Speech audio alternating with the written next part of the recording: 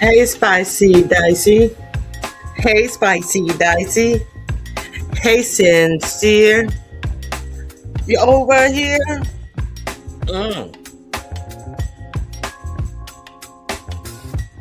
Hey, Boss Lady. Hey, Sincere. Hey, Spicy Dicey. Okay, I'm glad you guys are here. It is good to see you. I understand it's not morning for all of you, but I am still right on the edge of the morning. So grand rising. I know y'all probably rose 3, 4, no more than some of you guys are 3 hours behind me. Grand rising to you all anyway. Um, and please do not forget if you would like to join me this Saturday. I will be giving back to the subscribers. I will be having my fourth annual Secret Santa. And if you are not pretending to be sober and still smoking meth, the rules are very simple. Content creators meet me over here on my channel. They hit the link, and in the tradition of Christmas, we exchange names. That's the Secret Santa part of it. And our gifts must be between $30 and $50 cash apps. Once we exchange names, we cash app each other's our gifts. That's the Secret Santa part of it. The give back to the subscribers part of it is once we have received our cash app gift between $30 and $50, we must then cash app that gift to a subscriber who is in the chat that we are doing the Secret Santa on. We must then uh, give them our gift and give back to our subscribers who have supported us all year long. There's no pot. Everything that you get nothing. You're not going to receive anything for yourself because this is for the subscribers.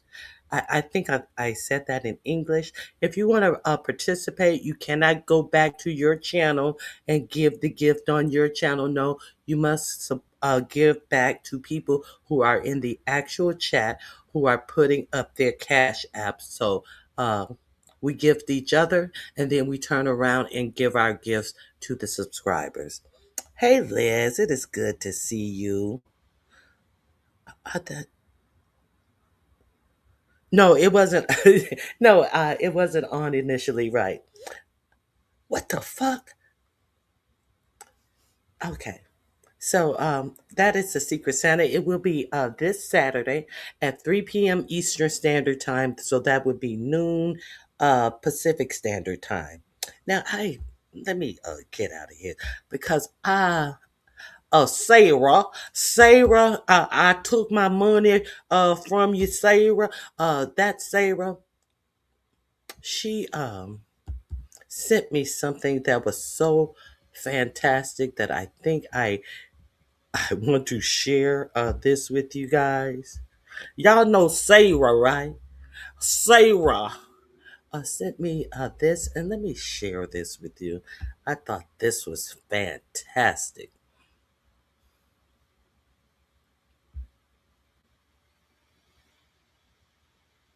Yes, this is the one.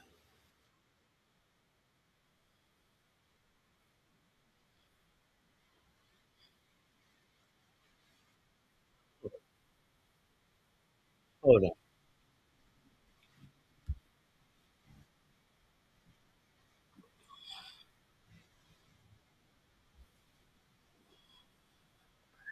Hold on. Here we go. Let me show you this family. I thought in the vein of having a Merry Christmas, this is fabulous. Okay, let me. I have to start it over to get the sound. What do you guys think of this family?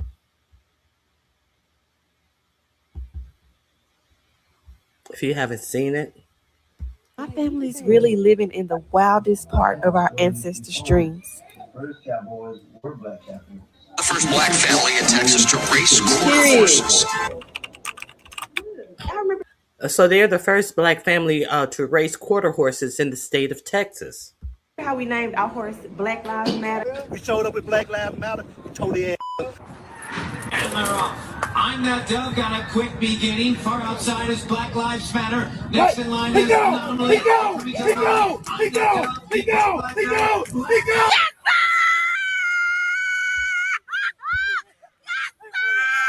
Hey, y'all know we got the new horses, 40 acres and a mule. Now we come back before they get a meal and we tell them up again. 40 acres and a mule now coming on strongest of all. Then it's Megastone. 40 acres and a mule is taking the lead. I got Buddy. He go! Yeah! He go! I told you go tell their ass up. Black Wall Street. This is Black Wall Street. Black Wall Street broke alertly, goes quickly to the front, 3 chords in the truth. This Wall Street. He go! Tell their ass up there. I told you. And Juneteenth. June, go! Keep asking. Come with it. Come on. Don't take it down. Juneteenth getting the up. They was tripping about naming the horses this. They told me that couldn't name him that. It's controversial, and I'm like, have you seen what these horses were named? Look at what they used to name the horses. Look at what they were naming horses. Nigger run. Nigger Tom. Bull nigger. But you tripping about Black Lives Matter? Come on now. Yeah, we coming back for all that. We ain't playing them games. That's what the shit at the fan had right there. This one is named, rename these horses. It gives history lessons. Like, to really be living in this moment, we are gathered around on our family compound, putting up Christmas decorations while watching our story told on one of the largest TV streaming platforms in the world. So it appears that their story may be on Netflix. So go over there to Netflix. Let me see if I can get a glimpse. The Black Cowboy is a must-see, streaming now on Peacock, Monkey Paw Productions. Oh, it's streaming on Peacock. The name of it is The Black Cowboy. So they named their horses all historical names in the black experience. You know, those things that you cannot repeat as your own personal history, because it makes palm colored people feel uncomfortable about their brutality and about them just being beasts themselves, while they want to call black people animals. You cannot repeat that. 4547 is making sure he takes that type of history out, because it makes them feel bad about themselves. And as you should. As you should. Okay, let's continue. So go over there and check out The Black Cowboy, a must see, streaming on Peacock. This is what happens when you lock in and take care. Like, it's just a beautiful thing to see and witness and be a part of. My family's really living in the wildest part of our ancestors. This is what happens when you lock in. This is what happens when you don't disrespect your education and only talk about a bunch of dumb shit that's not going to get you and not your family or anyone you know. It's not going to improve your life. This is what you do when you can teach, when you can teach people who are coming up behind you your struggle. when you're just not engaging in a lot of dumb bullshit, a lot of dumb useless shit, a lot of being entertained by alcoholics and drug addicts as the thing that you need to talk about the most. This is what you get when you remember where you come from, where your family have come from, and teach the ones coming behind you. This is what you get. So I just wanted to share that with you guys. Saira, thank you for sharing that with me. Let me see what you guys are talking about.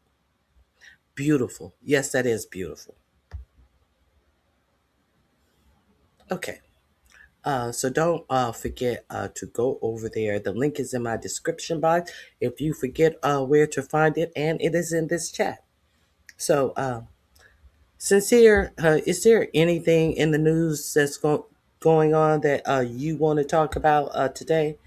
Because we do see that this nation has sat down quiet as a mouse, and they knew that those strikes were illegal. And you have your news media not telling you every day that they talk about these strikes on these boats from these brown countries, that these strikes are illegal.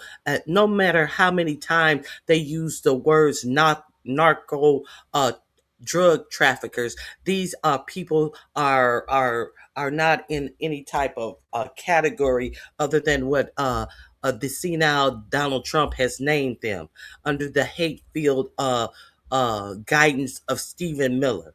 We understand that there is no war on drugs. We understand that this is not a war. So therefore, however many times that they use the words that this was a war striding, and they are using their war fighters to fight drugs. We know goddamn well that this administration don't give a fuck about no drugs coming to the United States, when he just pardoned uh, the ex-president of Nicaragua, who got 45 years, who was tried in our own country, possibly by someone under the tutelage of Letitia James. You know, the same Letitia James, the Eastern District of New York, who actually had him convicted of 43 felons. Now, we absolutely, if you don't understand by now that he don't give a fuck about drugs being in this country, he pardoned this man who got 45 years for bringing over 400 400 something kilos or something, 400 pounds or kilos or something. I don't know. I forget the amount. I don't do drugs. He pardoned somebody who got 45 years, and with clear evidence. But he wants you to believe that he's spending all of this fucking money with all of these warships. He got nuclear submarines. He got B-50 bombers. He got the largest aircraft carrier in the whole world over there to fight these boats that got their engine is on the back of the boat. They don't even have no inside engine. He got you. So who's believing this bullshit? How much money is being spent on that? But he stopped food stamps in November. Think about that. Think about that. Do you think, why did the admiral, a 4-star admiral, why did he give up his job in the first year? Because why? Because you see what they're doing now. They're trying to blame it on someone else. They're trying to blame their illegal murders on a career, a military person. Hey, Outspoken, I appreciate you helping me reach my goal. Uh, he's focused on the Somalians. Oh God, girl. He's just focused on racism. He's been striking the Somalis. He's been striking Somalia ever since his first week in office. But hey, a lot of people don't even realize that he has been over there doing strikes in Somalia with no reason given since early February, if you did not know. And now he said the most disgusting thing about Umar. I think, let me play this. Speaking of Somalia. Speaking of Somalia. Let me play this for you. This man is utterly disgusting. Oh, and he had his meeting. He had his lick ass around the world meeting. I, let me I'm glad you brought up Somalia because I want to share this with you as well. He had his cabinet meeting yesterday, falling asleep during the cabinet meeting, all while the agriculture secretary was talking to him, and what the agriculture secretary said, she did the same Elon Musk playbook. We found so many 100,000 dead people who are receiving food stamps, and we got them off, and 80 something thousand people we were able to get off food stamps. And we're going, every 40, all of the 42 million people who are on food stamps have to reapply to food stamps under some new metric that they are giving to approve or disapprove, allegedly because Biden gave food stamps to everybody so he can pay them to help him win the election. And Biden increased the amount of that the people on food stamps would get so he could buy off and win the election. That's what she said. That he increased the amount people got on food stamps because he was trying to buy the 2024 election. Why doesn't that make sense? Because you have to have sense to understand that these people are just sitting up talking dumb shit to you. Biden increased the amount that people get in food stamps in 2021. So you have to be curious about what's going on in the lies that they're telling you. You mean to tell me in 2021, Biden just got in office? Biden wasn't thinking about the next election in 2021, but that's what that bitch sat up there and lied and said. And he gave the biggest increase ever. Yes, he did. He surely did. He gave the biggest increase ever in food stamps. I will admit that is what he did. And I don't understand why would that be a problem. Because you know how much that biggest increase in food stamps that Biden gave you? It was $38. $38. Let me share that with you first. Since we we started with the Somalis. We're going to talk about the food stamps next. I'm going to go in order. Okay, here we go.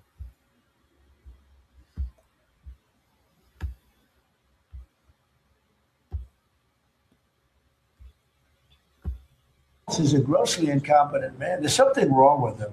Okay, there's something wrong with him. And when you look at what he's done with Somalia, now that's Tim Walz. He's the governor of Minnesota.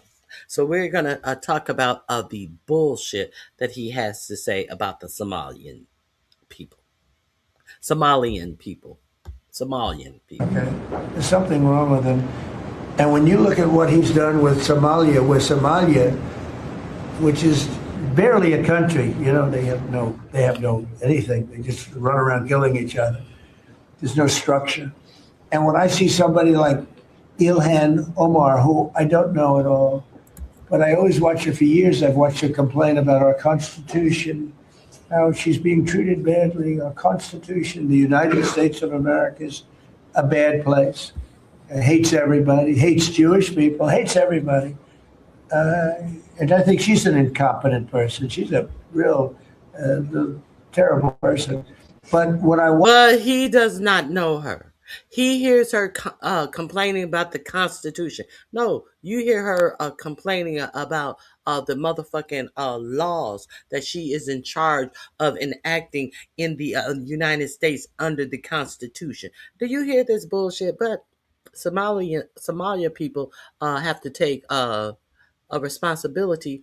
This is who they stood up and gathered together, and through their support, not all of them, of course, but if you're going to support him, there was no reason for you dumb motherfuckers to stand up and have a conference and put your support behind somebody. Now look at you.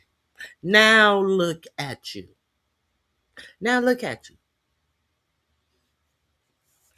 Did y'all forget that they did that? They made a big brouhaha, kind of like those Muslims in Michigan. Those I believe they were uh, from India in a mission who threw their support about behind 45, 47, and now they regret it. So this is exactly what they were supporting. Because they didn't think that they would, for some reason, he was going to come for them. But let's continue. Watch what is happening in Minnesota. The land of 1,000 lakes, or however many lakes they have, they got a lot of lakes. But this beautiful place, and I see these people ripping it off. And now I'm understanding, and you're going to look at that's. I hear they ripped off Somalians, ripped off that state for billions of dollars, billions. How exactly? He's no content, no context for anything that he's saying. They've ripped him off for billions of dollars. So is he trying to say that they have been on social services and ripped them off for billions of dollars? Is that what he's trying to say? When the average person on food stamps get under $300 a month, some people get $15, $17, $18 a month in food stamps. They try to make you believe that people are getting paid a whole lot of money of being on social services, welfare, or food stamps.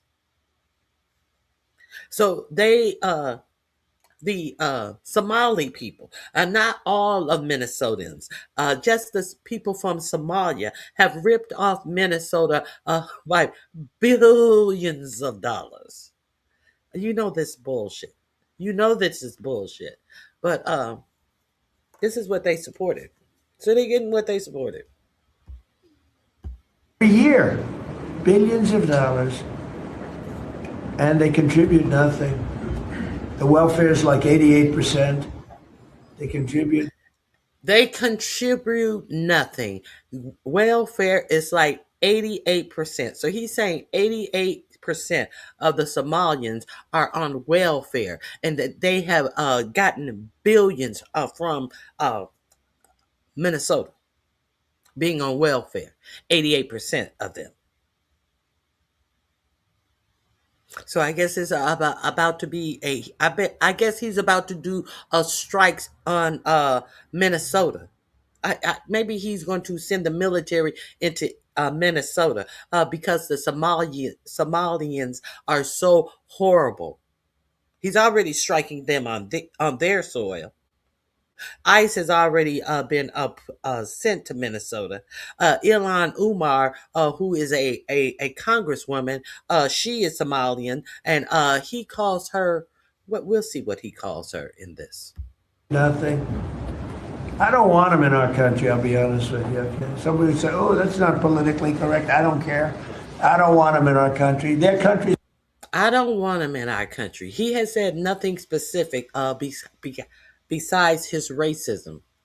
He has said nothing specific besides racism. He hasn't shown you any data. He doesn't want these black immigrants in our country. But I bet you these white Afrikaners that he lied and told you that were experiencing a genocide in South Africa, I bet you they can do any motherfucking thing they want in this country. And if they commit a crime, you can be sure if it's a federal crime, he will pardon them. You can be sure of that. I bet you they have a. I wonder where these Afrikaners are working. Well, what are these Afrikaners living off of? He can identify a genocide that is not going on in South Africa, but he can't identify one that's going on in Palestine. As he continue to give the Israeli government the bombs to commit this genocide. He pretends like he has made peace in between Israel and Palestine, and is ignoring all of the fucking genocide that is still going on in Palestine. Let's continue. It's no good for a reason.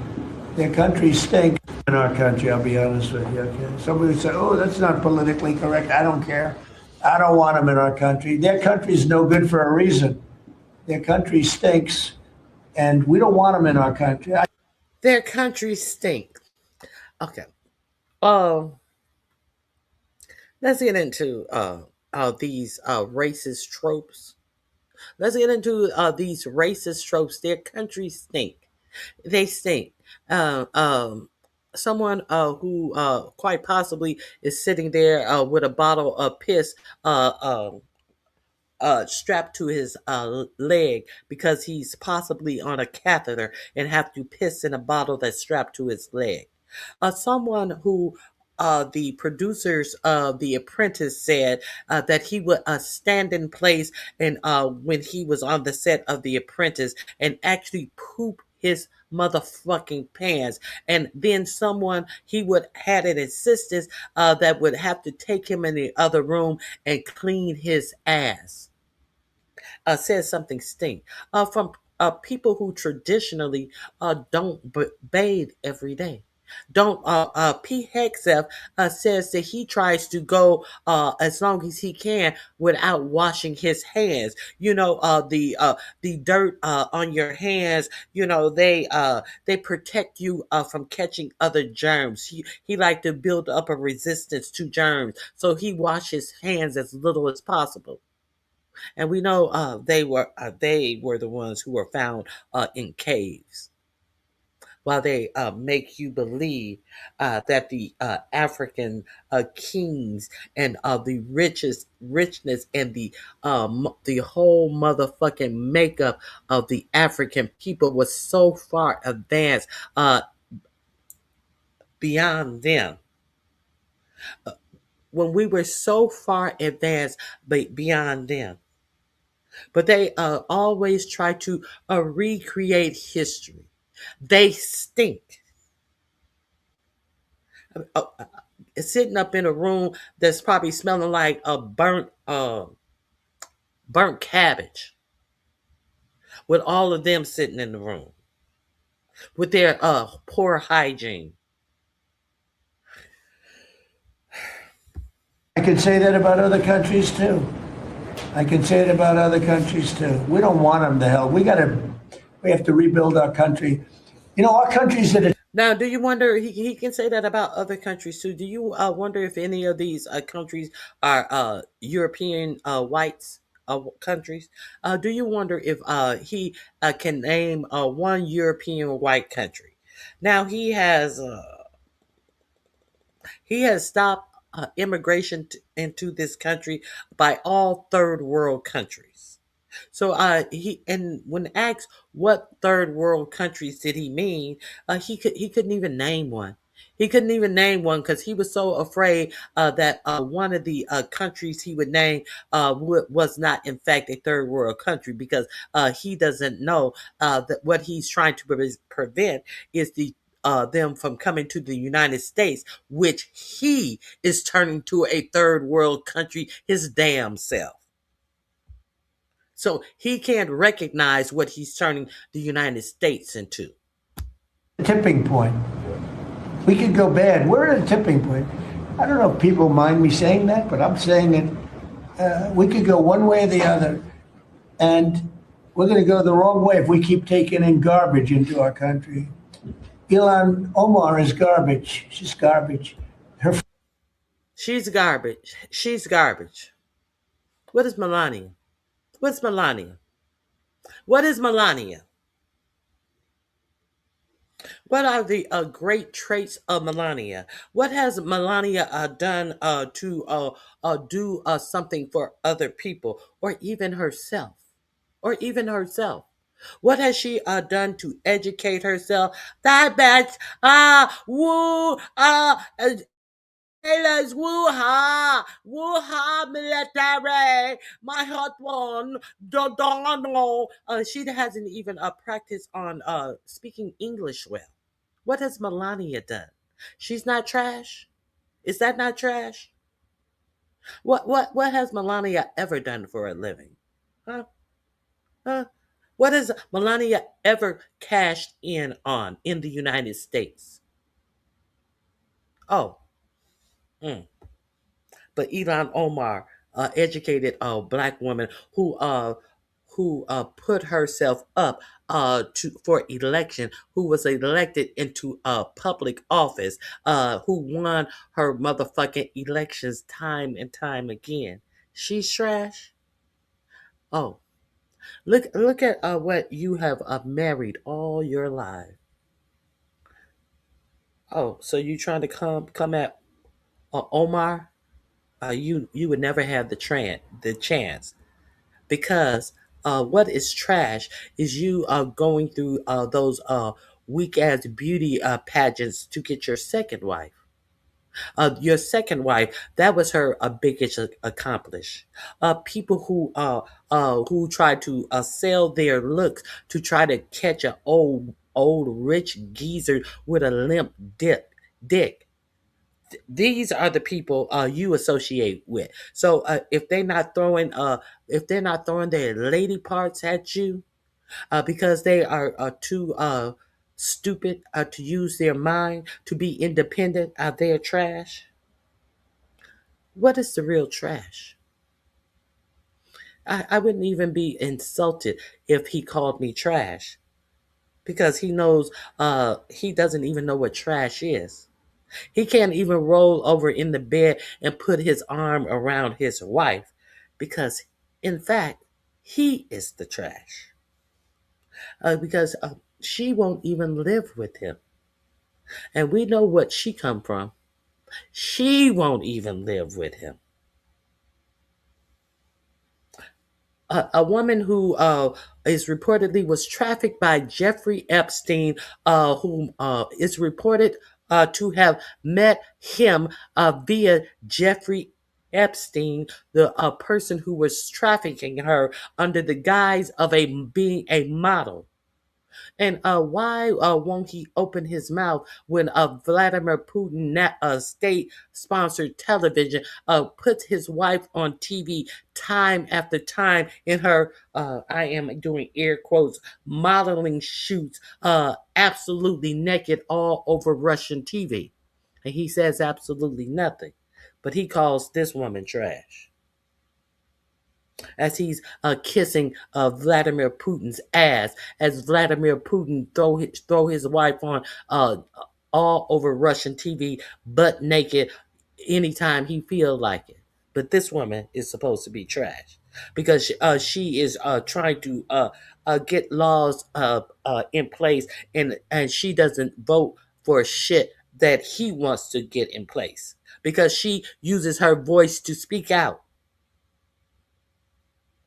And she ain't saying leave the money on the dresser like he is accustomed to women speaking out.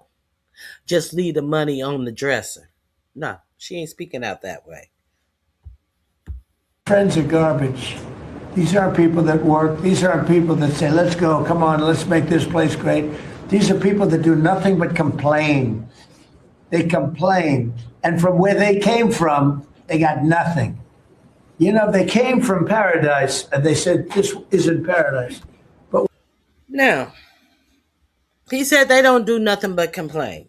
And they came from nothing. Where does his vice president come from? The Appalachian Mountains. Where? What is he doing? What is he doing? What are the people doing but complaining there? And they complaining because they thought that you were going to do something for them. What are the farmers doing? The government has been reopened for almost 2 months now, and you were supposed to give the farmers relief. The farmers still don't have any relief. Everybody that voted for you is complaining. All they do is complain, but the rich people aren't complaining. Argentina is not complaining, as you gave them $40 billion of our tax money to stabilize them and their farmers. So everybody who voted for you is complaining. What's new? So what makes her different than anyone else? Your racism. That's what makes her different. Now, if you don't believe that the United States of America is becoming a straight out overt racist nation, and while y'all sit down and be quiet about it and continue to support your oppressors by shopping at these fucking uh, Amazon in specifically Amazon, as you continue to shop at Amazon, who says that they're going to take your jobs and all this shit, and y'all continue to not be embarrassed to say that you are ordering something from Amazon. I mean, where is your fucking pride? Where is your fucking pride? What are you going to teach the people that come behind you how to make a way out of no way? Do you know how uncomfortable it was for the people who did the bus boycott? You know how uncomfortable. You know what they had to do to make that work. But y'all don't want to be uncomfortable enough to go to a store and get off your ass and shop, as y'all support your oppressors. It's bad. It's really bad out here. Now, you motherfuckers know your history. Most of you motherfuckers have been taught your history. Can you imagine what's going to happen to the generation that they have taken the real history away and replaced it with some bullshit ass history, slaves or immigrants and all that? If your stupid ass don't work on the knowledge of your own history that you already know, I can see, unfortunately, our people are descending back into the slaves that they want Americans to be. Because you cannot tell me that they're taking all of the jobs, they're figuring out ways to take all of the jobs from the American people. And I talked about this yesterday. No, there's not. These billionaires are not going to figure out a way to have for everybody to have one payment that they're going to give the American people because they took their job. Motherfucker, if they wanted to pay you, they kept your job. They wouldn't have looked for a way to take your job from you. So you think they don't want to pay you then? They got you peeing in motherfucking bottles while you doing your job because they don't want to give you a break on the job. They are overtaxing you on the jobs that you're doing. So you think they want to pay you to sit your ass at home? No. You guys are playing into their game, and y'all playing stupid. But when somebody tells you the fact, try to give it to you real gently. She don't know what she talking about. She don't know politics. As you sit here and listen to a motherfucker tell you why 45-47 was good for the economy, as to try to make themselves seem like they some elite motherfucker. And they talked about why 45-47 to people who have absolutely nothing on the big scale of things, have absolutely nothing. Over 300,000 black educated women have lost their jobs. And now, where have all of these 45-47 supporters gone? Where have all of these contrarians gone who was wanting to let's talk about it. This is why I think, but no facts to you. But when people bring facts to you, you don't want to hear it. You don't want to hear it. And you're part of the problem. It's about time for us to be part of the solution, part of our own solution. This is a family thing. Now, let's these Somalians. Okay. Uh, Obviously, Minnesota has a huge Somali population. They're going to have to get together and they're going to have to figure it out. Now, there was a big brouhaha about that woman who went to the African braid shop, and now there's a push to boycott African braid shops. But what are we gonna do? Are we gonna are we going to be a part of the problem? Are we as Black Americans going to be a part of painting all African immigrants with one brush? Are we going to pretend like we didn't see Black African immigrants who have come to this country be appalled by the behavior and talk about how dare they do this in a guest country and how they were making them all look bad? Oh, so we're going to apply the palm colored man tactics to African immigrants, and what is that going to do? That's going to keep us going at each other while ignoring the real problem. See, y'all can figure out a way to go at each other because that's how you have been conditioned to work and think. And when you're working against each other, you cannot work for the betterment of you all. I'm not buying it. Those were what, three individuals that did that dumb shit, and they have been arrested. I'm not going to hate all African immigrants. I don't give a fuck what it has been. They think this, they think that. Well, they're experiencing something different. They used to tell you that your own people sold you to the palm-colored man, so therefore you should blame them. You shouldn't blame the palm-colored man for what he has done to your generation, to your ancestors. They want you to blame the Africans. So they were the one who, yeah, because they all nations had slaves. Black people weren't the only people who were slaves, but slavery wasn't the chattel slavery. Slavery was more indentured servants type of slavery. They had an indentured service type of slavery all through the Bible. But they sure weren't treating them like the animals once the palm colored people got over the lives and was able to use a slave. No, no, no. They treated them like animal. Now, let's talk about uh, what immigrant is coming here and who is worthy and who is not worthy and all of this. Let's talk about the worthiness of the immigrant and what these immigrants come from. And to my recollection, England didn't send its best over here to America. To my recollection, America got the worst of the worst palm colored immigrants to come here.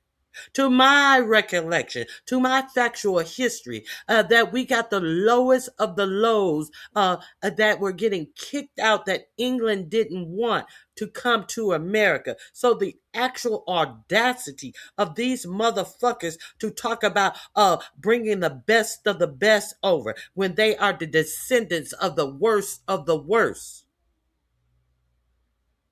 That's why you need to know your motherfucking history.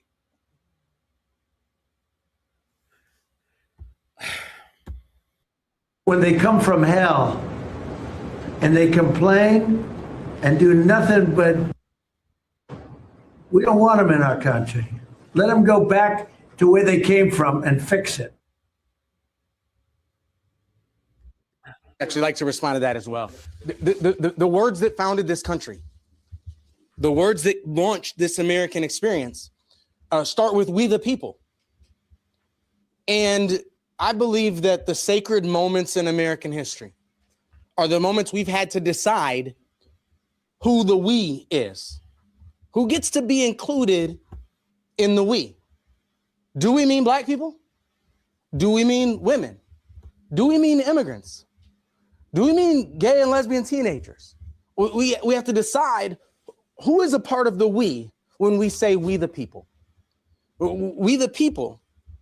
And the Constitution of the United States, the Declaration of Independence, says that the authority, the just power of our government, the just power of those federal agents, the just power of our police officers, that authority is granted by the consent of the government.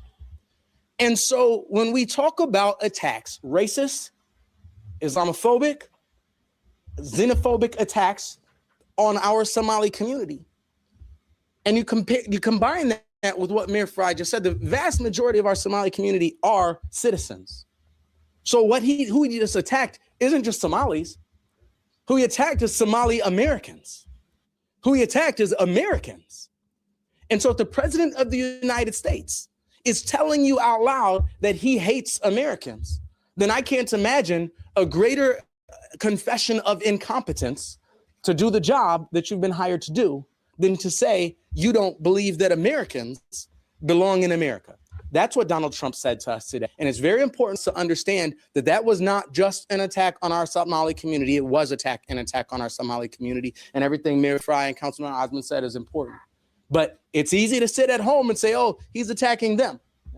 He's attacking Americans, American citizens, American residents, American neighbors. They're destabilizing communities and trying to get us to be afraid of somebody because of what they look like. And as Mayor Fry said, it's probable that there will be constitutional abuses. It's not probable. It's what they're saying. They are saying they target people based on how they look. Now, all of us grew up in classes that taught us that that's wrong, and it's still wrong today. So what you heard the president say today was that he is incompetent and incapable of being a president for the people of the United States because he just said out loud that he despises Americans. Thank you. Thanks, everyone. All right, I've got some housekeeping stuff as soon as they leave. So, Sincere, I don't know if you want to, if you have anything to add to that. If so, you can hit the link. If not, I will move on. I want to give anybody the opportunity to speak on that. If you have anything to add, if not, we will move on. Hey, Angela White, it is good to see you.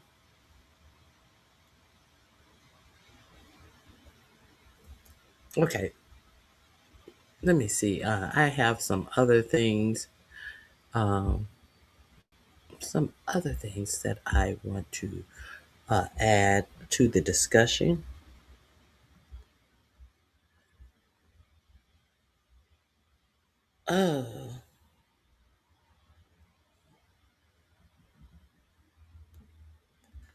There's a lot of ICE ramping up enforcement in the Twin Cities.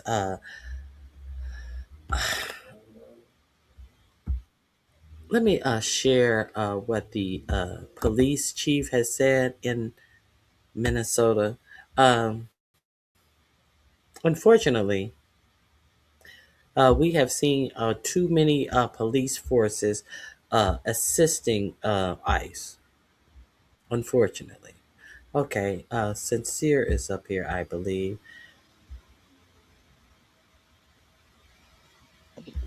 Methuselah. Methuselah in the house. What's going on with you? Grand Rising, Grand Rising. Grand Rising. Can you hear me? Can you hear me? Your mic is farting a little bit. It is. Let me take this Just one a off little because bit. this is I can't. This is not working. Let me try this one. Can you hear me now? Oh, I hear you crystal clear. Okay. Yeah, so this headset is a bust. I tried something and it's not working. But look, I just want to say, are we talking about the Somalians first, or what are we We talking we can talk about them. about? Okay, well, this is what Whatever I you want to want to say. talk. Well, okay? Am I behind? Should I go out and come back in? I think I'm okay. You're good. Okay, so this is what I want to say. Remember when that Australian woman um got her life was taken by that Somalian cop some years back, and there was a Yes, big and he got uproar. arrested. Hmm. Right, he got He arrested. went to Right, it was a jail, yes, and he he got did. Now, convicted. yeah, is he still in there? I think he might still be in there. Yeah, he just got convicted maybe last year or the year before. hmm So there was a big I'm glad you uproar. reminded me of that. Yeah, so it was a big uproar in Minnesota, and it was a big issue within the Somalian community, right?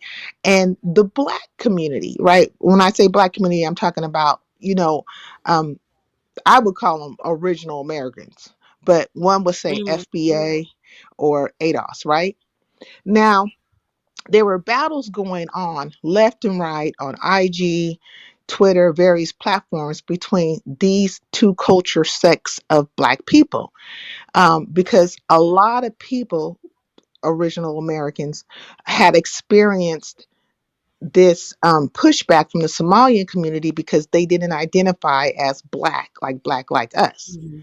and Hmm. their interface with them was not a very good interface. Like, it's cordial, like you speak, hi, that kind of stuff, and it can even be friendly, but they are center focused on their culture.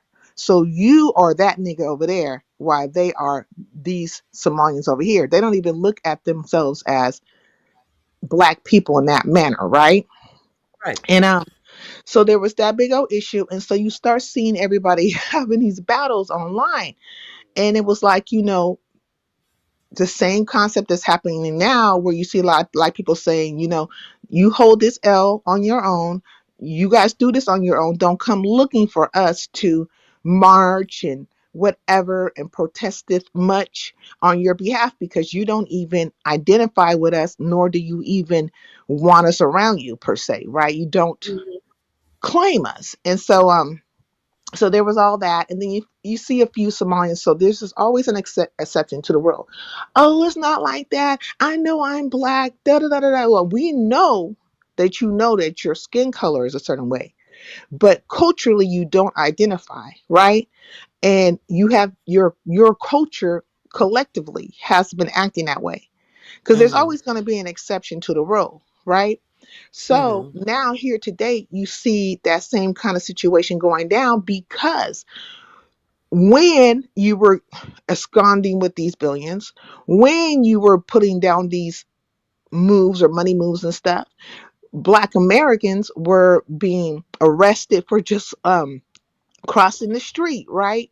Wait a Or minute. What? Wait a minute. Wait a minute. What? What? Be specific about these money moves, because like I say, I'm not familiar with. Are they getting businesses? Are they now? 88% of them surely cannot be on welfare. well, what they do, right, is that they get a when they were getting the billions, right, you could see that it was Mhm. all government funding type of monies, right? So what the Mhm. Somalians do is that they come together, and maybe one or two of them will go to say apply to be like home health, right? Start a home health business or something like Mhm. that. And that's Wow. how they do it. That's how they do it, right? So it can even be a janitor business or whatever, but they're going to get the money through the government. It'll be one or two people being the forefront of it, but it's a collective group of them using or utilizing the system to get the monies, right?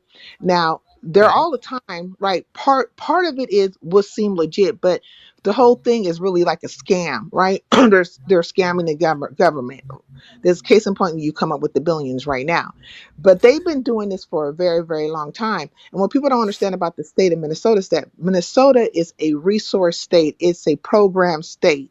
So they have learned how to really, um, you know, mine those programs.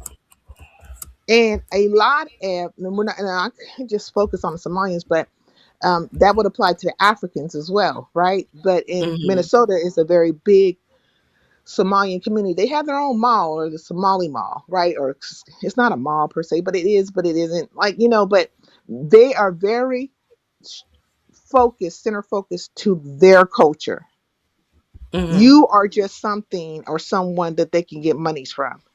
So this is just like, it's just, that's, it's the same mentality like how white people have. They're very focused on their culture, but green speaks, and I don't have to like you to take your monies. And that's how the Somalians are. So I that's can how try they. to take your money while giving you the gas face. These motherfuckers will try to take your money while treating you like shit. Some of them don't even smile when taking your money. But go ahead. Yeah, and they try not to really be in your community, right? Well, and truthfully, when we're talking about the original Americans, the foundational Americans, however you want to call it, Black Americans, we don't have our own community anyways. We're kind of like dispersed throughout, right? And a lot of us have taken the mindset of integration to the point of we have abandoned what would be considered the Black community. We're like trying to be somewhere where there's, is it Yeah. multicultural or Mhm. white or whatever. But when it Mhm. comes to Somalians, no. And even Africans, right? No, they want to be amongst their own people. So everything will be kind of centered around that, right? And so I have no problem with that.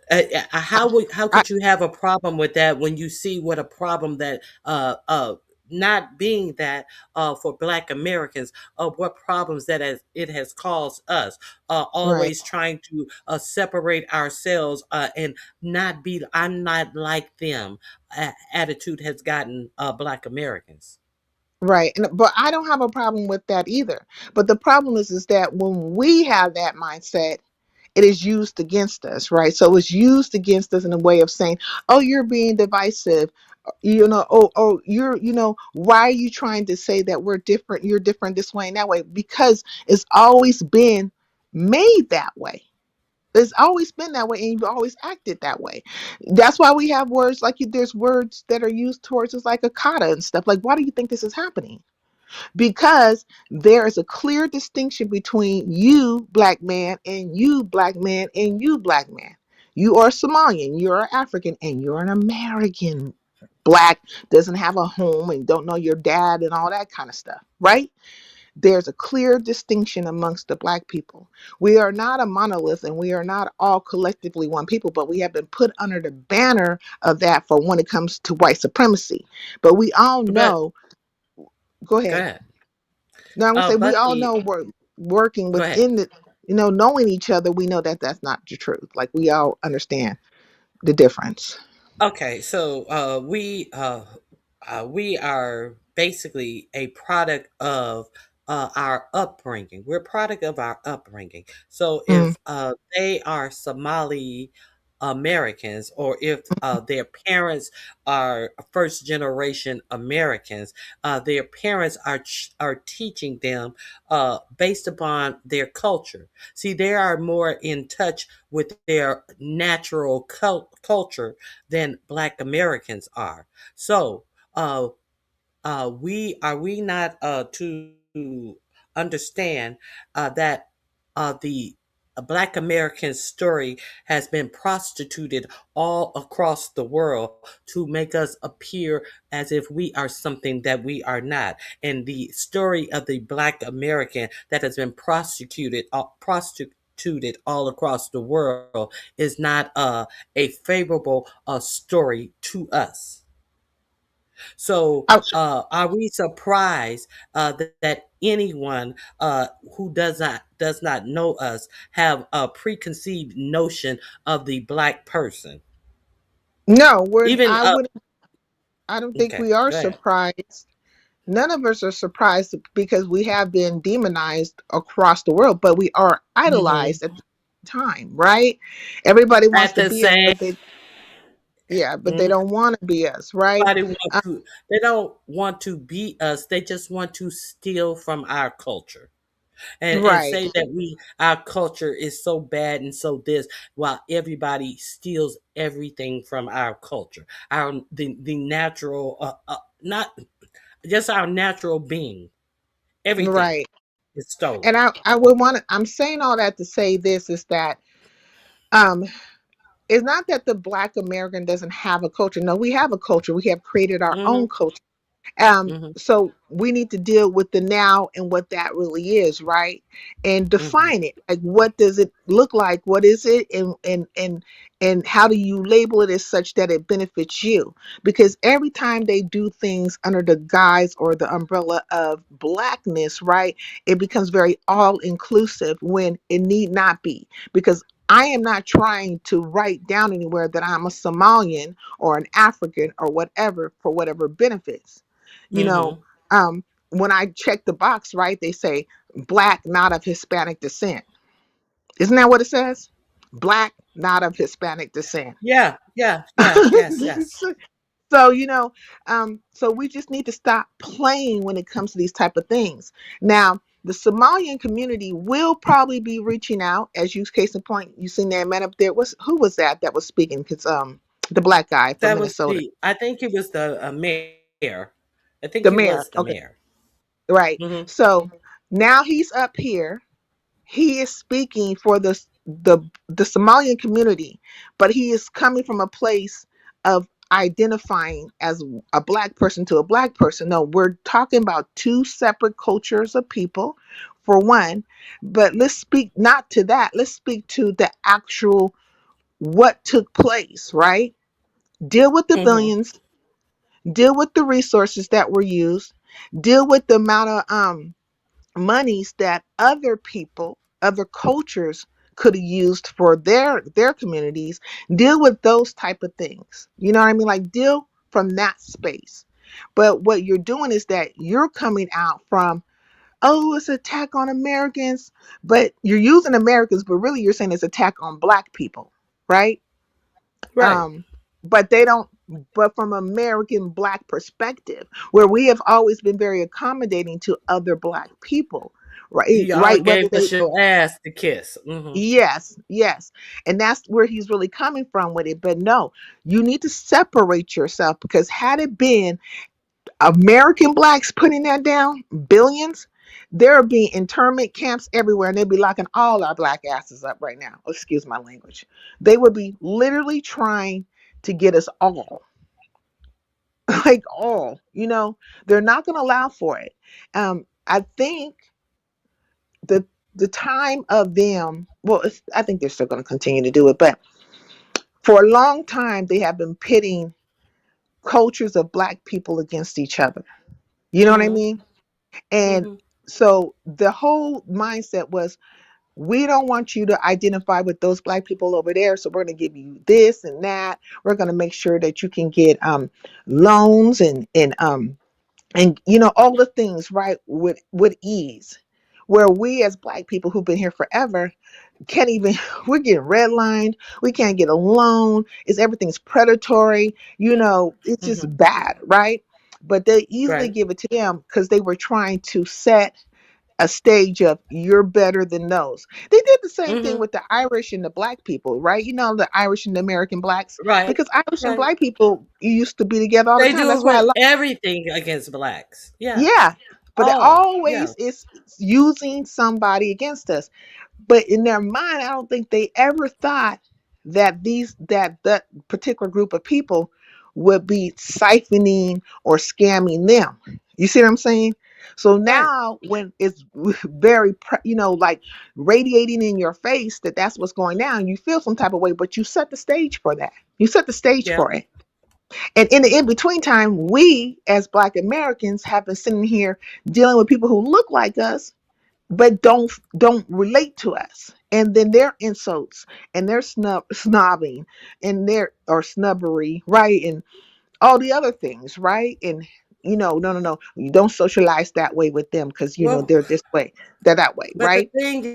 the thing is about it, you recognize that that's the reason why they set it up that way to have this separation. So it's not like they automatically if they had to come to the United States and they were given all of these government this government funding that they Mm. will not give Black Americans, they would have had to get it like Black Americans would. That's why they did set it up that way, so they can have us pitted against each other is a point that cannot be left out in this equation.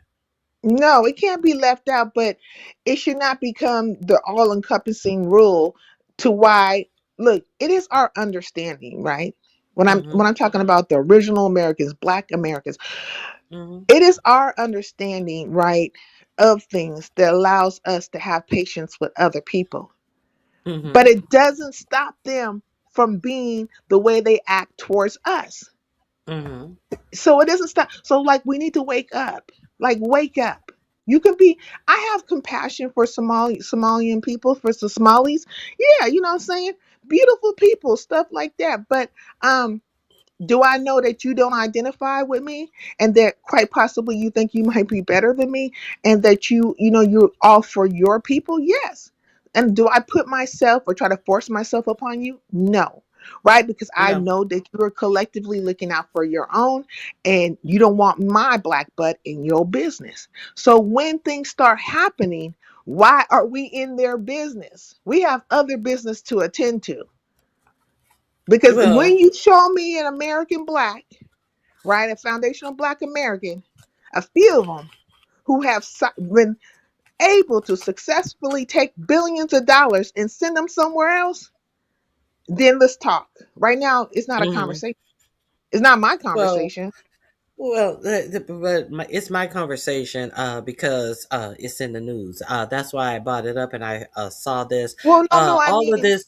like No, no, far no. as like a household conversation. Like it'll just be Right. like me Oh saying no. like, like it'll be just like, oh, say some Italians pull some stuff out. I'm like, did you hear about that? Mm-hmm. And then I got to get back to my own black business. But It is a thought.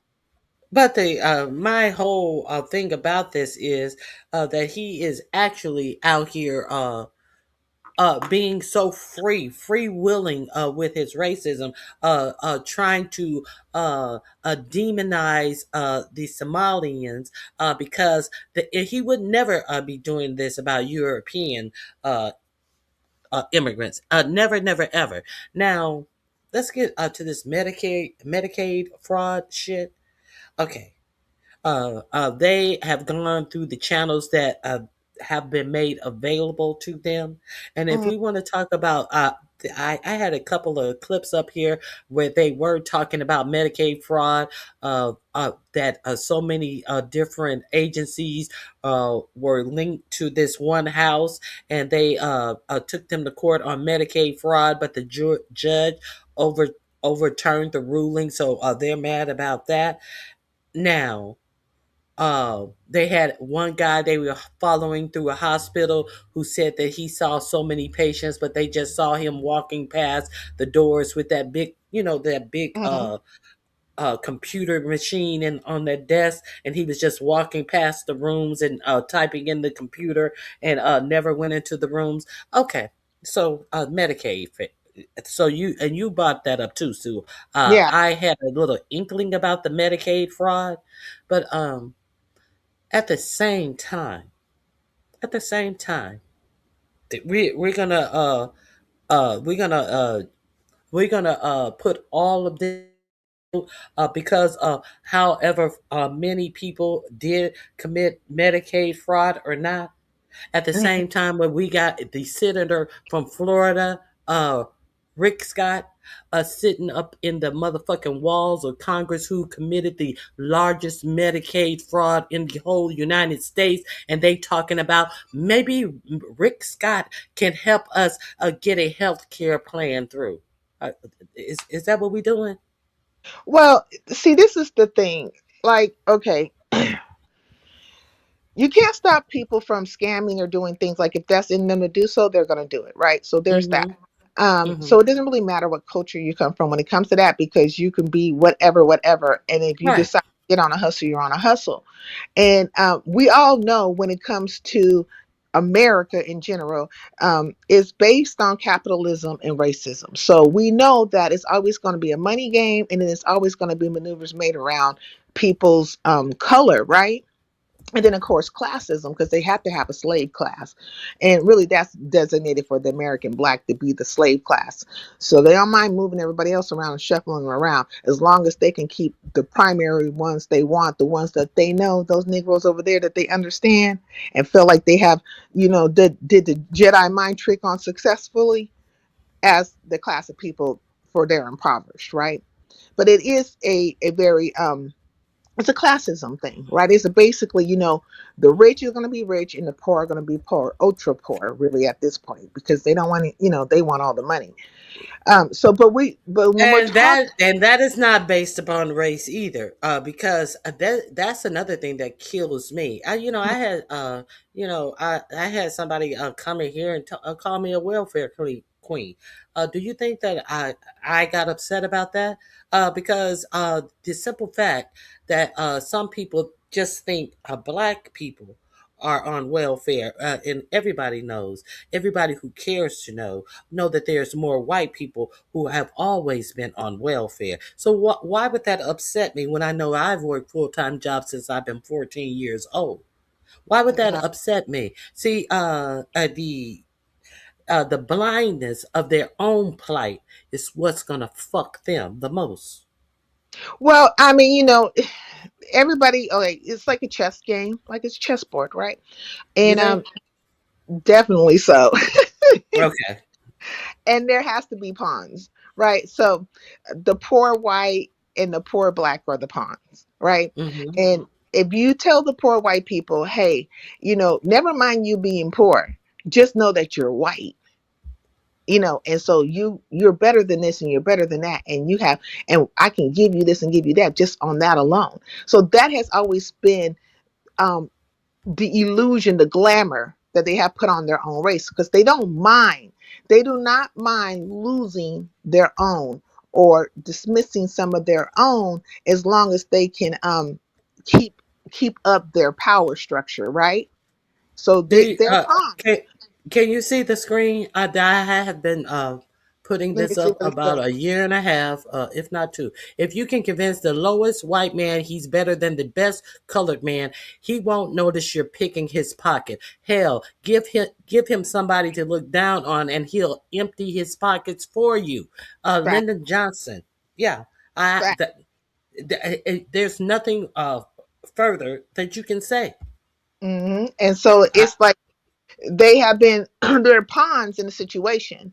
And if, right, all the people who are impoverished or poverty stricken or just don't have a lot or whatever, even middle class, I mean, it's all not elite monies, right?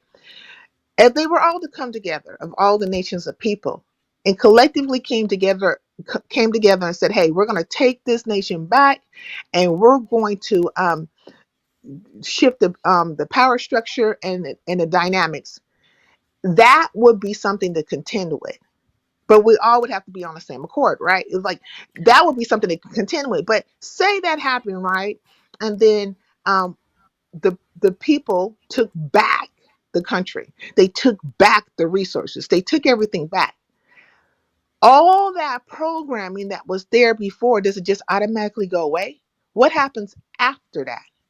Now you're gonna it's have to figure out a way to govern, and is that programming going to be a part of the governance? I understand what you're saying. yeah. So it comes back to the racism, capitalism, and classism. Yet again, it comes back to that again, But unless. Oh, But go ahead. if you are able to successfully break free from the things that have had you in bondage, wouldn't you recognize once you're free that you don't want to put yourself in bondage again to the same ideas that never worked in the first place, that only You will kept you want to. down?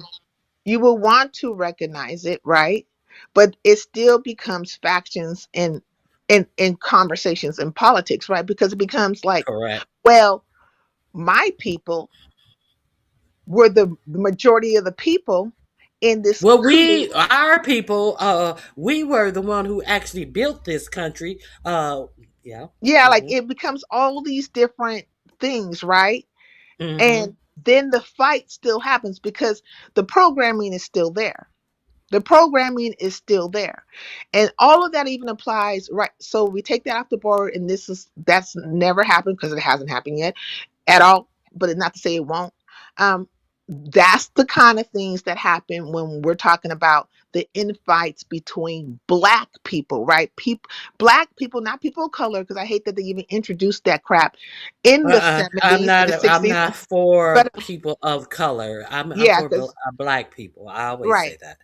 And most people think that is a modern day term, but no, they were Mm-mm. they were speaking that in the 60s They and were trying 70s. to dilute. They tried to dilute our voice and our experience. I'm not a Right. person of color.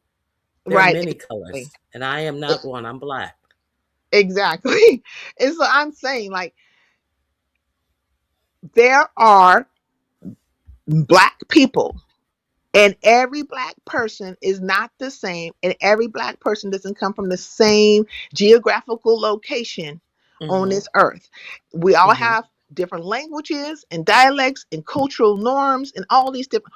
And so that needs to be understood, because you would never say an Irish man is an Italian man, or an Mm-hmm. Italian man is a Russian, or a Russian. Well, I guess Czech and Russians are the same, but not really. But you know what I'm saying? You get what I'm saying, right? Right. I understand exactly what you're saying. Uh So huh.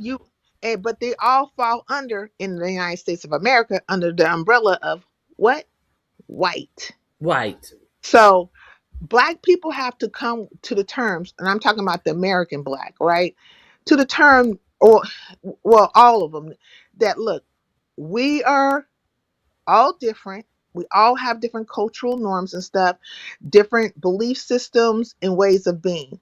And then we need to respect one another in that, right? We need Right. to respect that, and stop looking down on each other. But that's not going to change anytime soon, because if we were just to look at the continent of Africa with its many countries and various dialects, they don't all get along.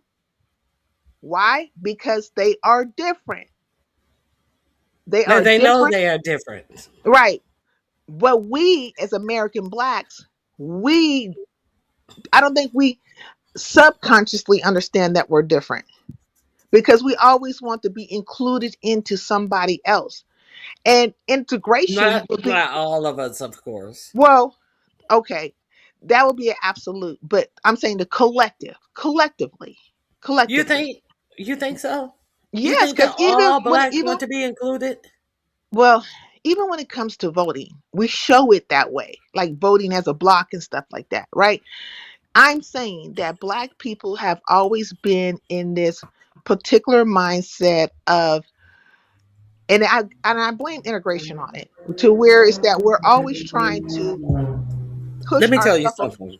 huh? Let me tell you something. Mm, I'm not saying like that. Like that Uncle Tom said about we were better off under Jim Crow.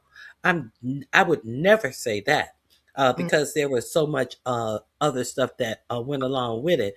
But when you look at when we spent our money with each other, we rose faster. Uh, like in Tulsa, Oklahoma, for instance. They said that the dollar circulated in black towns uh, between 7 and 11 times before that dollar left that community. And so I am definitely with you on that integration shit. A lot of things about the integration killed our integration. Go ahead. Go ahead. integration killed our spirit as a people, because Mm-hmm. when you're trying to prove to somebody else, just looking at it on the one-on-one, like, if I know you don't like me, right, but I'm Mm-hmm. constantly trying to prove to you that I'm smart and I'm good enough and I'm this and I can do as much as you, where's my focus now? My focus is really not on me, it's on you. and how I Mm-hmm. could prove myself Proving unto. myself to you. Yeah, you know what I mean? No. Instead of proving myself to my people and Mm-hmm. building with my people, and like I rather prove myself to my community, right? I Mm-hmm. rather show you that I am a good person or a good steward, and I can be a good teacher for our children and all those things, right? Not to these people who could give a flying fig, and then now I'm taking my monies and everything else so that you could spit in my face or tell me that I need to eat over here and all this other stuff. Like, come on. Like, it's ridiculous. And I think we have hindered ourselves in a lot of ways. And then and there was a time, right, in the United States of America, not to say those who migrated over here, uh, all of them felt a way about us, whatever, but they could not be amongst us because America Wouldn't was allow them not to wouldn't be allow them amongst to, us. right? So Mm-hmm. you had to have your Jamaican, African, Haitian ass with us because you were a black person. And so in those times, right? Your mic went out. Your mic went out. Let me see. Your mic went out, Sincere. Or maybe she got a phone call.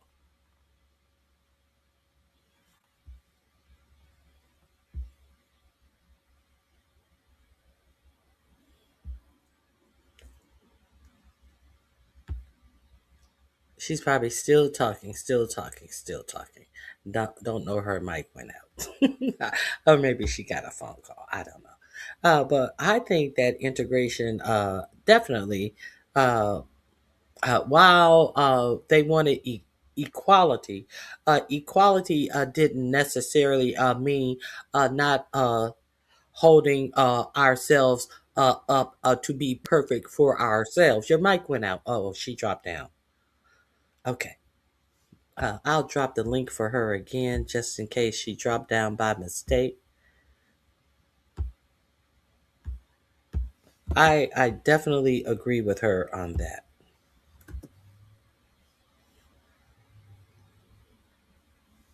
Hey, foot soldier.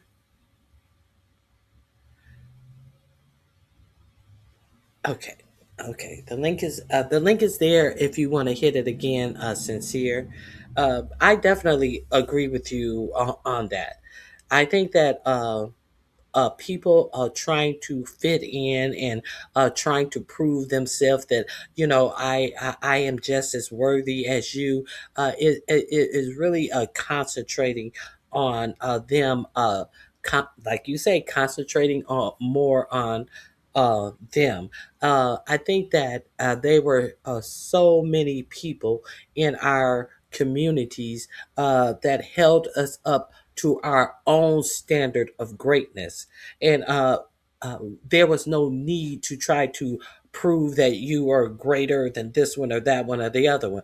Why do you think that they are historically black colleges? Because we were not allowed into colleges and universities. So, was our education subpar to these other colleges and universities? No, they weren't. Ronnie Q, my alarm went off. That's what. That's why you couldn't hear me. I dropped the link again, Sincere. I was in. If you want to come back up, uh, there's the link again. No, I didn't hear that. But let's be totally clear. There is no way that he can declare war. War can only be declared by Congress. And that is the reason why. Exactly. And actually, better. You're right. Actually, better. Hey, Sincere. Hey, I can only stay for a second because case in point my alarm went off. But what I was trying to say is this is that if you are focused on others, you can't really focus on yourself, right? And when I Hmm. say you're myself, I'm thinking me, you, and anybody else who identifies as original American or FBA or however you want to say it, right? Because we as a people have been dealing with this United Plantations of America for a very long time. And so we have to fight our way out of stuff.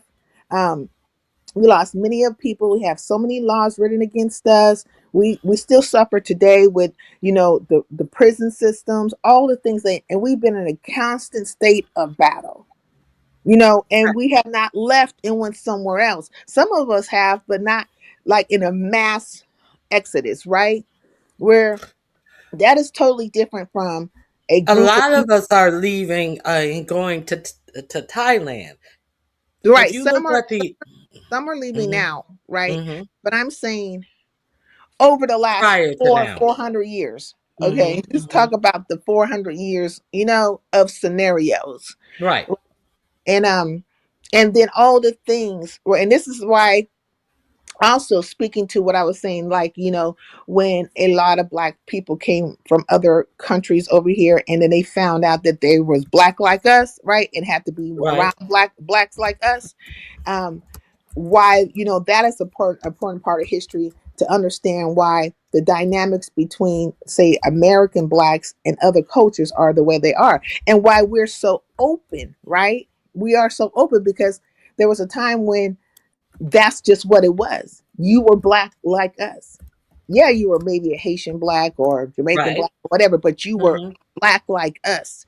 And so that's why we have in a lot of our Deacons for Defense and Black Panthers and any other kind of revolutionary groups that we had over times, our Marcus Garvey's, a lot of the people that fought with us were actually what they quote unquote immigrants, right? They were from Jamaica, they were from Haiti, they were from, um, maybe Brazil or wherever. Like, they weren't from here, but they were put with us, and so that's how we identified. And the fight was, against the system at that time, not amongst us. So, right. and then it shifted. It really started to shift, and so people got to understand that shift, and then where we are now with it, like where we are now with it. So I think a lot of times when it comes to black people as a whole, we just don't want to deal with what was once was and what is now, and all the things in between. You just don't, you can't go backwards, you got to go forward, you got to deal with what it is today. Yeah, well, sincere. A lot of people are try to deny what it was because of where they, as an individual, stand today. A Yeah. lot of people try to pretend like they don't stand on the backs of legends or giants to get where they were. Look at Perel. The way he set his silly ass up there and said, "No, we don't need DEI, and we in politics it's just a game or something to that effect." And not recognizing, had it not been for his ancestors fighting to get where we are today, he wouldn't be able to be where he is today. So he says that your color is no means of anything in the world. It's about what you do as an individual. We Yeah. did not get here individually. We got where we got by joining together as a collective to bring the rise up everyone. So this individuality and all of this ignoring what is actually going on when you surround yourself by non-black people in your life, it's really disgusting. And I mean, it's unfortunate, like, because history is the roadmap, right? And that Right. will allow for you to avoid certain pitfalls. But still, we have to deal with the reality of today, which is the fact that there's a lot of black people from various cultures who don't have a respect for one another, or at least a respect for us. Because when I though I respect the Jamaican, the Haitian, like, there's good sisters and brothers, right? Um, all over, and people that are my friend or even in my family. But we all understand, like, the truth of it, right? And the dynamic of it when we're talking about a collective of people, and what has been set in motion and what it is. And to ignore it would just be stupid. It's just stupid. And so you have to deal with the truth in order to get somewhere. You Yeah, have to that's deal with the truth in order to get somewhere. yeah, yeah. You're absolutely right.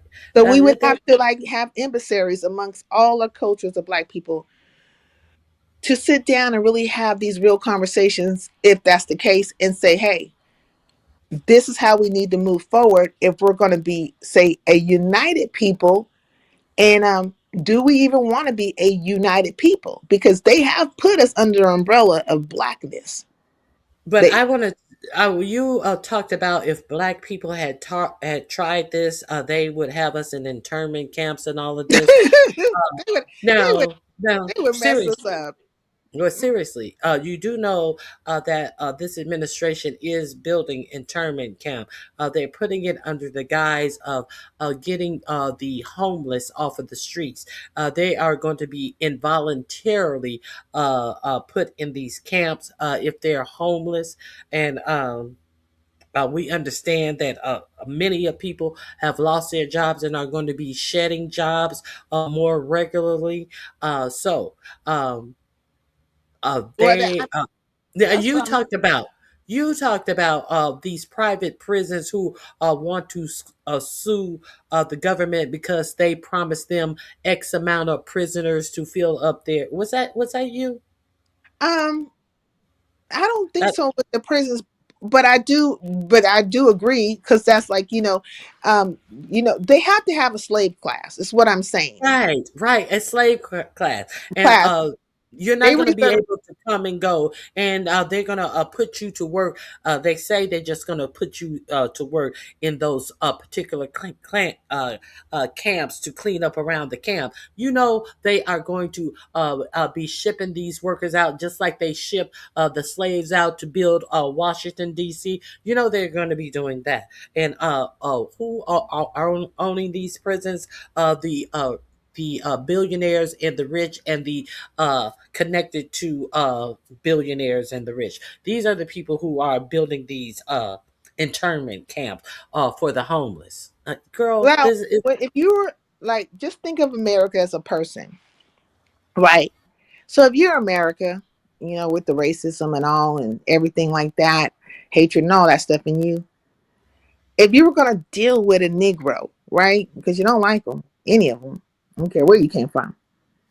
Are you going to deal with the Negro you've been training for so many years, or are you going to deal with the other ones? As far as a slave class of people. If you need a slave class, which ones are you going to be more which apt ones to at what deal do you with? mean which ones? Which Which ones? one? What do you mean? Which I ones at more apt what to be. Well, I would say would be the American Black, right? Because based wait a minute. What are you saying? Are you going to be bring more over here to be your slaves, or are you going to deal with the American Black? Is that what you're saying? no, what I'm going to say is this: is that I'm going to try to get rid of you other blacks in some kind of way, get you up out of here, sweep you away, Uh-huh.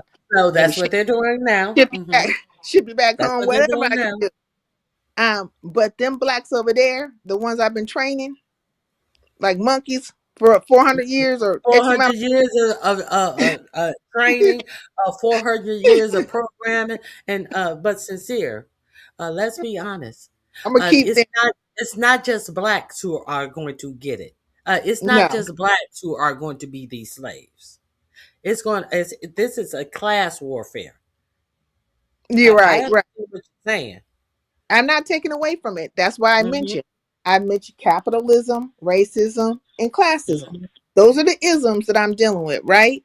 And how they kind of go hand in hand. So I would never take that away. But when you're dealing with classism, elitism, um, you have to have a slave class. Now, Right. if I have put time into training you, right? It's like any job. I'd rather deal with you because I have invested in you in some type of way, opposed to say another. Now I concur.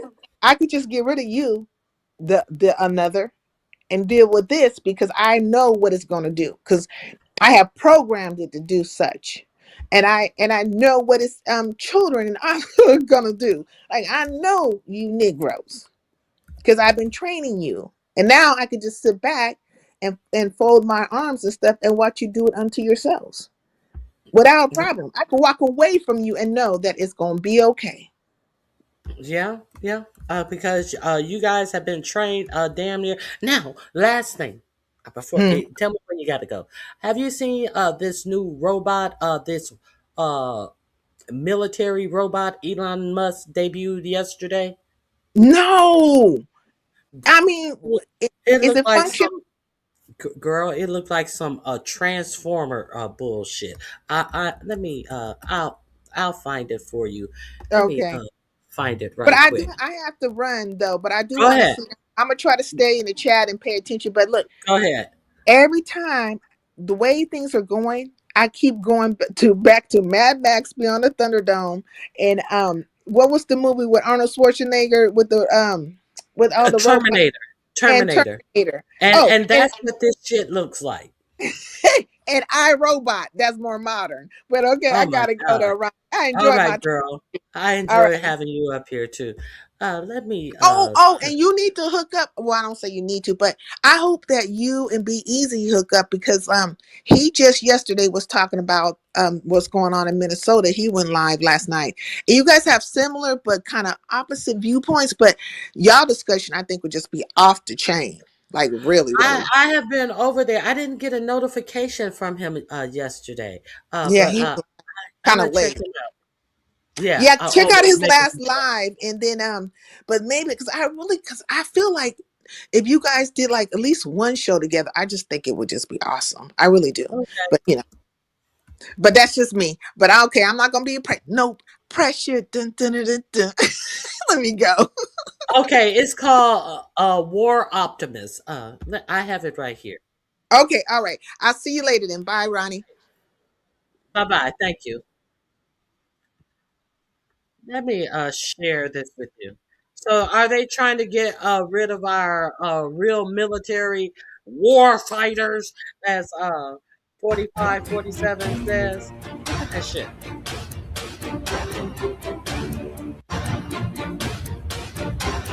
No, this isn't the one. This isn't the one. This looks like AI. This isn't the one. This is yeah, maybe that's. No, I think this is the one.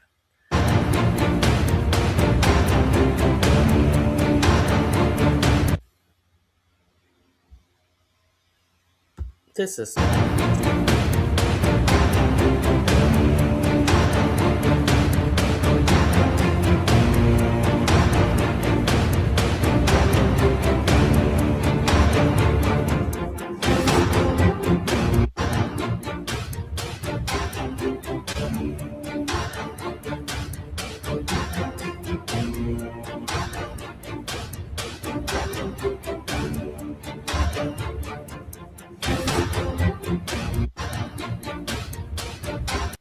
Yeah, I wanted to share that with you guys. Is that some crazy shit? Seems like it. They don't understand that those things have a mind of their own, and they will build upon their themselves to uh make it possible that you cannot get rid of them, while they know everything that they need to do to get rid of you. You're right, foot soldier.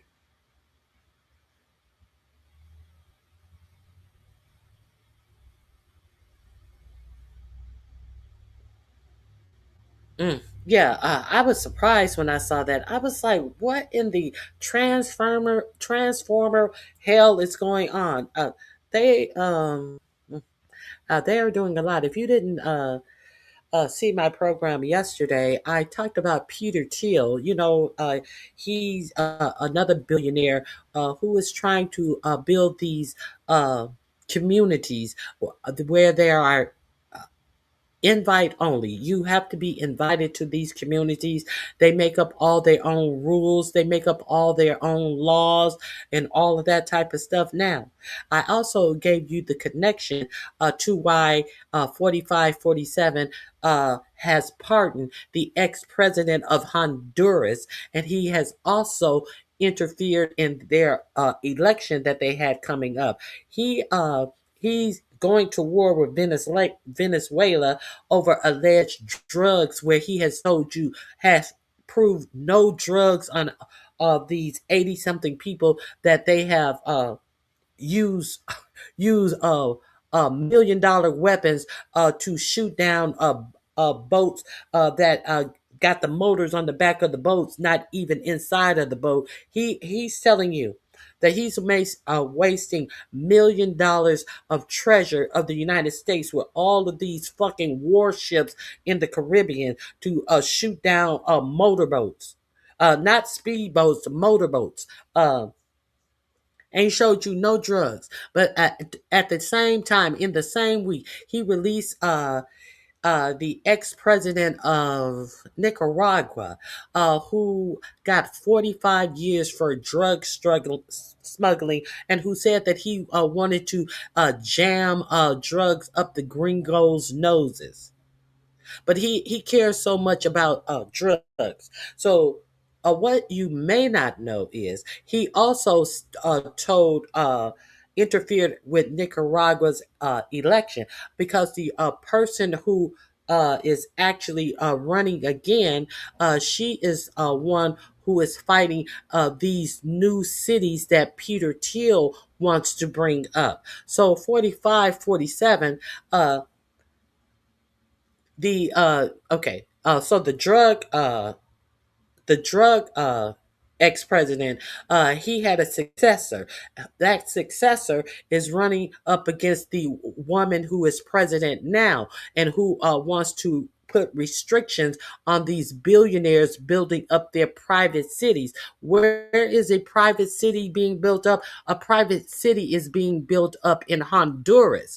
I gave you the connection yesterday. And not only did he release the ex-drug president, he also told Honduras, if they don't vote in the successor of the drug president, they will stop giving Honduras U.S. money. And you know what happened?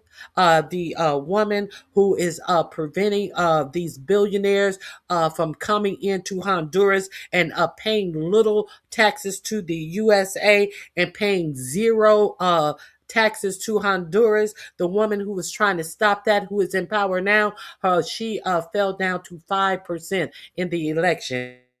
And it appears that the the guy who was supporting, who came after the drug kingpin, he is now going to win their election, while he's telling you that he's spending our treasure because of the drugs that are coming into the U.S. So I think I broke the code. I think I have broke the code.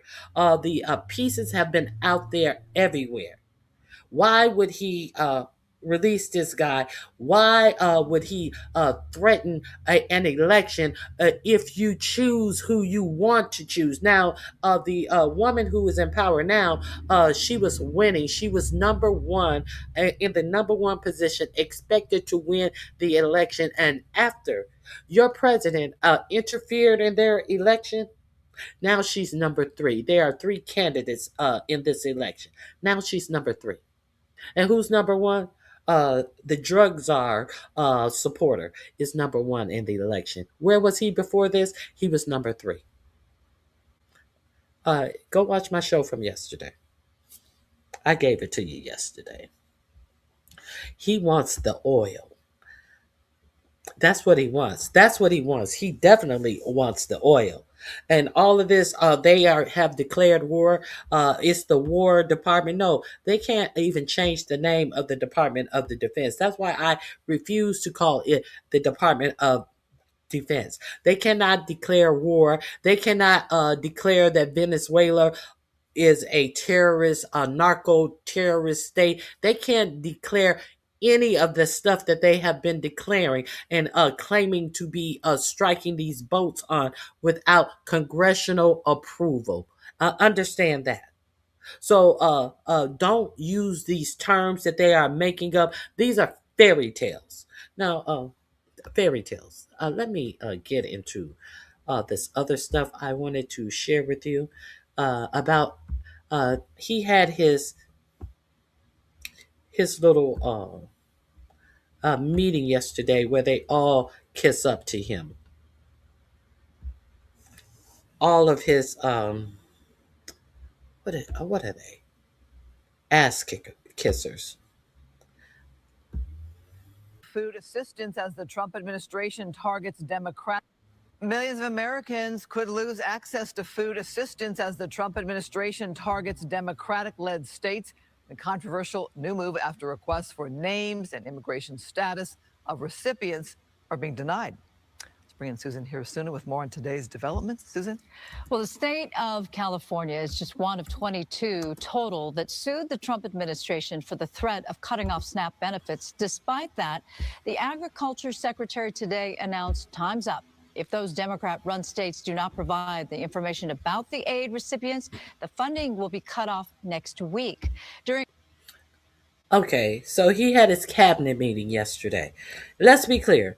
The Agriculture Secretary has demanded all the information from every state who are the people who are getting food stamps. Another data collection ploy from these billionaires, because they need all the data. And so how are they going to ream in all the data?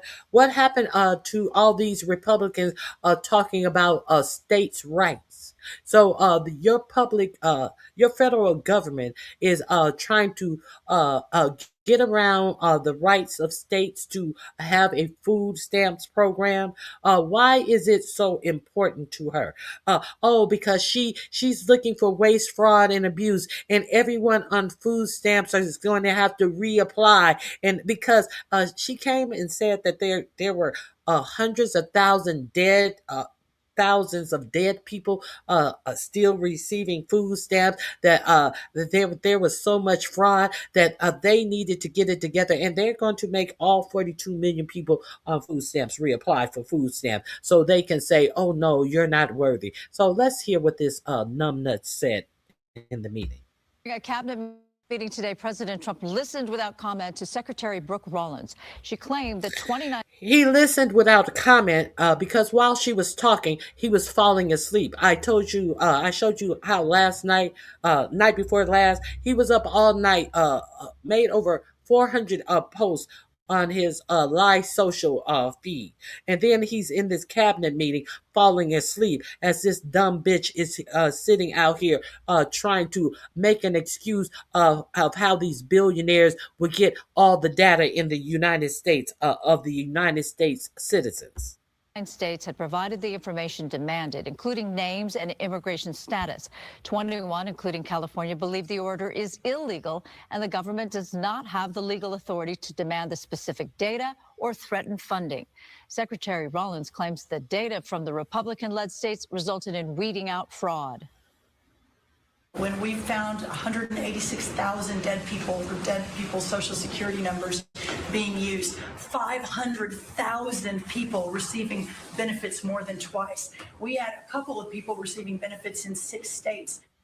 Local political strategist Luisa. Okay, so we do remember when Elon Musk came out and said that there were billions of people who were still receiving Social Security checks, only to find out and have him admit that he said he was wrong. No, actually, he was lying. There were millions of people who he said, remember they was telling you that people who were 200 and 300 years old were still receiving checks from Social Security, when in fact that Elon Musk and Doge didn't know how to read the code, and so all cases were not closed unless they had a death certificate.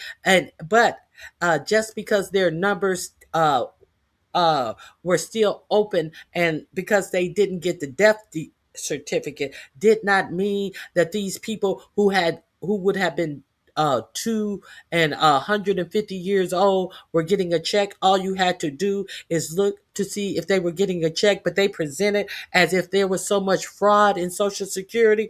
Y'all remember that? She's doing the same motherfucking tactic. And if she could prove this, or she's just sitting down saying this, this is some bullshit that this bitch is doing to the poorest of the poor people who get the equivalence of $11 a day to feed themselves. A day, not a meal, a day. Who have to eat on about $11 a day. Barada believes there's another reason behind the power move by the Trump administration. He points to the president's sinking approval ratings. The Democrats are hiding the fraudulent immigrants who are taking away from the national resources is an argument that makes him look better in the red states. But second, he's openly said that he's going to come after Democrats or anybody who opposes him in any of these policies. A spokesperson from Governor Newsom's office. And I'm going to play you the remainder of the clip from her, because she also tried to say that 29 states came and gave her the information. Of course, there were red states, but the other 21 states, they are Democrat states that didn't give her the information. They're not 29 Democrat states in the whole map of the United States. So understand that that is a lie as well. There are not even 21 Democrat states in its entirety in the United States. So we do understand that that is another bullshit lie that this woman told. She also said, now understand that there are immigrants. She wants only Americans to get this money. There are immigrants that have been granted status in the United States by immigration. So some of them are eligible for food stamps. But what she is trying to pretend as if undocumented immigrants are getting food stamps. And she also said that Joe Biden was so afraid that he was not going to win the 2024 election that he dropped out of, that he just opened up food stamps and gave people food stamps and increased food stamps because he was afraid that he was going to lose that election. Let me play all of her remarks. All of the lies that always are set out in front of the American public. Let me get to that. Let me show you her full remarks. A whole bunch of lies. Hades, there was Russian ship already in the water. In Haiti, there was a Russian ship already in the water. He's over there minding other people' business. Let me show you this. Because I just want to show you how they are sitting up trying to blame everything on poor people and immigrants. And we just really need to know what the truth of the matter is. I also have a clip of while she was talking of 4547 was falling asleep. Let me show you this. I have the whole cabinet meeting, and we're gonna get to her full comments because I think you need to know this. I think you need to know that there are veterans, there are mostly children, there are the poorest of the poor, but they want you to be okay with it because they are lying and telling you immigrants, and she only wants it to go to American citizens. Let me. Where is she? Where is she? Let me find her. Where is she? Oh, they must be taking questions now.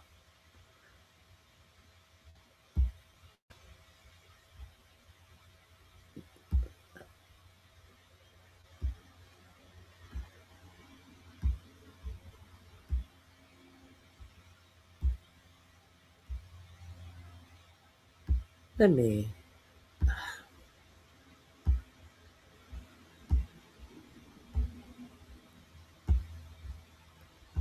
Why can't I find her? Let me do something.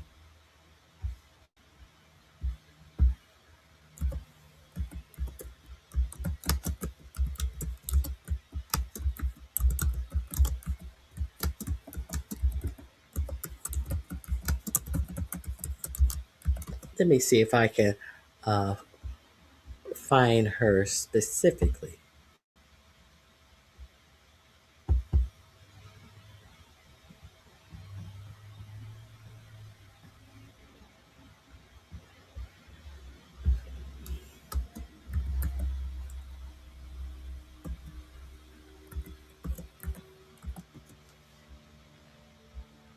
Oh my God.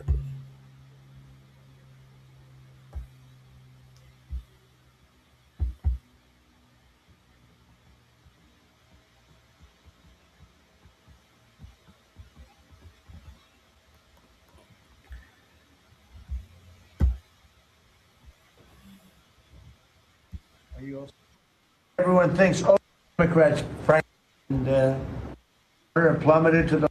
Well, the U.S. Mexico spoke to his mother. The room will go quickly. Nuclear arsenal in America in our own hemisphere. As I've said, and I'll say again, we've only just. And then, if you want, we'll take some. Ensuring that the $150 billion in the next 60 days. We're gonna get that Washington and Virginia.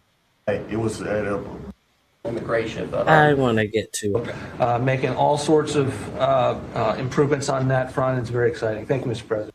The film was real bad when I came in. I'm gonna be honest. Change. There we Sending go. out last year. It's no longer DEI, climate change. She's over the Department of Agriculture. Why is she talking about DEI and climate change? Let's get to Sending out money again. I want you to hear this. 560,000 people are able to build it. The American people by 500 million. Well, coming off of Thanksgiving, moving towards Christmas. I think it's the season of Thanksgiving, and two words for me are gratitude and joy. Gratitude to you for, as Howard said, bringing this team together. I say a lot, but I'll say it again, that this is like family at this point, and I don't know that there's ever been an organization like this, at least a government like this in the history of our country.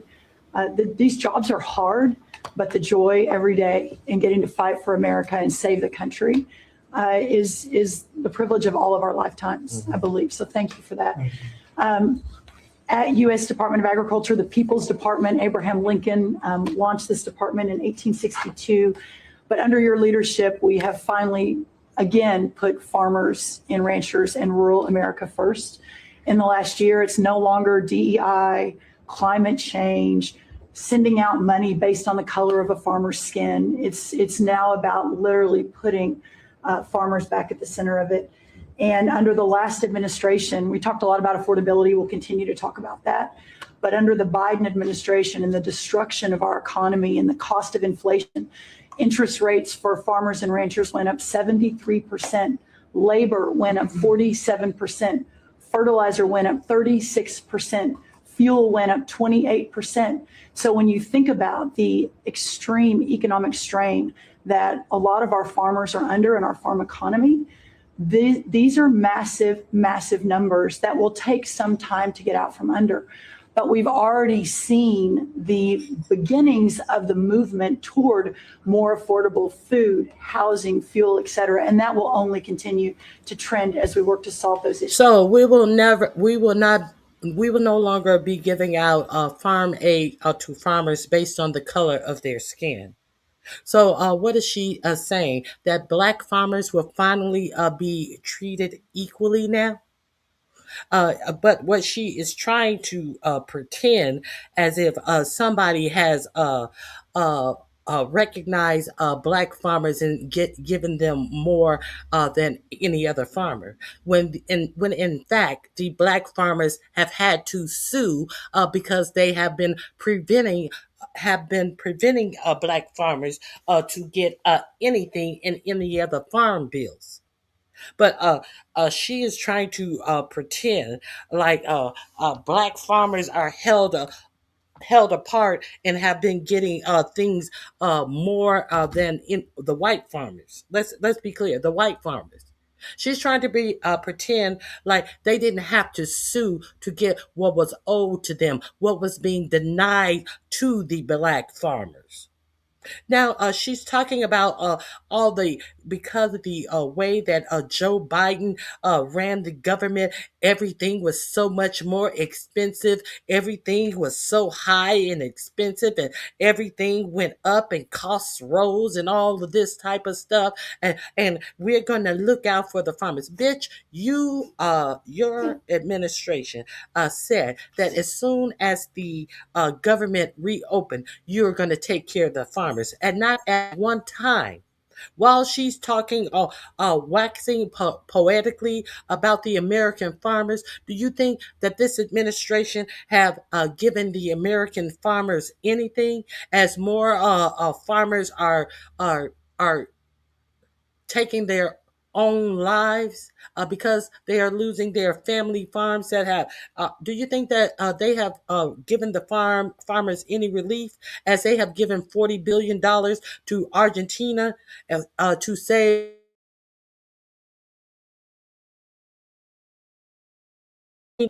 soybeans to the American farmer biggest purchaser, China?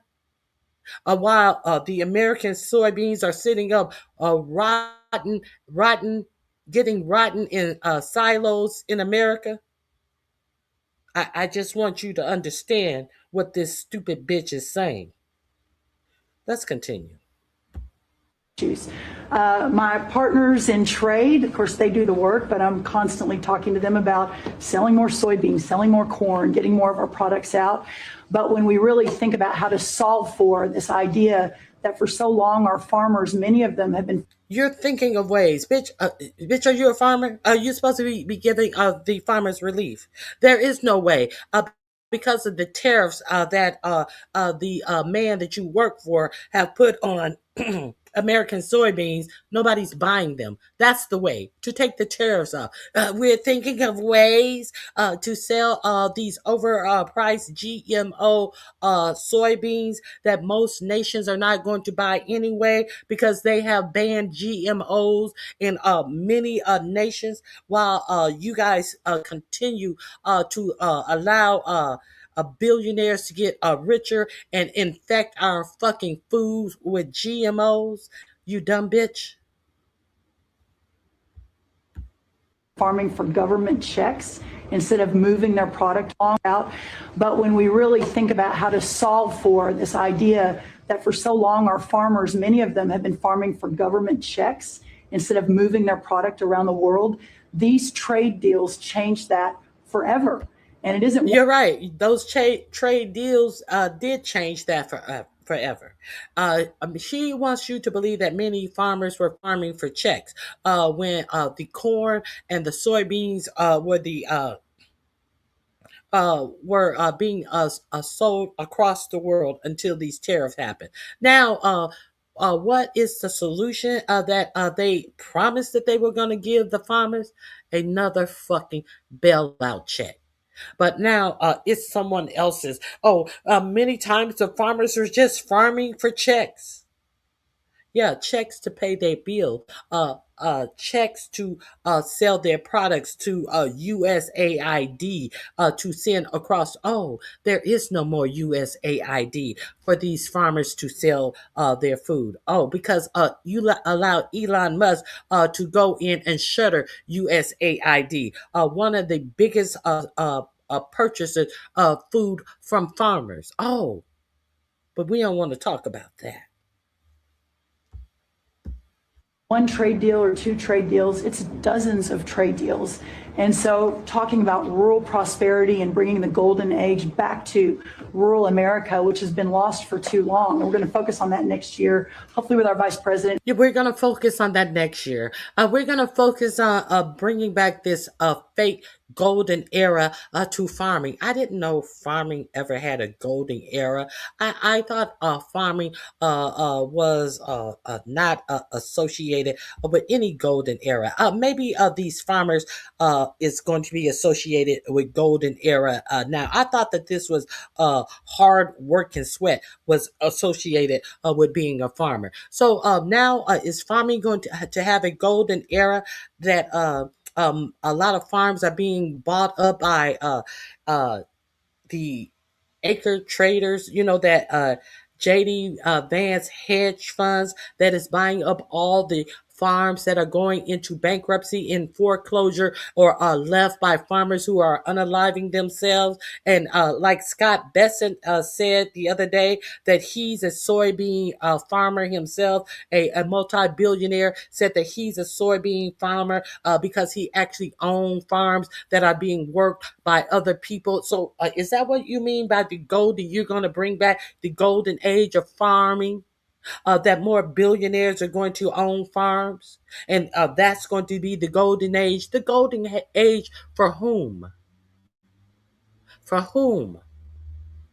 Bitch, people are trying to survive, and she's talking some bullshit that we're going to do next year for the farmers. See, why you think that we already knew from history that they weren't doing black farmers right? And so the white farmers were sitting up there crying, I'm going to lose my farm. I'm going to lose my farm. But as soon as the government opened, the Democrat government shut down. The Democrat government shut down. The Democrats are causing so much harm. Well, next year, we are going to bring back the farming to the golden age of farming. There's never been a golden age of farming. People are trying to do the hard work, sell their crop, be able to buy seeds for next year. Why do they have to buy seeds year after year after year after year in the first place? Because one of the things that the federal government did is they said that farmers can no longer harvest their seeds from their own crops. They must buy their seeds of these GMO laced seeds from the government, and you will be fined and jailed if you harvest your own seeds from your own crops. Why? Because those seeds don't have GMOs in it. We're trying to make billionaires richer. Are you crazy? I will put you in jail if you don't help us make billionaires richer. Let's continue. This is what she's saying. If you don't understand what she's saying, this is what she's saying. Many of our cabinet members, but the opportunity to do that under these new trade deals is unprecedented. And so just putting farmers first, our ranchers. You're right. Under these new trade deals, it's unprecedented. Under these new trade deals, the farmers are losing their farms. And she's trying to act as if these new trade deals are making these farmers rich. Do you hear this dumb shit? Look at this motherfucker. As she's talking, he's sleeping. As she's talking, he's asleep. First, Mr. President, is such a huge priority and an accomplishment of the last year. The second quick thing is lawfare, and I know you know this better than anyone in the country. When a government politicizes and weaponizes their power to go after average, everyday Americans, well, from you, the top of the EPSTEIN president, but all the way down to the ranchers in South Dakota, the Maud family, who were facing jail time over a fence line dispute that had been in their family for 130 years. We fixed that. The Henry family in New Jersey. Would that be the same Maud family that was shooting at a black family? You fixed that? How did you fix it? I'm gonna have to go back and research the Maud family. I'm gonna have to go back and research the what is that that they called it where on each side of the property there's a common land where you can come and go to get to their land, get to your land, a easement. that they have been fighting, that that was their land, that the black people couldn't use this easement that is recognized all throughout the nation with connecting properties. They try to prevent this black family from reaching their land up into shooting at them. And how many times had this black family been arrested, or when they have called for help from these cops? And they were the ones who were arrested. How many times had this black family put cameras up that were ruined and torn down, and nothing was done? Is that what you're talking about, bitch? I'm gonna have to. Who are facing their farm being taken away for eminent domain to give to affordable housing. We fixed that. So being able to completely change the trajectory of private property rights, but especially as it has to do with our farmers and ranchers and our rural communities, changes everything for our country. And then the third thing, we have so much great things to talk about at USDA, but the third thing, which became very much a part of the national conversation during the Democrat shutdown, was SNAP reform, food stamp. So why exactly did food stamps reform? That became a thing during the government shutdown. Why was food stamps a thing during the government shutdown at all? Because the government did not shut down about food stamps. The government shut down for extending the Obamacare subsidies, so people would be able to afford their health insurance during what you call the Democrat shutdown.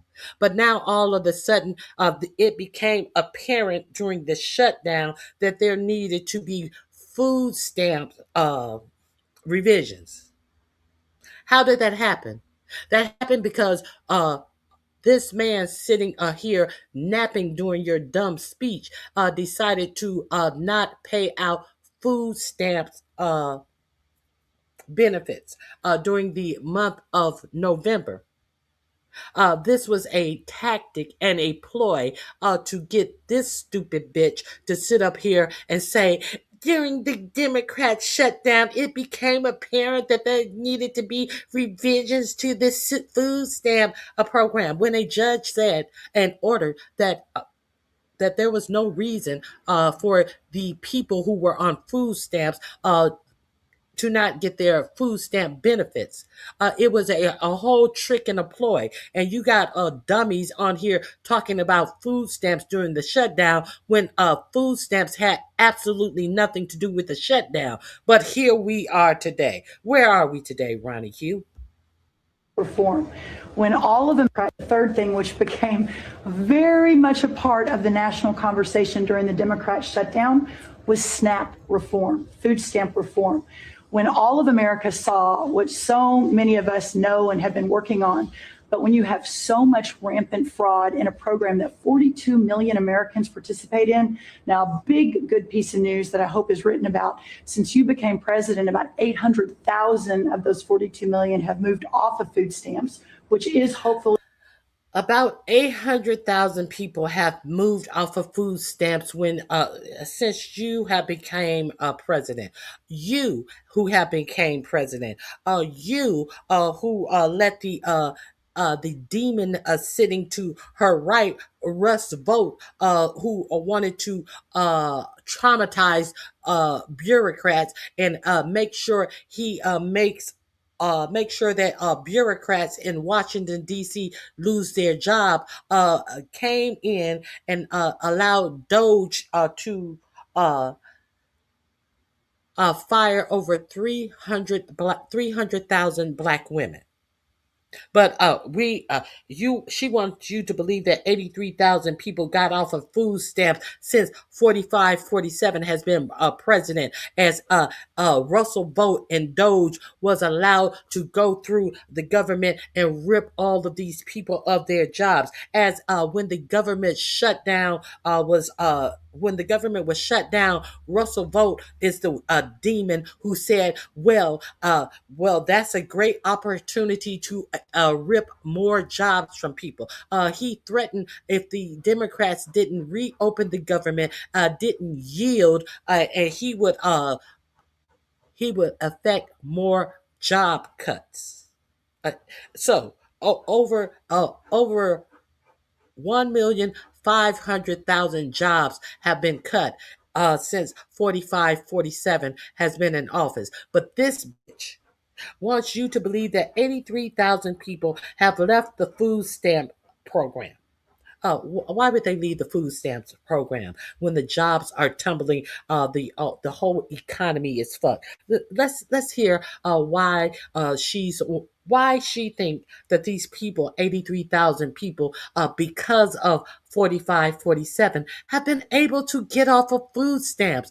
These same people who you say don't want to get off of their ass and work, and therefore you're making cuts to Medicaid when most people who are on Medicaid are actually workers. Are actually workers who jobs don't offer healthcare insurance, and if they did, they couldn't afford to get it taken out of their check because they're the working poor. Uh, are we not? Is it just me, or do I just know too much information to be able to call out the bullshit? While dummies, the white ignorance, play into the bullshit. Is it just me? The plan with better jobs, according to news that I hope is written about. Since you became president, about 800,000 of those 42 million have moved off of food stamps, which is hopefully the plan with better jobs, higher wages, etc. But still, with better jobs, hopefully the plan is better jobs, higher wages. Where, bitch? Oh, exactly where? Is that why you guys are hiding your job numbers to show the job losses? Is that why when the job loss for what month was that? August were put out. Was it July or August? Were put out that he fired the persons who is in charge of just giving us the data about the jobs gains or losses, and you guys have been hiding the job report ever since. And we may not even get the jobs reports from October. Were they that dismal? Oh, but 83,000 people have been able to get off of food stamps because of your policies. Are we to believe that?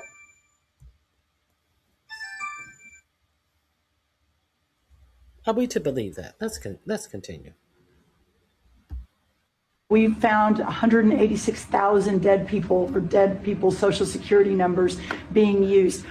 You see the flick of the tongue. We found 173,000 dead people, or dead people's social security numbers, still getting benefits. Have you seen that they still have been getting benefits, or is it like the same lie that Elon Musk gave, that all of these dead people were still collecting checks? Have you actually verified that these 173,000 people are collecting this $11 per meal food stamps?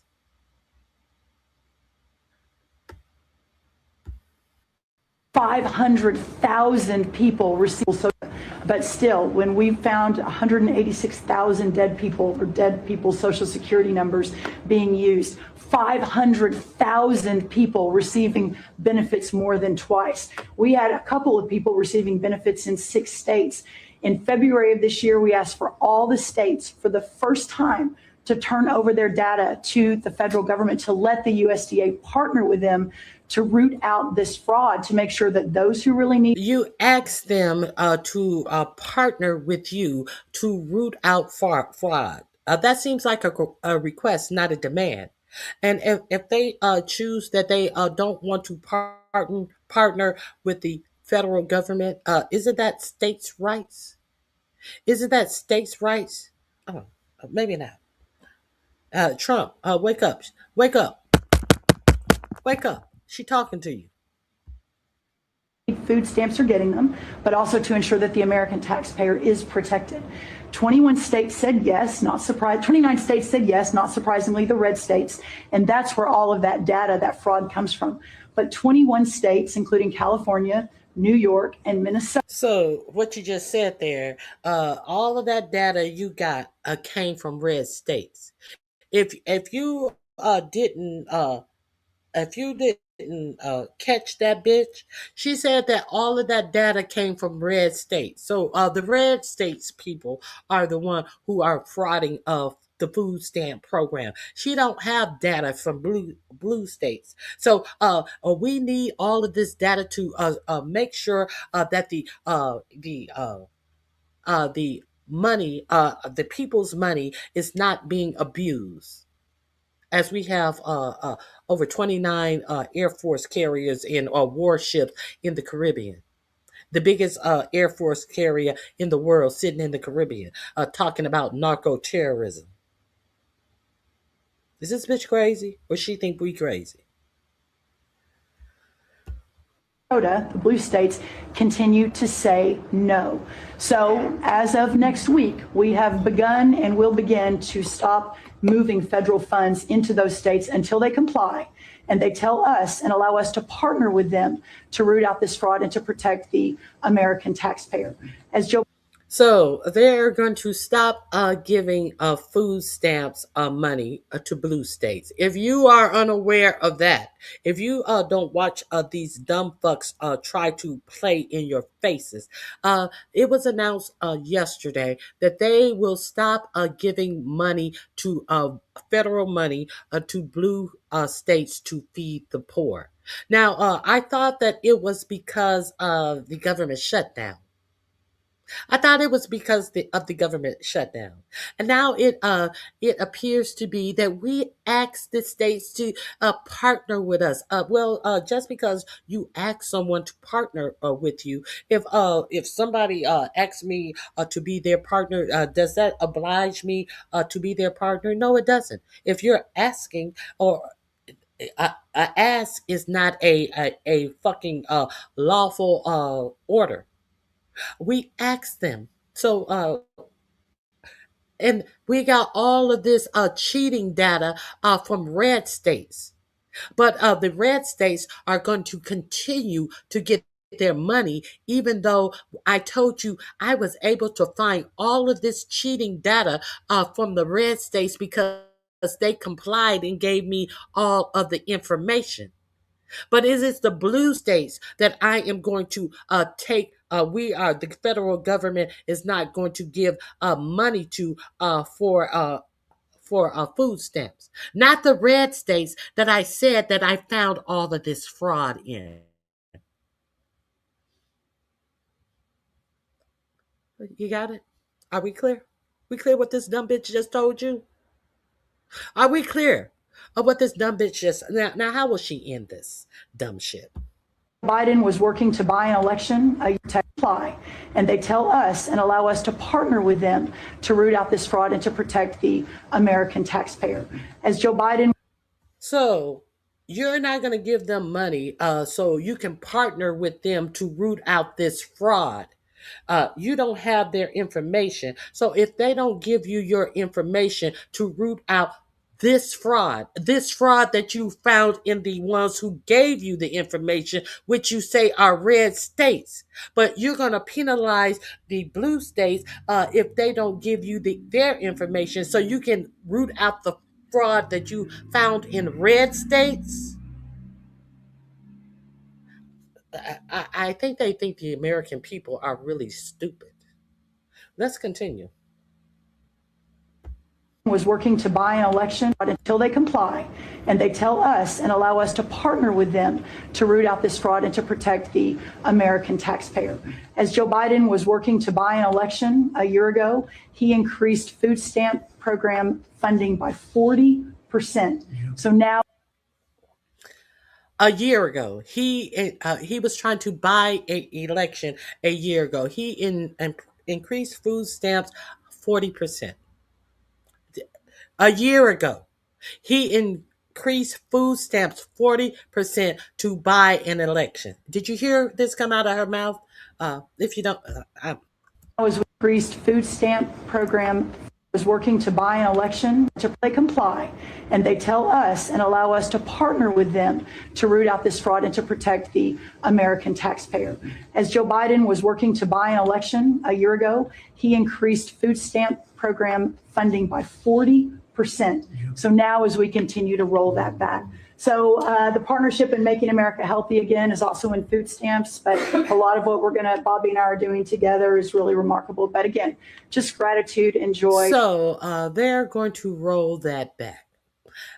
You got a raise in your food stamp, and they are going to roll that back. Why am I concentrating on this? Because of course I looked it up. Never trust and always verify when it comes to this administration. Hey, Lady V, Tom Clark. Hey, the Bushes. Uh, uh, the baddest. Hey, how are you doing? If please hit the like button. Let's check. Let's check out what the Biden administration did with food stamps. She said last year. Did she not say last year? Yes, she said last year. Published Monday, August 16th, 2021 at 10:59 a.m. Starting in October, food assistance benefits will be increased by an average of 25% above pre-pandemic levels. The average benefit, which was $121 before COVID, will increase by $36 a month under the new policy, according to the USDA. And this is what this bitch is talking about. 2021. Was he trying to buy? Is that last year? Is that him trying to buy an election? But these people will say anything out of their mouth. The Biden administration approved on Monday the biggest boost to food assistance benefits in the history of the SNAP program, a reform that could impact as many as 42 million Americans. Starting in October, SNAP benefits will increase by an average of 25% above pre-pandemic levels. That will be the first time the purchasing power of the aid has changed since the program's creation in 1975. Ensuring low-income families have access to healthy diet, help prevent diseases, support children in the classroom, reduces healthcare costs, and more. The U.S. Agriculture Secretary Tom Vilsack said in a statement, and the additional money families will spend on grocery helps grow the food economy, creating thousands of new jobs along the way. The U.S. Department of Agriculture said that the updated benefits formula is based on current food prices. And now she's going to repeal this little $38. As we know that current food prices in 2025 are way more than they were in 2021 when this bill was enacted. So she's going to take away the $38 in this atmosphere of food being wildly high. And she thought that she was talking shit to dumb people all over the place. Dumb people who vote against their own interests.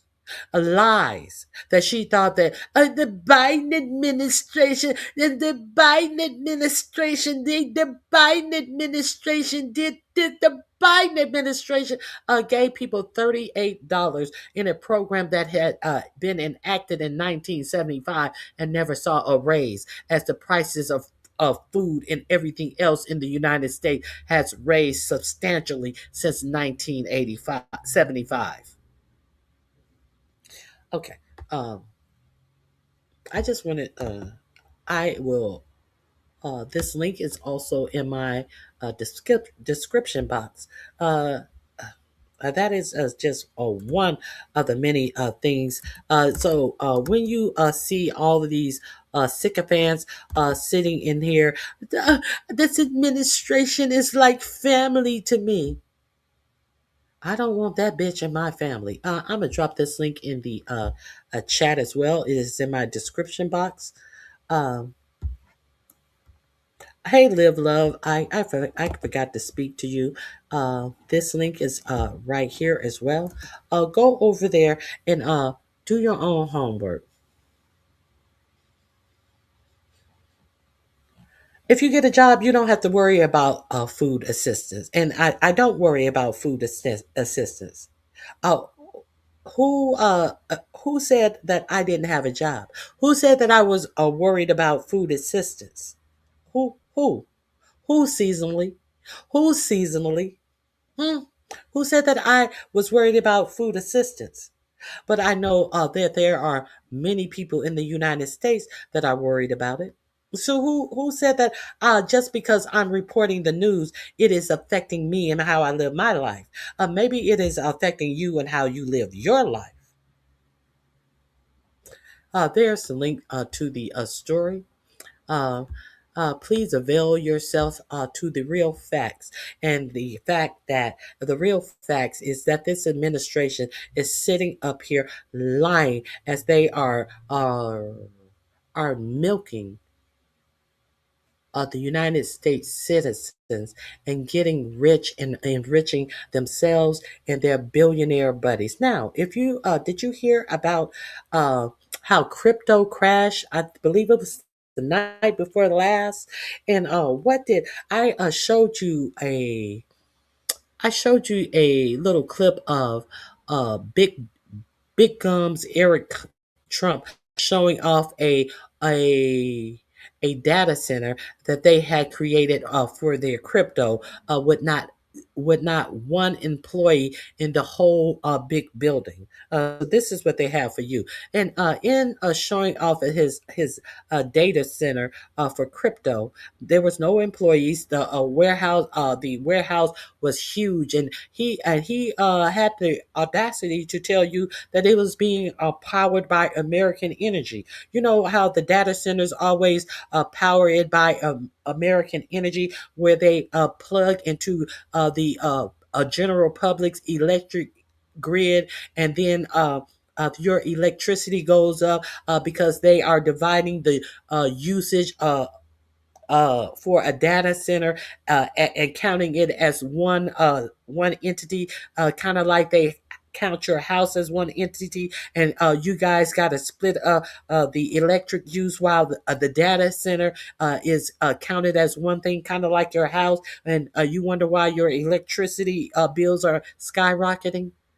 So Eric Trump was talking about his crypto data center, and now Eric Trump is talking about how people who got into their particular coin, they have now reached maturity, coincidentally, as the crypto fell night before last. He wants you to know that, the people who got in early, who would get into their crypto early, it would be people who they give a heads up, their personal friends, people who they wanted to know. Surely not the general public got in early. So they have to have their crypto in a certain period of time for it to mature, and then and only then can they move it around or take it out.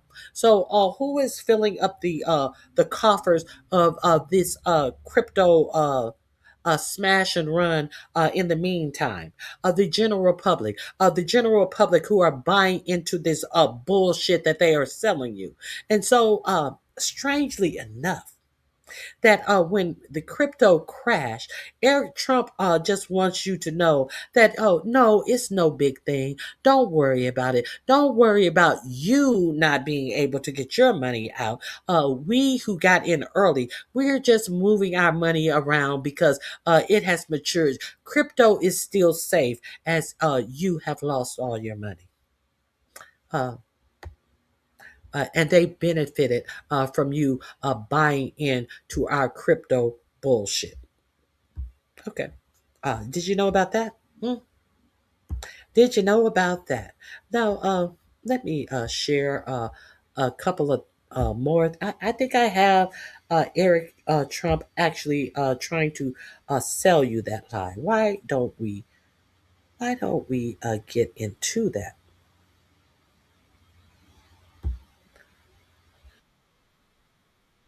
to Eric Trump selling you the bullshit. It's Todd trying to do Eric Trump is the new Todd. Let me find this. Okay, here we go.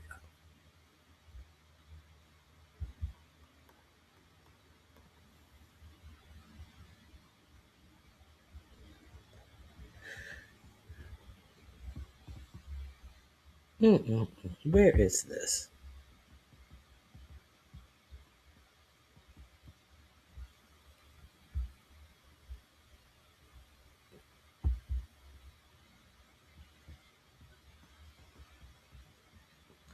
Hold on one second. I'm gonna have to I didn't save this. I'm surprised I didn't save that. Oh my god.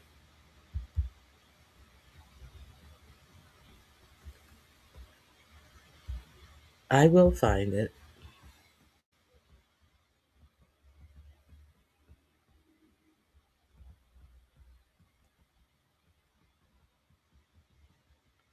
While I'm looking for that, if you guys are not familiar with Dollar General, it seems like even the billionaires that own Dollar General, Dollar Tree, and they own another big brand of dollar stores. Uh, let's see how they are ripping you off. In the meantime, while I find what I'm looking for. Is like a criminal organization. You're stealing from my community, and I think they're very aware of it. It's a classic bait and switch. Go for a drive in any American county, and you'll likely soon pass by the yellow and black lettering of a Dollar General. With nearly 20,000 Dollar General stores in 48 states, the Tennessee-based discount chain has sunk its teeth into lower-income, rural, and suburban areas everywhere. Underneath Dollar General's so-called low everyday prices in convenient locations lies a sinister business model and a massive scandal that hardly anybody knows about. My name is Lori Hartline. I am a Dollar General shopper out of convenience in my neighborhood. The price of my kitty litter was $8.95. Well, one day, wait a minute, $10? I asked him about it. Oh no, they've raised the price. Well, that doesn't say it on the shelf. Well, they just have to change it. It's in the computer. It's not on the shelf. Next week, go in and buy cat litter. Same thing. That is not what the price says on the shelf. What am I doing wrong here? I was watching the news one morning and heard about Dollar General in the state of Ohio was being sued for deceptive pricing. That is what happens to me. Lori's story was brought to attorney Mark Dan, where it became the basis for one of 3 class action lawsuits in Oklahoma, New York, and New Jersey. I don't think there's any question that Dollar General is doing this intentionally and systematically.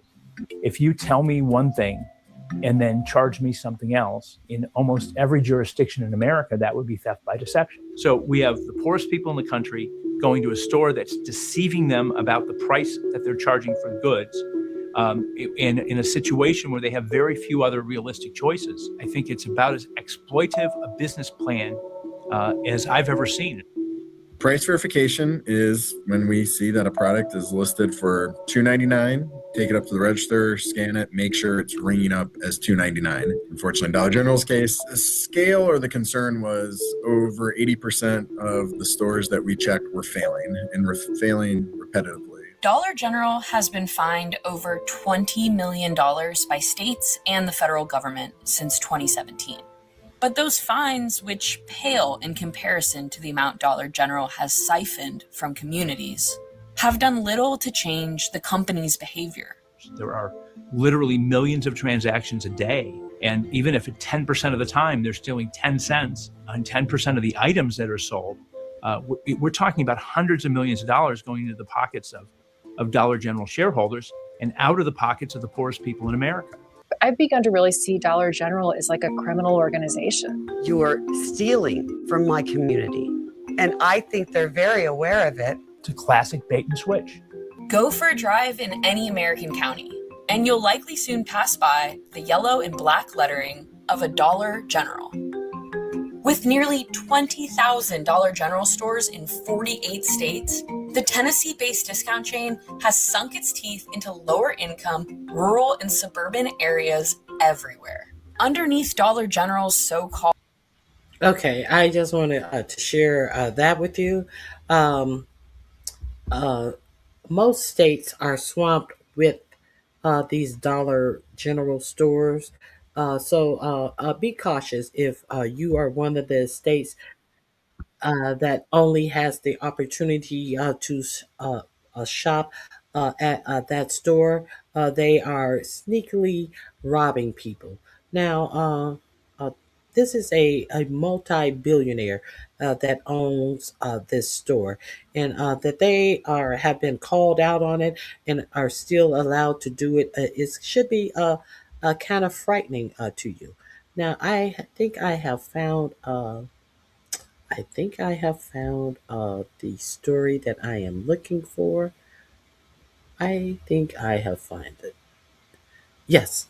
If you are also not aware, Costco is suing this administration. Now, a couple of more companies have joined in on Costco. Costco has been trying to not pass on these tariff costs to you, and now they are at the point where someone's going to have to pay the tariff. So they are suing the American government behind the tariffs. Let's get into this. Absolutely horrific news today from both Costco and OpenAI. I want to go over what's going on. Let's jump right in. So first, this is the headlines. Costco sues Trump administration to pause tariffs, refund payments. So basically, Costco's like, yo, stop taxing us and give us back our money. I mean, you can see right there, right? They're suing Trump. I think there's a lot of companies out there that are going to sue Trump over this stuff. You've been following this. The tariff situation is at the Supreme Court right now. The Trump people made their opening arguments. They look like idiots, basically, to be frank with you. And now companies are like jumping on board to try to get their money back. I think this is going to be a massive fight, regardless of either way that the Supreme Court goes. I just think more companies are going to be like, yo, I want my money. And the Trump people always make the case that we're so rich and trillions are coming in. Okay, so where's the money? Like literally, this is what Trump is saying today. This is one of Trump's people, Eric, right? Breaking. President Trump confirms, quote, we have almost $20 trillion investments coming in the USA. Holy smokes, right? Here's another quote. I don't even know if you know that. I mean, I didn't know that, but that's what Trump says. I don't even know if you know that. You know that. 20 trillion. That's a lot. Biden over 4 years had $1 trillion. It's like, really? Okay. So Trump always tries to make the case he's so much better than Biden, blah, blah, blah. I'll tell you this, guys. Next year is going to get really ugly. The last couple of years we've been talking about inflation. I just keep saying the same thing next year. And for the next few years, you could argue it's going to be unemployment. That's going to be what the talk is. This is the headline right now then. Delayed tariff impact starting to hit. Could cause companies to reduce headcount in 2026. Now, right now is during the holiday season, and it's just bad PR if a big company comes out and says, we're going to lay off people. It's not good during the holiday season to do these kind of things. It's not good anytime, but just especially during holiday seasons, like a bad humbug, bad company, etc. Plus, it's really bad for morale at a company when you do this. So, people who still remain on it's just not good. If you're going to do it, don't do it now. So come January, February, right? People come back. They're trying to figure out the, next year's financial plan, these kind of things. It could get really ugly. You see in the news. And while this is happening, basically Trump is sleeping on the job. If you want to watch this stuff, there's plenty of videos out there of social media. This is like 24 seconds, Trump sleeping. So if that's what you get off on, so be it. I can tell he's sleeping. I don't need to watch it for, hours on end. But this is what he is. It says some people are putting jokes on this. Even Rubio was like, come on, man, fight wokeness, right? One nap at a time. Or, here's another one. Trump appears to be sleeping as Sean Duffy talks during his cabinet meeting. And it's not, it's not surprising or shocking that Trump does this stuff. It's like every time he makes accusations, that's what he's doing, basically sleeping on the job. The White House, they're going to try to make the case that Trump just works awesome. He's like the hardest worker ever. And they say here, Trump working up to, right? up to 12-hour days. So yeah, if you believe that, I got some Trump meme coins to sell you. Trump working up to 12-hour days. So while other people are worried about their job, Trump was reported by New York Times working more like 12 to 5 on weekdays, right? Takes the weekends off, goes golfing. When you check in industry, what's going on, let me read this to you guys because it always paints a different picture than what Trump says, and it's more likely to be the truth. For instance, respondents to the Institute for Supply Management's November survey of factory conditions expressed elevated levels of worry. Okay, talking about jobs here, basically. Here's a quote. We are starting to institute more permanent changes due to the tariff environment. And this is coming from a transportation equipment company.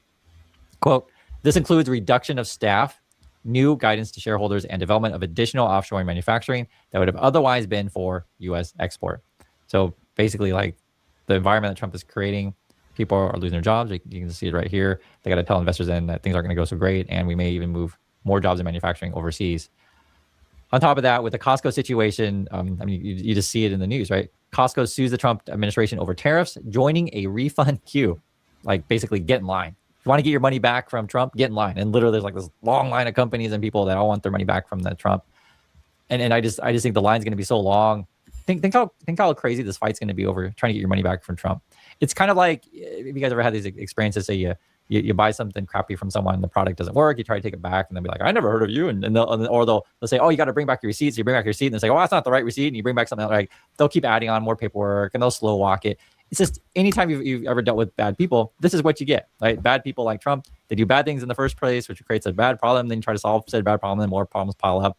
And word gets out that, oh my God, they're I heard that they're supposed to be paying some people back. Oh, so I need back Mexico, right? And it's not just Costco; it's a lot of companies out there like that. And then on top of that, like the Trump people, they just talk about openly scamming people for real. Here we are. This is what I want.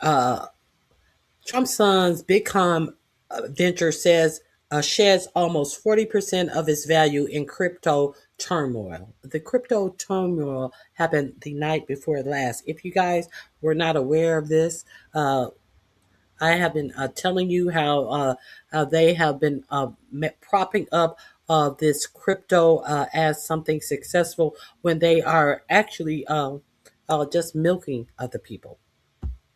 I can't make this stuff up. This is the headlines today. Trump's sons, this is Eric Trump, Trump's son's Bitcoin venture sheds almost 40% of its value in crypto turmoil. And basically Eric's explanation is, oh, well, now we can sell, time to sell. That's literally said. I'll read it. You can see it. This is from Eric Trump. He says, thanks, Coach JV. Today, our pre-merger private placement shares unlocked. Okay, unlocked. Your shares are no longer locked. These early investors, meaning our buddies, our insider traders, right? Our buddies.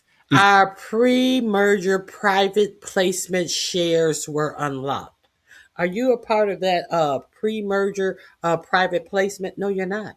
No, you're not.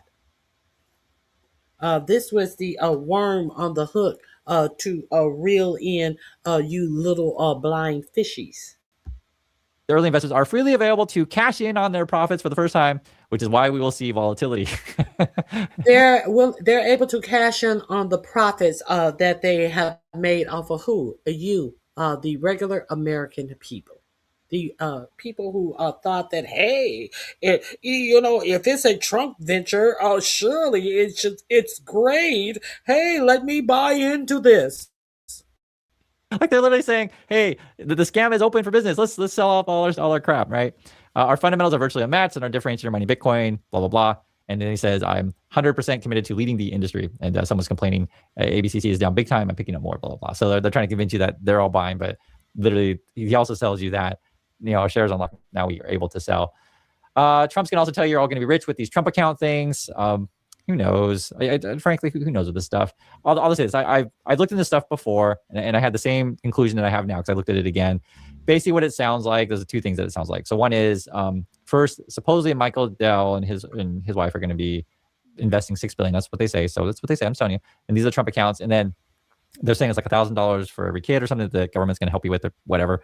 What's funny, because the Trump people, they always complain about, like, giving out money from the government. They complain all that stuff. And the Trump's, oh, I hate socialism or whatever. They complain all that stuff. And yet when they do it this way and they put Trump's name on, oh, I like it. It's like, oh, I like refund checks from the government. Oh, I like, whatever. It's like, I like stimmy checks. It's just like nothing really makes sense with the Trump people. They're talking about this Trump fund. For the next while he's in office, he is allegedly setting up a fund for any baby who is born during his presidency, that they're under their social security number, they will be giving a $1,000 fund that you can use and put into stock or whatever you want to. Now, this a billionaire came and said that, and you can add to it, but you cannot remove it. You have to keep it in it has to stay where it is until you can't remove it until your child becomes 18 years old. You can add to it. Other people can add to it. This is a way for him to say that he is doing something for the future of children. So a billionaire came up and donated. I think it was 218 million. So. I think it was 218 million to add to this fund. So this is what he's talking about. So this, tricks and games. Your child will be set for life with this $1,000. And also the way they're structuring it, this will favor the wealthy, because if you don't have any friends or family or companies that will give money to your kid tax-free, effectively, then you can't really benefit from this stuff, right? So you weight this, and it's a tax write-off for the billionaires. Stuff more heavily to people who have money to take advantage of said things. And this is also another way you can try to prop up the market, because basically right now, like, people are running out of cash. This was an interesting one. It says Jim Cramer says OpenAI's real code red is funding problem, not Google Gemini.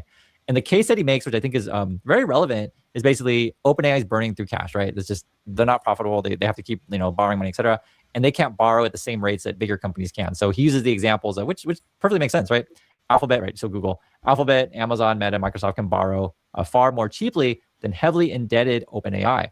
I think that's a legitimate case. So, Kramer says a bunch of, crazy stuff here and there, but that's a legitimate thing. That's just the reality of it. These other companies are profitable. OpenAI is not. And so if this ends up becoming a spending war and an endless borrowing war, OpenAI could be in some real trouble, which is kind of interesting because this is sort of the figurehead of this movement. And then the other thing to look for is if Google's subscription numbers, or we want to call it user numbers, right, just start skyrocketing. Because if you go on Google now, it'll show you AI results first. And so people start to become more aware of it, like brand awareness. I mean, it's Google. It doesn't know what Google is. And then on top of that, as I told you guys before, there are going to be other countries, other companies that are going to just keep, competing with this stuff. Like this was just today. Mistral unveils new models in race to gain edge in OpenAI, right? Release of French startup's latest system comes amid growing concerns that Europe has fallen behind US and China. So don't count out people from Europe. Why not? Why can't a French company, do well at this stuff? Why can't a German company? Here in Korea, they're developing these kind of things. In China, they're developing as well. It's going to be fierce competition for these things. And it's going to be endless borrowing. And effectively, I think ultimately people are going to run out of money because it is what it is. Now, I want to show you this, though, because this helps you understand the full system. Okay. So we're talking about OpenAI. We're talking about, data.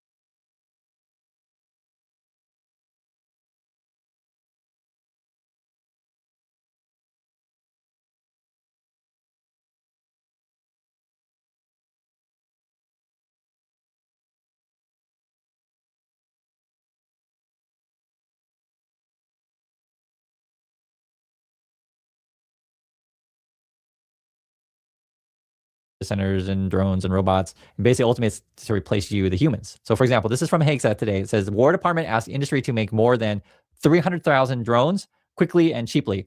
And then Hegseth put out this video. It's on Fox News if you want to watch it. But basically he lays out their plan. It's like, the Pentagon, the military is, partnering with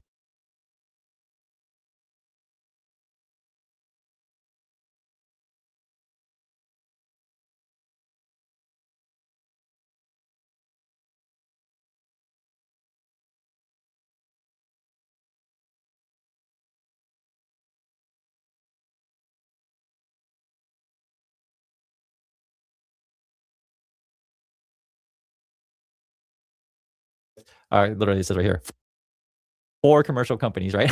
See right there. But basically, it's like, how can we get a bunch of drones to replace people? And how can we, if you're a company, get those government contracts to build said drones? I mean, you can see it all on the news what's going on here. So that's why there's a big grift and a big sort of, which I would say, like, I'll put it this way. cozying up to the Trump administration to build that ballroom to get those government contracts. You're talking about real money here. Like this is real money, this stuff. And this is also what's going on as well. Like while open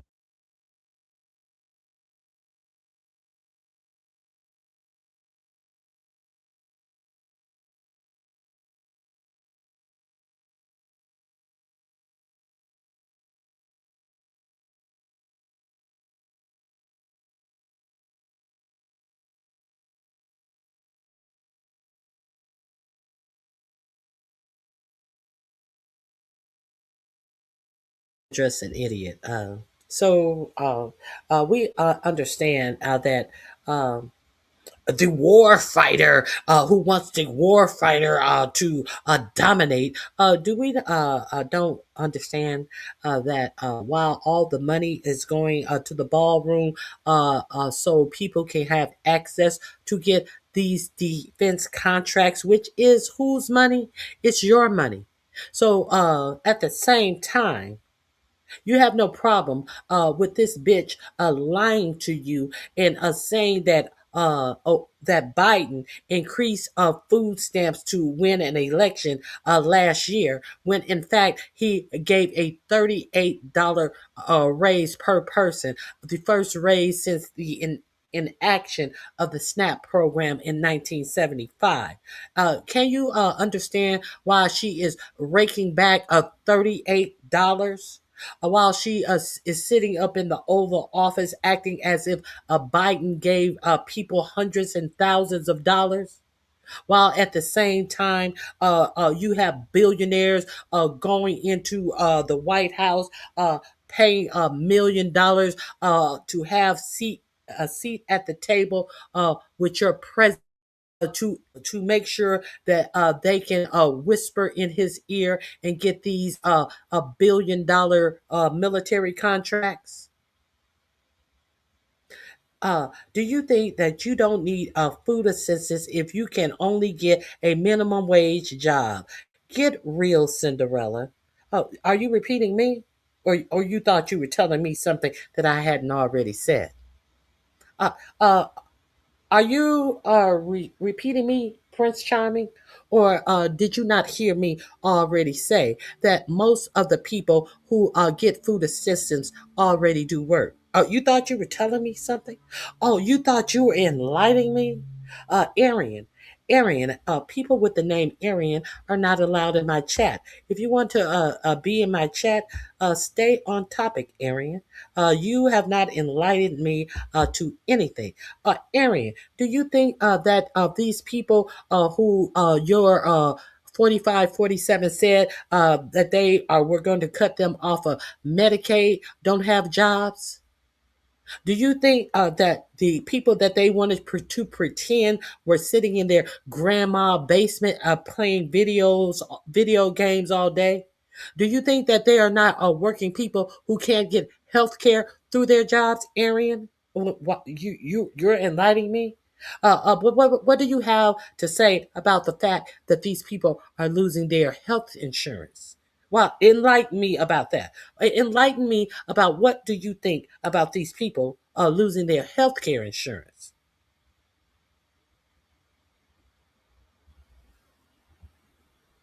Thank you, lady. Okay, so this is where your money is going. Uh, Billionaires are paying for access to get billion mores of your tax dollars in government contracts. But Arian don't have nothing to say about. Oh, I blocked Arian. I don't allow Arians in my chat. AI is borrowing, and then they may not be having enough money to keep going. Then Trump, the rumor at the moment is that Hassett's going to be our Fed chair, which I just be frank. Hassett. Let's talk about Hassett. Hassett, he has taken all other of the other people out of the running for Fed chair because this numbnut, this sycophant is up to be our new Fed chair. You know, Jerome Powell, who he complains about all the time, who he put in, who 4547 put in himself in his first administration as Fed chair, and he tries to make you believe that this is a Biden pick when in fact he was the one who put him in as Fed chair. Now he has a sycophant. He has stopped interviewing anyone else for Fed chair because this is a great person that can do the job. It's a disaster for any of these kind of positions. Like you just want people who are competent, or that they're not political whatsoever, and just look at the numbers and do what's best for the economy, right? Based on like what helps the country. Hassett, he's a total Trump dude. There's just no other way to put it. And so I guess they cancel interviews today for other people. It says Trump's aides cancel Fed interviews as President Holmes in on pick. And then I think what they were saying here is that some of the other candidates, they had interviews scheduled with JD Vance and ended up canceling that. Obviously, no comment from the Vance people or stuff like that. So I guess you don't need Vance to weigh in on whoever. The Trump's already made up his mind. So the rumors are Hassett. There's a couple other names out there. I think one is like Walsh, and the other one's like a Waller. But if I had the bet, I would bet Hassett. This is what everyone's saying. So we'll see. It may be someone else, but Trump.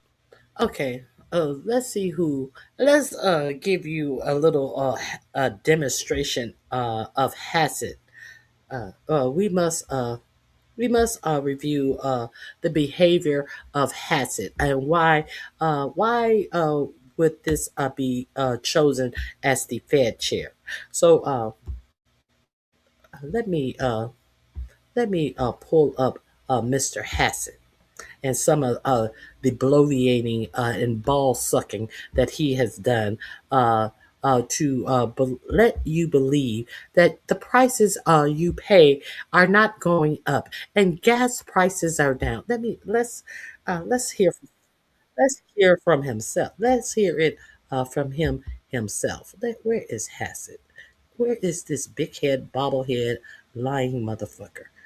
I have him saved somewhere here. Where is Hassett?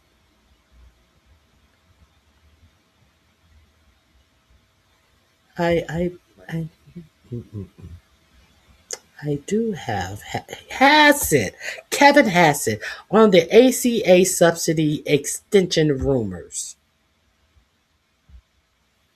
Sometimes people leak pre-decisional things. He was on Face the Nation on Sunday. Sometimes people leak pre-decisional things, is what Hassett said. When it was leaked that 4547 only a healthcare plan was to, in fact, extend the Obamacare subsidies. Let's hear from Hassett himself.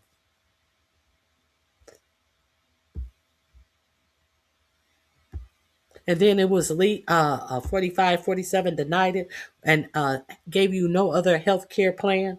Well, maybe we can give the people money themselves and they can go out and buy health insurance. That's the Affordable Care Act plan. And we can call it Trump Care.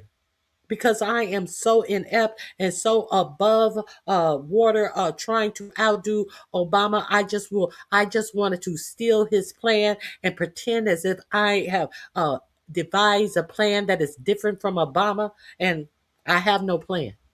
I just want to steal the black man's patent. You know how throughout history, black people have made inventions and their plans have been stolen, all dating back to slavery, all throughout history. How the inventions of black people have been rebranded and stolen by non-black people. Let me make sure I'm sharing this with you. I am. Let's go. National Economic Council, Kevin Hassett. Kevin, thanks so much for being with us. Great to be here. So we've all eaten the turkey. Holiday shopping has begun in earnest. So let's talk about what the holiday shopping season looks like. We've got new surveys from Goldman Sachs and Bank of America that paint a modest picture of the holiday spending outlook. They say low and middle income Americans are planning to pull back a little bit because they perceive that prices are higher. And they say if spending is up this year, it's going to be because goods in part are more expensive. Is this the temporary result or long-term result of the Trump tariffs? Right. Well, what we've seen, those were reports about what people anticipated would happen over the Thanksgiving weekend, but we now have hard data for Black Friday. Now he's going to lie about the data of Black Friday. This is what people were anticipating. Black Friday was a whole failure and cost. Black Friday, people spent what was it? People with modest income spent 15% less. People with more moderate income spent 5% less. And the only people who spent more were the 1% or the 1%ers. They spent 15% more. So I hope that they will be able to sustain an economy where we are a whole economy that is based upon us being purchasers instead of being creators. I hope they are able to hold up the American economy with under 2,000 billionaires being the only people able to purchase from these companies. So what is going to happen to these companies when these millionaires and billionaires who can shop all over the world are not buying their products, and there are one to two people buying a product and that has blacked out the rest of the market because so many people have lost their job and have no money to shop. What do you think is going to happen to the economy then when just a couple of thousand people are able to shop and when millions are not? So let's get into it.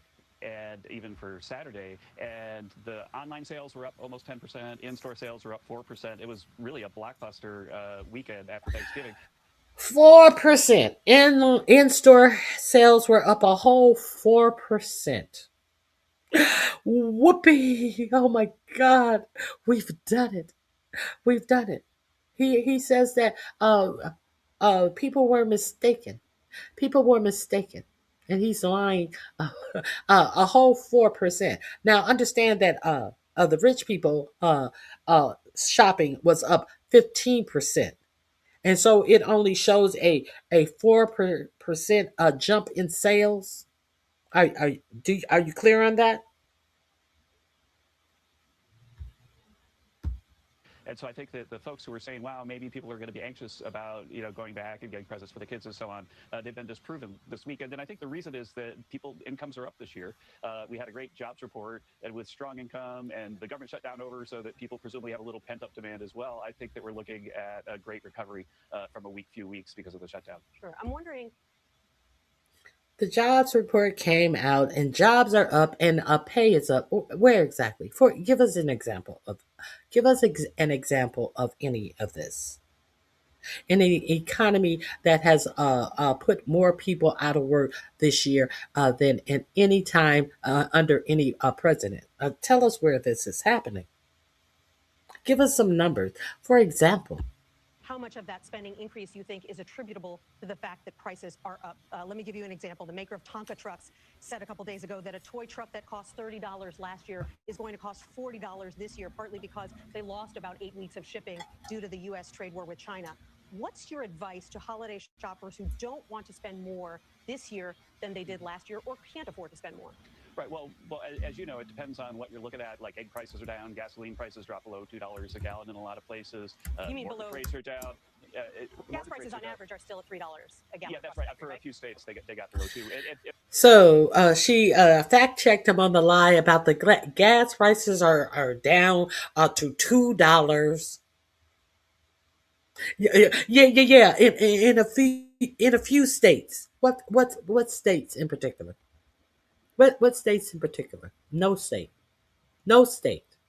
So this is who is going to be over the Fed chair.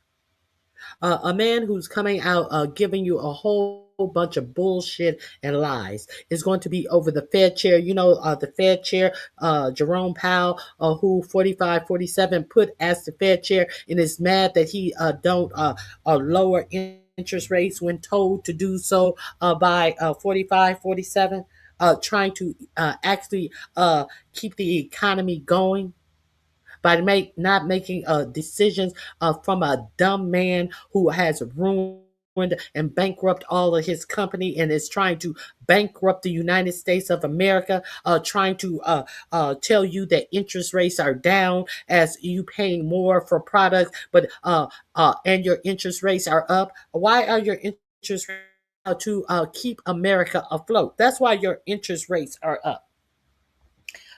So he don't have the talking point of look at the interest rates. Interest rates are down, but who's loaning to you?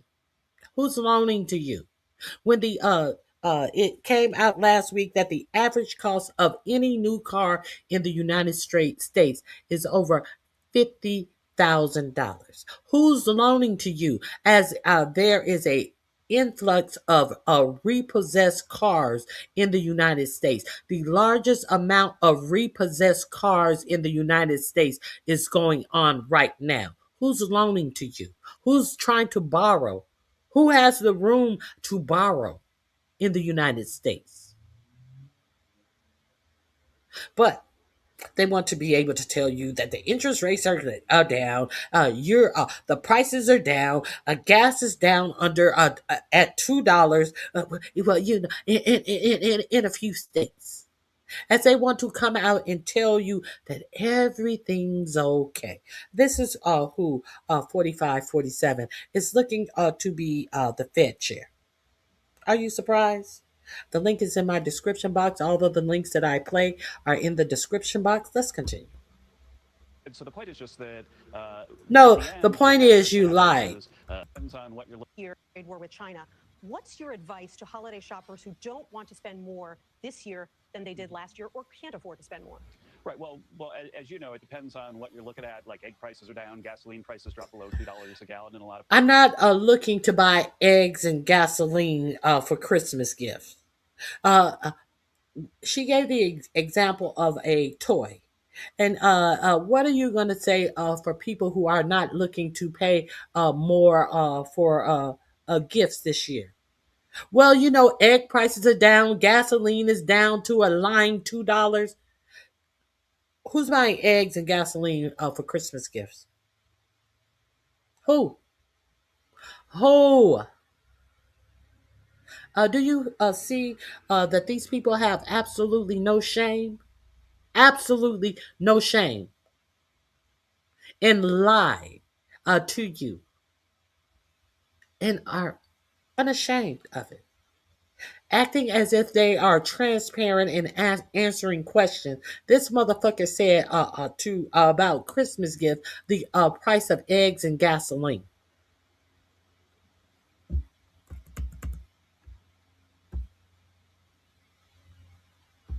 Shipping due to the U.S. trade war with China. What's your advice to holiday shoppers who don't want to spend more this year than they did last year or can't afford to spend more? Right. Well, as you know, it depends on what you're looking at. Like egg prices are down, gasoline prices drop below $2 a gallon in a lot of places. You mean mortgage below? rates are down. Gas prices on average are still at $3 a gallon. Yeah, that's right. For a few states, they got below $2. And so the point is just that in the end, what matters is in the aggregate, the average across everything that everybody buys, and that averaged about 5% under Joe Biden, and is a little bit above 2.5%, about cut in half for President Trump. And the bottom line, though, is really that wages have been growing faster than prices, and that's why real incomes this year are up by about $1,200 so far. That's why we can have a great Black Friday and a great Thanksgiving sales weekend. Okay. Real wages have increased about $1,200. Real wages, $1,200. That motherfucker actually said this lie as if he were saying $12,000. See, that would be an increase. They want you to believe that you should be happy for $1,000 as your health insurance is about to rise. But they are doing nothing to address that. $1,200. Your health insurance is about to rise over $1,200 a month. He's talking about the real income has increased $1,200 in a whole year, not a month. He's mean a year. This is what he's telling you. The few people who have had wage increases, they have increased by $1,200 the whole year. So this is who is going to be addressing income interest rates in the United States. Do you wonder why all of 4547's businesses have gone bankrupt? Are you clear on that? Let's continue. Because people feel like they have more money in their pockets. Even though you're right, there are some things that cost more and some things that cost less. But on average, we're about half the inflation rate of Joe Biden. Polls show that the public, despite some of the data you're presenting, is getting more skeptical. In our latest CBS News poll, 68% of Americans said they believe that President Trump's policies are pushing grocery prices up. They're up about 1.4% year to date. And economic sentiment, the number of people who think the economy is good, has actually dropped 6 points since he took office. How do you explain that?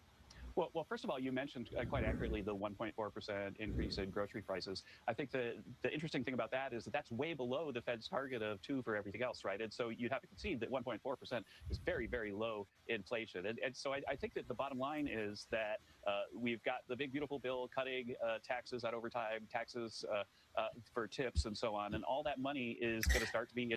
How many times do we hear taxes on overtime, taxes on tips, taxes on Social Security?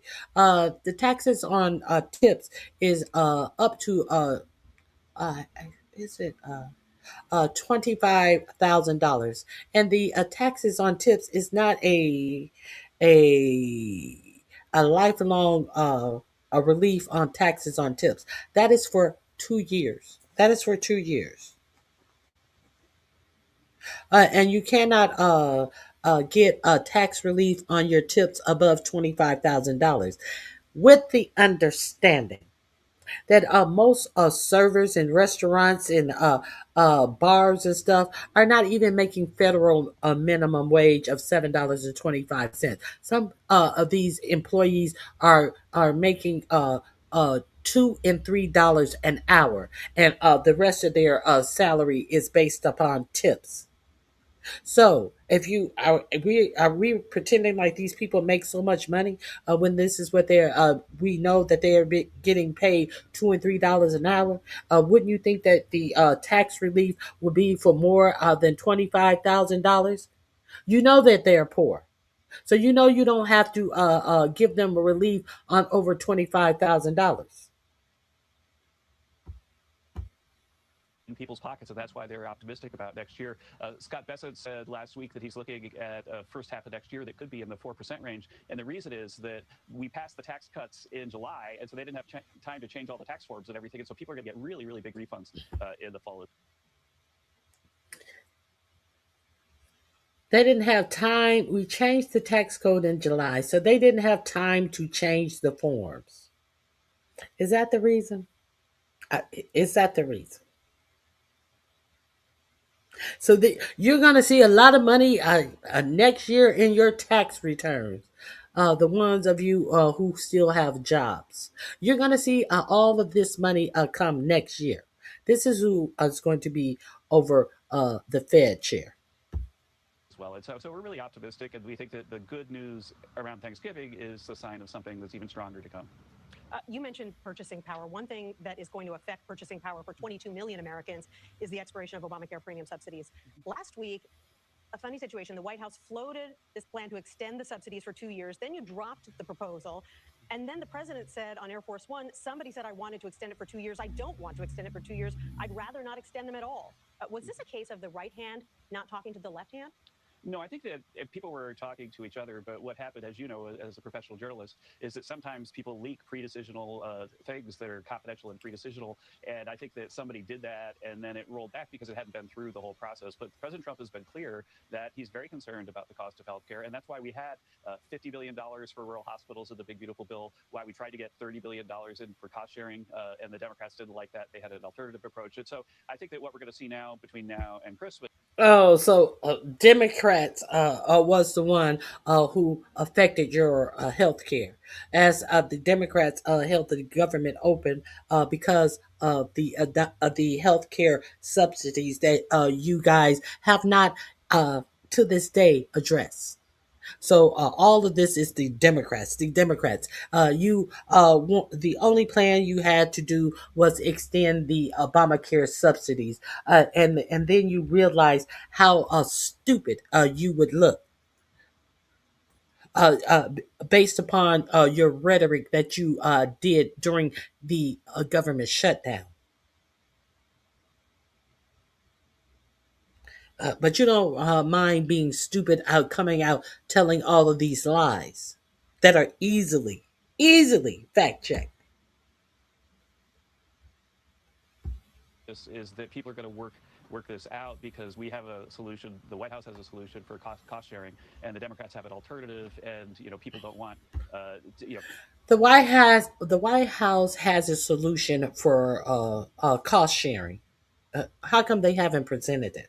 How come we the people have nobody has came out and discussed with the people what this plan is? How come there have not been any congressional meetings held on what the Republican idea is on cost sharing? But the Democrats didn't like it, so the Democrats didn't like it. So you guys said, "Oh shucks, okay, we tried." Without it being presented, the Democrats didn't like the Obamacare subsidies being allowed to expire. Did y'all say, "Oh shucks, well, we'll extend them"? Is that how y'all work? When the Democrats don't like something, y'all just say, "Oh well, I guess we can't try that." Is that what you do? Is that what you did with the government shutdown when the Democrats wanted to extend the subsidies, and then you come back a month later and say, "Well, I think we should extend the subsidies for 2 years." This is such bullshit. Oh my God. This is such bullshit. for the few seniors that have really massive increases to see those. But don't forget the vast majority of people in the Affordable Care Act are getting their insurance for less than $50 a month. And so while this is an issue that needs to be worked out, we don't want to cause panic for the folks who are worried that they're going to lose the thing that they have. It's really just the very high cost people who are closer to retirement age that have the problem. Bloomberg is reporting, as I'm sure you know, that you are now considered the front runner to replace Fed Reserve Chair Jay Powell when his term expires in the spring. Secretary Bessent, who is heading up this search, said he was holding final interviews this week. How did yours go?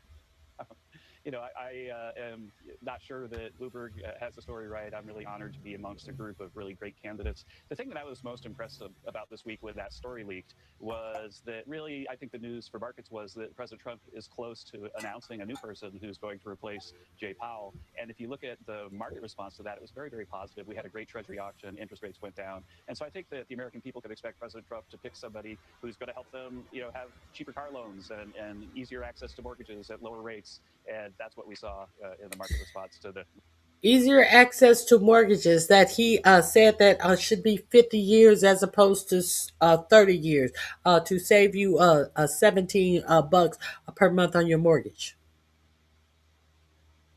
These are the ideas of the Republican Party. 50-year mortgages, and here he sits up here and smiles and tell you everything's going to be all right. He's gonna give you easier access to mortgages. I guess he would. I guess he would. I guess he would be the one who garner in another subline mortgage debt, and put the people in debt for the entirety of their lives. I'm sure he would be that person. to give you more access to 50-year loans to enrich whom? The lender. To make the people who are approving these loans to you richer. And have you indebted to millionaires and billionaires for 50 years of your entire life. I'm sure he would make it easier. Isn't that what they did in the housing shortage? They approved people all over the place who wouldn't qualify to purchase the houses that they were purchasing because they gave them loans at lower rates that would balloon in 2 to 5 years to the extent that the people who had these loans were unable to pay the new loan rates. Isn't that what happened then? So, according to the front runner of the Fed chairs, 4547 is going to make it easier for you to get a home loan. Nothing about the price of the homes, nothing about building homes. He is going to make it easier for you to go to a lender and get a 50-year mortgage. Who's that going to help? I just wanted to give you that information.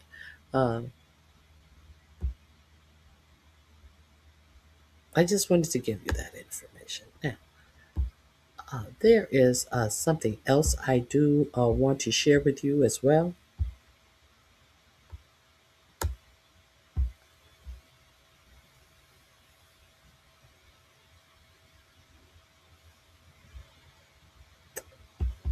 Where is it?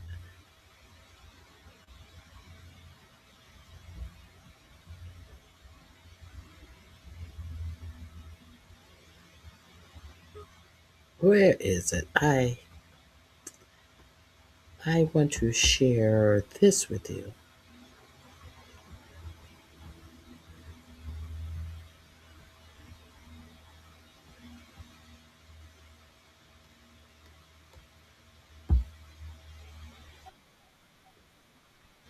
Here we go. This link will also be in my description box. Let me make sure I am sharing it with you.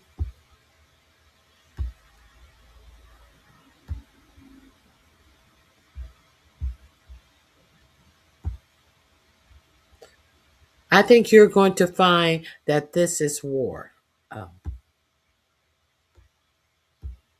That survivors were if it is found that survivors were actually killed while clinging onto that boat, should Secretary Hegseth, Admiral Bradley, or others be punished? I think you're going to find that this is war, that these people were killing our people by the millions, actually, if you look over a few years. I think last year we lost close to 300,000 people were killed.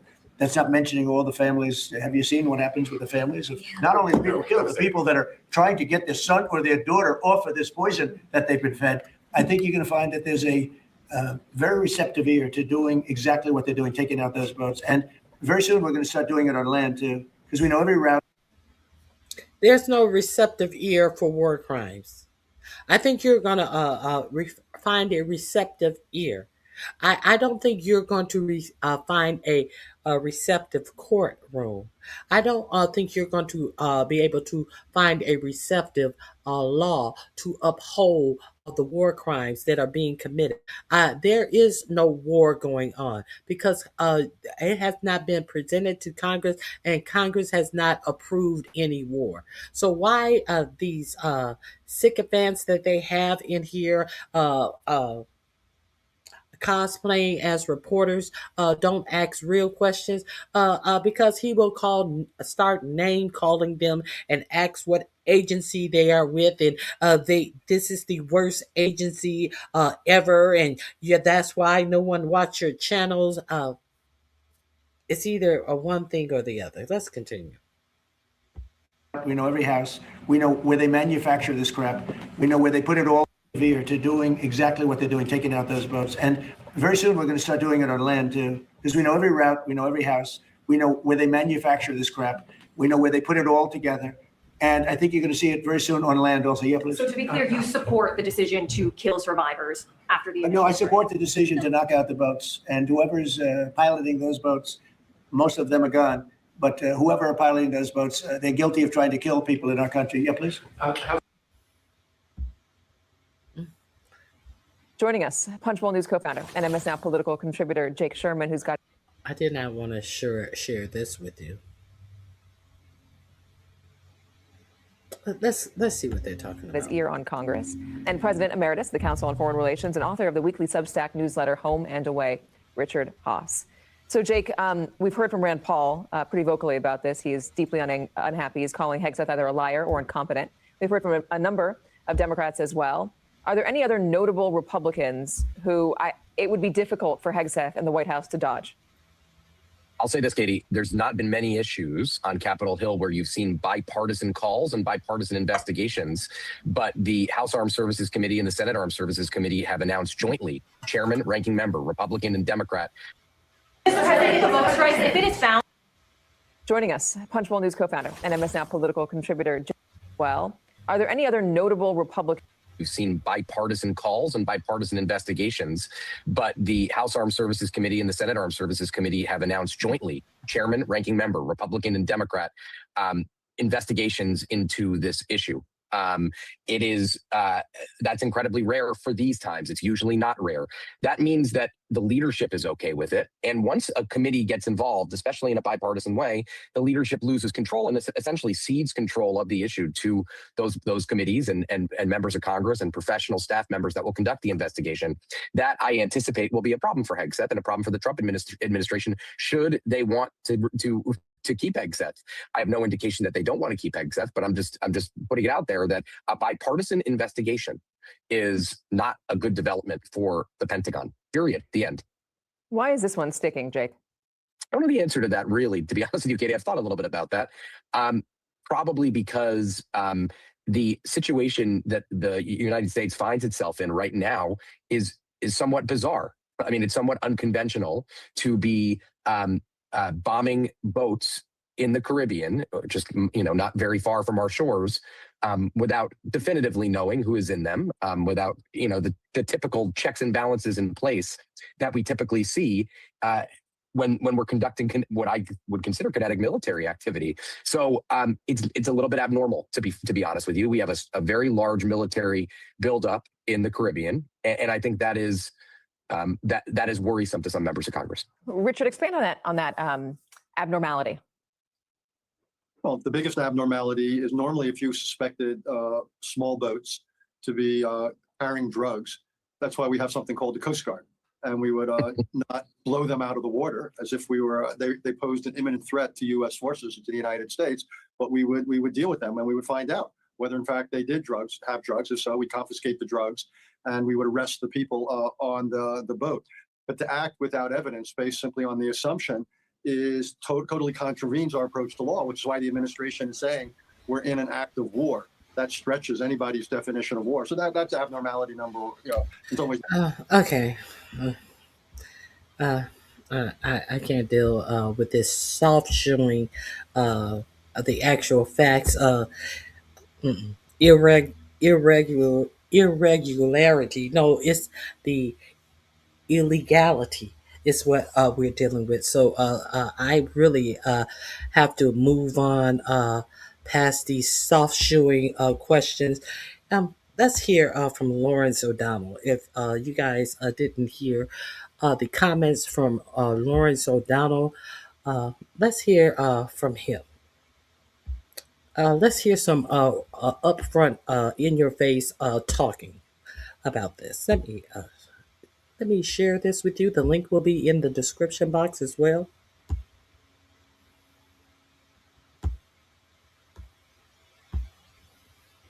The most incompetent and unqualified Secretary of Defense in history, the only one who had to pledge to stop drinking in order to win Senate confirmation, keeps changing his story. And we don't know if he stopped drinking. When publicly suspected of murder, changing your story is cause for increasing suspicion of guilt. And when your changed story is worse than your first false account, then your story cannot survive a real investigation. And now Pete Hegseth's story hinges on a new lie, the fog of war. He's claiming the fog of war, but you cannot have the fog of war without a war. And Pete Hegseth does not have a war. Pete Hegseth has gone from saying he could see very clearly what was happening when he authorized the killing of 11 people in a small boat running on outboard motors that posed absolutely no threat to the United States of America in any way, a boat that was a boat. And no, they have not once said that. Let me make sure my mic is on. No, they have not said not one time that these boats tried to shoot back or attack. But I disagree with Lawrence O'Donnell on one thing. It didn't start, Pete Hegseth didn't start with that story. Remember, the first thing that Hegseth said, that the media was lying, that the media was making up false stories. That is what came out of Hegseth's mouth when first asked about the double tap to kill people who had survived the first strike. He said that the media was making up stories. So let's continue. You definitely have to have a declaration of war. It is an illegal act. Exactly, and that is what I'm talking about. About 1,200 miles away from the nearest point in the United States of America. He's now claiming that he couldn't see what was going on in any way, running on outboard motors that posed absolutely no threat to the United States of America in any way, a boat that was about 1,200 miles away from the nearest point in the United States of America. He's now claiming that he couldn't see what was going on that boat because of the fog of war. Vietnam combat veterans can tell you about the fog of war. They can tell you about not knowing which direction the gunfire was coming from when it was killing their teammates. Soldiers in real combat situations in any war can tell you about the fog of war, but there is no fog in Pentagon offices where Pete Hegseth was watching that boat. And there is no fog in that video that we have seen of that small boat destroyed by an American missile under Donald Trump and Pete Hegseth's authority and under their orders. Here is Republican Senator Rand Paul's summary of Pete Hegseth's personal fog of war. There's a very distinct statement was said on Sunday. Secretary Hegseth said he had no knowledge of this and it did not happen. It was fake news. It didn't happen. And then the next day from the podium with the White House, they're saying it did happen. So either he was lying to us on Sunday or he's incompetent and didn't know it had happened. Senator Paul knows that he doesn't have to choose between lying and incompetent. Pete Hegseth has proved he's capable of both. George Will is the dean of conservative political writers in this country and the best prose stylist of all of them. In his new Washington Post column, George Will says Defense Secretary Pete Hegseth seems to be a war criminal without a war. There was a time when George Will was the thought leader of the smartest Republicans in our government, but he has mostly given up hope of influencing Washington Republicans in the Trump era. And now, with the Washington Post reporting that Pete Hegseth authorized a second missile strike aimed at the wreckage of that small boat because there were still 2 people alive clinging to that wreckage. George Will wrote, "The killing of the survivors by this moral slum of an administration should nauseate Americans." The moral slum of the Trump administration. Donald Trump is doing what he always does when he's in trouble. He's pretending he doesn't know anything about it, except that he knows for sure that he was not involved in it.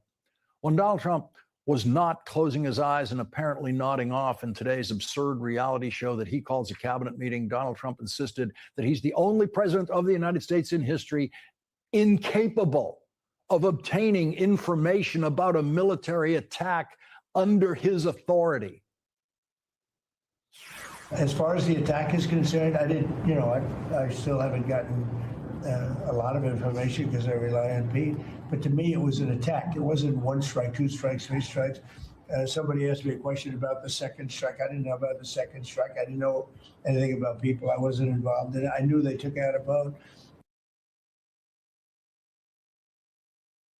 So you need to tell me he has no curiosity when he knows this is on film. So we are to believe that this big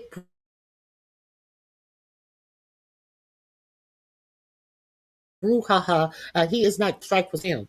And now Pete Hegseth set his lying ass up in that meeting yesterday and said, I didn't see the whole thing, contradicting himself, saying that he sat there and he watched the whole thing go down. But then all of a sudden, in this meeting on yesterday, I saw the first strike, and I am a busy man, and after I saw that, it was just flames and stuff. I will play you his statements so you can hear him himself and why Lawrence O'Donnell and so many other people are disgusted about what he said to a reporter when she asked him, did you see the survivors?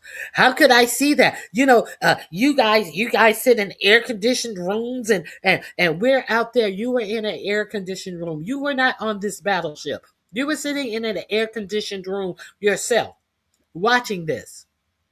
You sat your ass on Fox News and said you watched the whole thing, and then y'all cut the tape that y'all gave out to be played. This was the very first strike.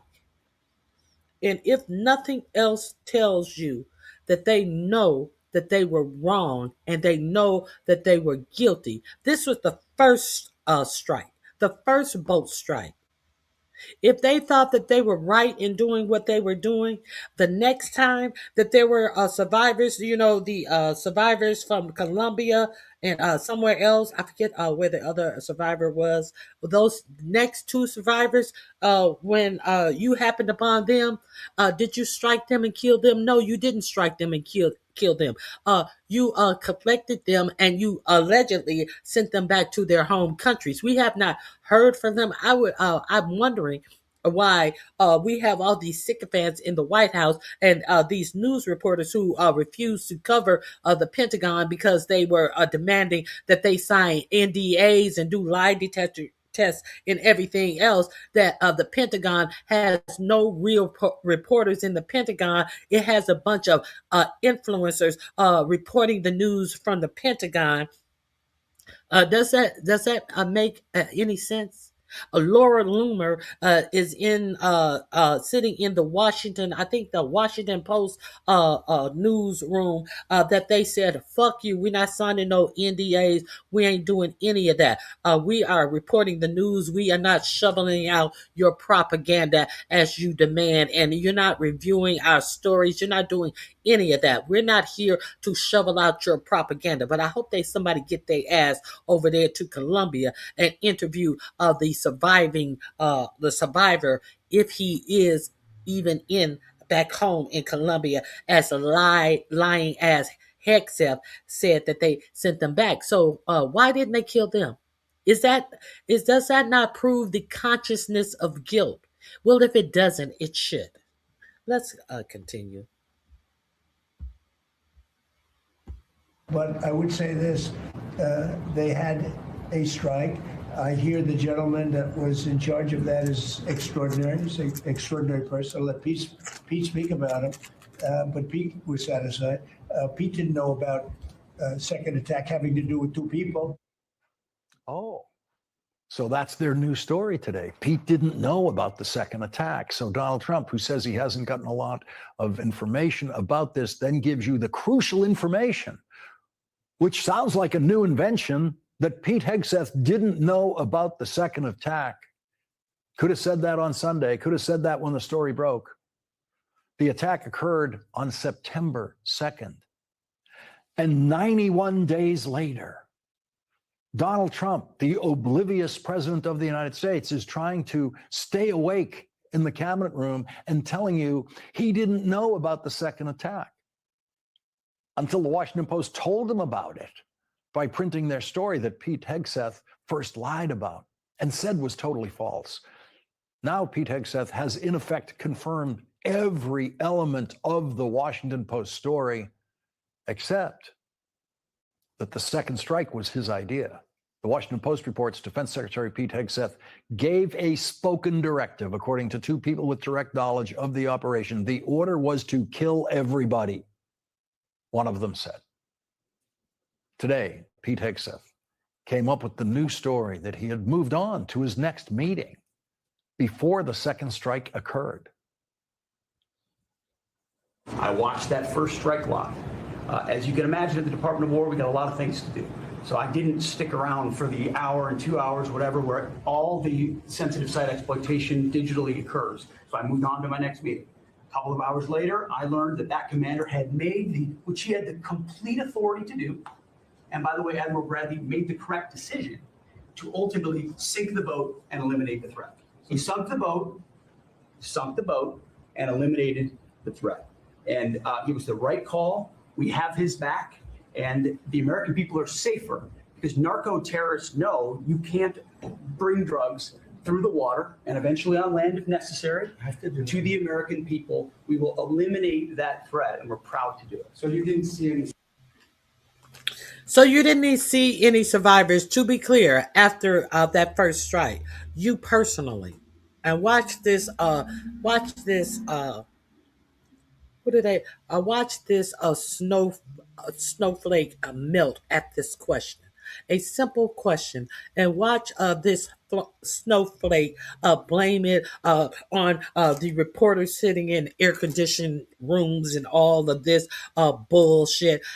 It is so fitting that on his placard they spelled secretary with two S's. The motherfucker is probably half drunk.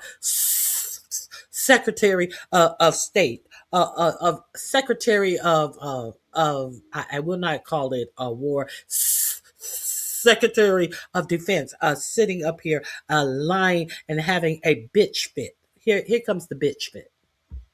Survivors, to be clear, after that first. Through the water and eventually on land if necessary to the American people. We will eliminate that threat, and we're proud to do it. So you didn't see any survivors, to be clear, after that first strike? I did not personally see survivors, but I stand, because the thing was on fire. It was exploded in fire or smoke. You can't see anything. You got digital. This is called the fog of war. That is not a foggy region of the Caribbean, and Pete Hegseth didn't mention that fog of war, when he first talked about it on September 3rd. The day after. I watched it live. We knew exactly who was in that boat. We knew exactly what they were doing, and we knew exactly who they represented. And that was Tren de Aragua, a narco-terrorist organization designated by the United States, trying to poison our country with illicit drugs. You can still see that boat after that strike that he was so proud of. There's nothing preventing you from seeing it.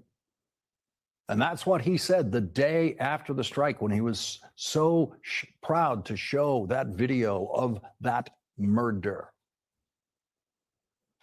He's lying, of course. He's lying about who was in the boat. He can't give a single name of who was in the boat. He can't give a single age. He doesn't know if they were all men. He doesn't know if they were all adults. He doesn't know if there was a 12-year-old boy there, a 14-year-old. He has no idea.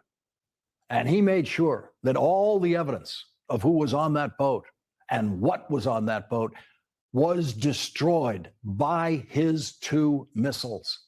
They are evidence-destroying missiles used in the commission of what appears to be a crime and then used for the cover-up. Use the missiles to make sure you destroy all the evidence. The Washington Post reports the protocols were changed after the strike to emphasize rescuing suspected smugglers if they survived strikes, according to 3 people. It is unclear who directed the change in protocol and when exactly it took shape. The Pentagon's war manual clearly states the requirement to refuse to comply with orders to commit law of war violations applies to orders to perform conduct that is clearly illegal or orders that the subordinate knows, in fact, are illegal. For example, orders to fire upon the shipwrecked would be clearly illegal. And so firing on those two survivors was illegal when they did it. Why would you have to change a protocol so that it would comply with the Pentagon manual? Quote, orders to fire upon the shipwrecked would be clearly illegal. So there is no doubt. If the Washington Post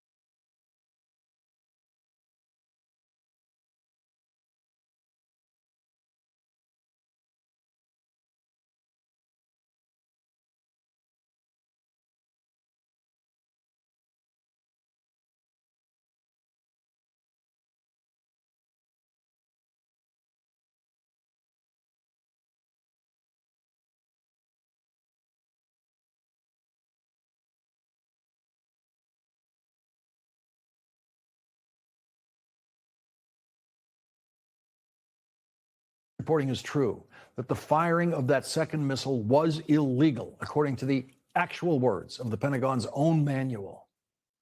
There is now hope for congressional investigations this year because the Democrats take over the House of Representatives next year, and that conduct will be investigated even further. But right now, the hope for congressional investigations this year depends on the Republican chairs of the House and Senate Armed Services Committees conducting those investigations. And this is...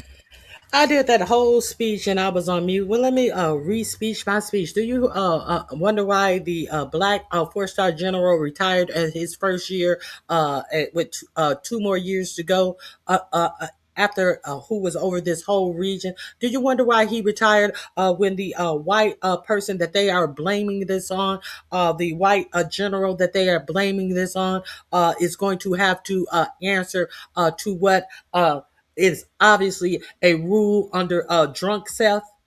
Are you wondering why this man who worked all of his life in the military to to advance in the military to a 4-star general who was over a whole region, retired.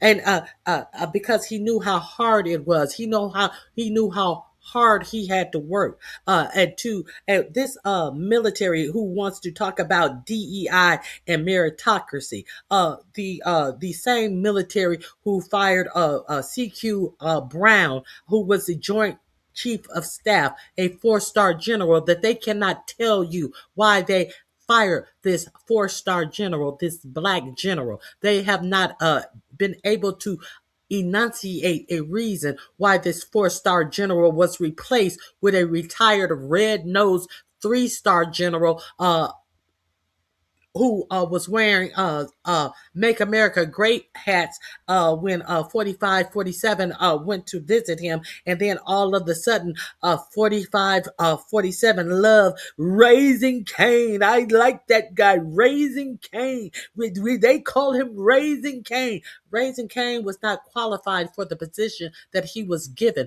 under this military meritocracy, under this military that will not be awarding things to people based upon the color of their skin. So obviously,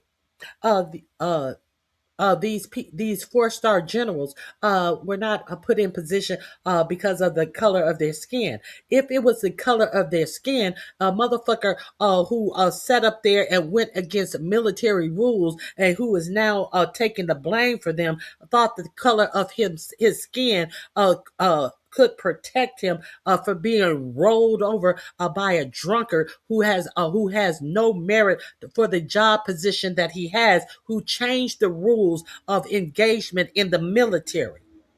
Obviously, if it was about meritocracy, obviously Raising Cane would not have gotten the position that he was not qualified for, and who just met the qualifications, I believe, last month. How long has Raising Cane been the replacement for QI Brown, the black 4-star general who was fired for absolutely no reason that they will tell you? He was fired because he was black. He was fired because he had attained a position that a lot of them motherfuckers who were talking shit about DEI, they're mad that they couldn't attain these positions. And they put a whole unqualified motherfucker who just got his qualifications about a month ago. And these motherfuckers changing the rules of engagement for war. And when they're not even in a war, but they still have to change the rules of engagement because they think that they are the ones who say that they can strike anybody they choose and just use the lie that they are narco terrorists. It takes the act of Congress even to say that these are narco terrorists. Under whose watch are they doing all of this, changing the rules of engagement of your United States military? Under the power of a motherfucker who wouldn't go to Vietnam when he had a chance to make a difference, to be in the military, to serve his country. No, he wouldn't go. He continued to go to some shade tree doctor and said that he had bone spurs. But now this motherfucker is telling your military to go out and these people are narco terrorists as he pardons someone from Nicaragua who was actually tried and convicted of drug crimes. So why are you in the chat talking that dumb shit? Tell me this. If it's about narco terrorism, why was the former president of Nicaragua pardoned by 45, 47? Child, you mad. You're mad because you're dumb. You're mad because I'm just playing facts. I'm not arguing with dumbness. Stay dumb. I hope that works out well for you. I'm what the going to Senate play these facts. The link is in my description box as well if you want to revisit the facts. Republican Armed Services Committee Chairman Roger Wicker said today, Were there survivors who were killed in that second attack? I don't have that information.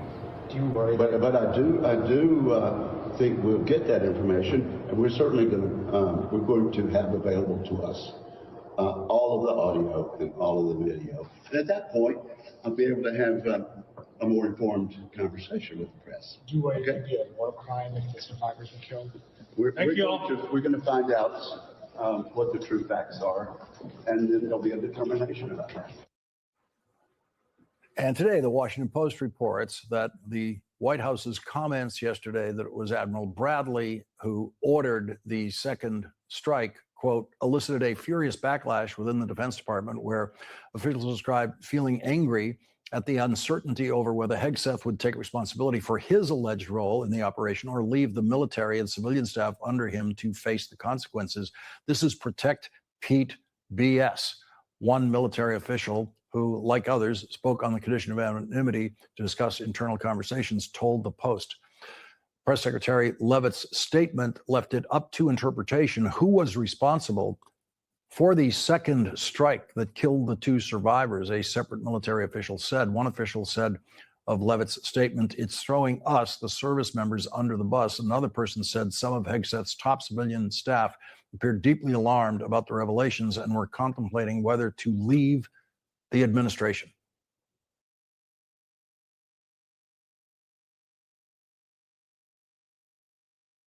Okay. So there's that. So, let me share some more things that I have pulled aside to share with you about that. Where are we? Speaking of the admiral that resigned rather than to take unlawful orders. U.S. Navy Admiral. Like the one that they are throwing under the bus right now, let's revisit Alvin Halsey. This link is also going to be in the description box. Let me see. This link is going to be number 14 in the description box. Let's look at who didn't stand around to be run over by a drunk and a draft dodger.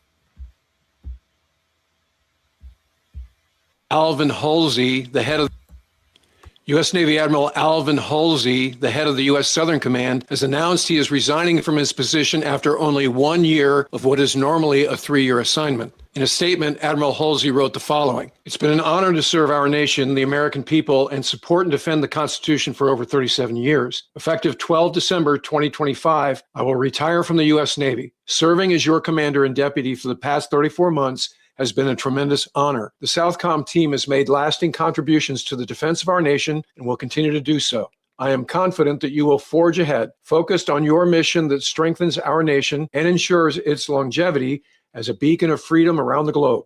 Stephanie and I extend our deepest gratitude and appreciation for the opportunity to have served alongside our nation's finest warfighters. Keep charging." As the statement says, Halsey has served in the Navy for more than 37 years. He was commissioned through ROTC at Morehouse College before becoming a helicopter pilot flying SH-2 Sea Sprites and SH-60 Seahawks, operating at sea from frigates, destroyers, and cruisers. He commanded Helicopter Anti-Submarine Squadron Light 37, the USS Macon Island, and Carrier Strike Group 1 embarked aboard the USS Carl Vinson. Halsey also served as the deputy commander of Southcom for 2 years before assuming the duties of commander from U.S. Army General Laura Richardson on November 7, 2024. Southcom is one of 11 combatant commands in the U.S. military, each headed by a 4-star admiral or general.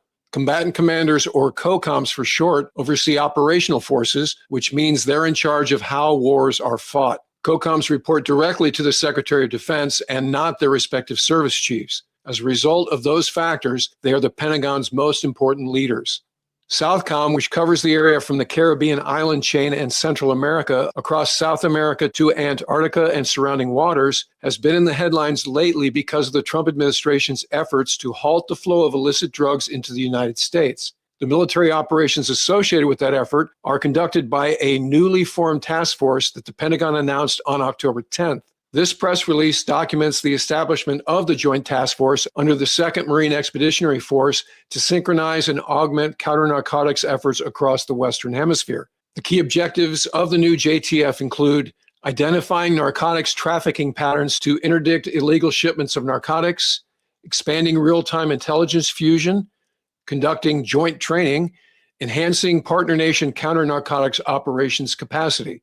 The task force is commanded by U.S. Marine Corps Lieutenant General Calvert Worth, an infantry officer by warfare specialty, who is quoted in the release saying, "This is principally a maritime effort, and our team will leverage maritime patrols, aerial surveillance, precision interdictions, and intelligence sharing to counter illicit traffic, uphold the rule of law, and ultimately better protect vulnerable communities here at home." The task force's maritime interdictions have taken the form of at least 7 strikes on small open boats. The FLIR footage of those strikes has been widely shared in media reports as well as online, and it shows a variety of airborne platforms dropping a variety of munitions on the boats. The strikes included one on a suspected narco submarine. President Trump posted this on Truth Social following that action.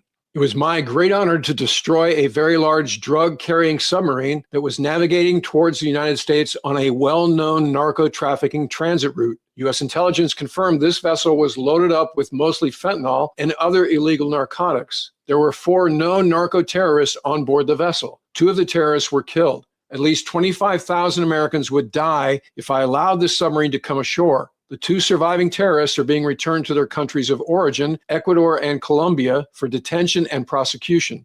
No U.S. forces were harmed in this strike. Under my watch, the United States of America will not tolerate narco-terrorists trafficking illegal drugs by land or by sea. Thank you for your attention to this matter. Donald J. Trump, President of the United States of America."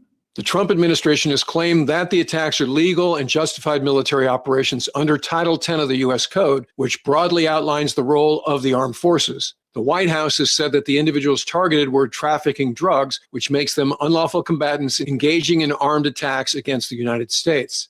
In recent months, the task force has grown to an estimated 10,000 personnel, and includes patrol aircraft based out of Puerto Rico and a flotilla of 8 warships led by the amphibious assault ship USS Iwo Jima that carries the F-35B 5th-generation aircraft, as well as attack helicopters. The Iwo Jima also has V-22 Osprey tiltrotor aircraft aboard to carry embarked Marine Corps ground troops ashore if so ordered. Now, you guys have nothing to say with your tax dollars being wasted this way to shoot down boats that have pull string lawnmower motors on the back. Let's continue. The Southcom press release announcing the new task force includes a quote from Admiral Halsey that states, "Transnational criminal organizations threaten the security, prosperity, and health of our hemisphere. By forming a JTF around the 2nd Marine Expeditionary Force headquarters, we enhance our ability to detect, disrupt, and dismantle illicit trafficking networks faster and at greater depth, together with our U.S. and non-partner nation counterparts." 5 days after that quote was published, Admiral Halsey announced his resignation. In response, Secretary Hegseth released the following statement. "On behalf of the Department of War, we extend our deepest gratitude to Admiral Alvin Halsey for his more than 37 years of distinguished service." A few sentences later, it says his tenure as military deputy commander and now commander of United States Southern Command reflects a legacy of operational excellence and strategic vision. The department thanks Admiral Halsey for his decades of service to our country, and we wish him and his family continued success and fulfillment in the years ahead. Neither the Admiral or Secretary's statements indicate any tension between them, but a combatant commander leaving his position only a third of the way through his tour is unprecedented and out of character for any career military officer who spends decades climbing the ladder to reach that level of leadership and responsibility.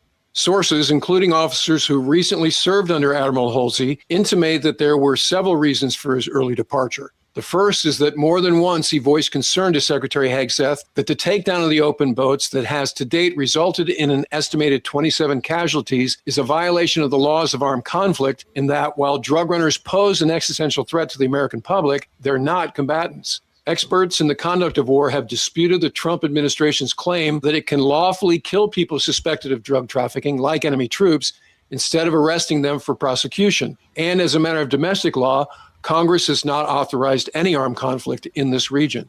As a matter of international law, for a non-state group to qualify as a belligerent in an armed conflict, meaning its members can be targeted for killing based on their status alone, not because of anything they specifically do, it must be an organized armed group with a centralized command structure and engaging in hostilities.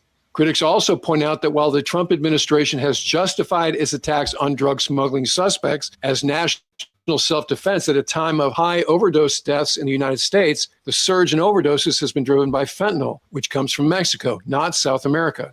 Those who authorize actions that violate the laws of armed conflict open themselves up to war crimes prosecution by international courts like that headquartered in The Hague. Violations of the law of armed conflict also hazards American and allied forces in that those laws put limits on the conduct of war, including the use of chemical weapons and the treatment of POWs. If we violate those laws, then any enemy can certainly justify doing the same thing. Second, after Admiral Halsey voiced his concern, several of the strikes were reportedly conducted without his knowledge using special operations forces, which means the secretary went around him when authorizing the attacks. That's about as And he, oh my God, and he announced his departure from the service thereafter.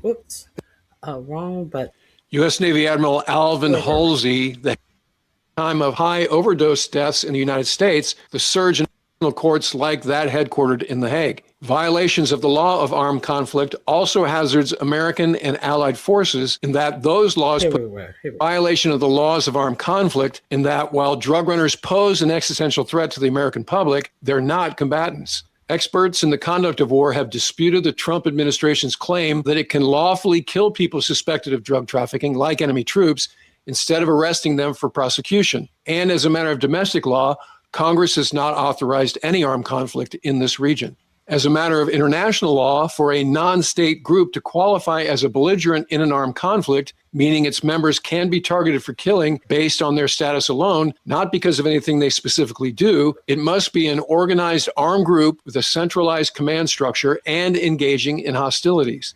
Critics also point out that while the Trump administration has justified its attacks on drug smuggling suspects as national self-defense at a time of high overdose deaths in the United States, the surge in overdoses has been driven by fentanyl, which comes from Mexico, not South America.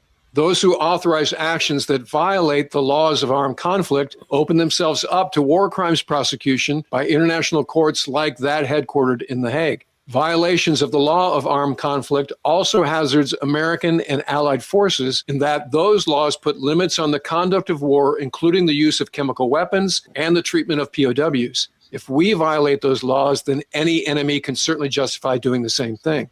Second, after Admiral Halsey voiced his concern, several of the strikes were reportedly conducted without his knowledge using special operations forces, which means the secretary went around him when authorizing the attacks. That's about as bad as professional insults get at that level. But the final straw behind his sudden decision to resign was rumored to be President Trump's announcement that he'd authorized the CIA, an agency that Admiral Halsey doesn't directly control, to begin covert actions in Venezuela. The rumor is backed up by the fact that the announcement came on the same day that Admiral Halsey announced his resignation. To this point, the scope of the counter-drug effort has been focused on cartels based in Venezuela, but now includes those in Colombia after Colombian President Gustavo Petro accused President Trump of murder, claiming that one of the strikes was on a Colombian fishing boat with civilian Colombian fishermen aboard.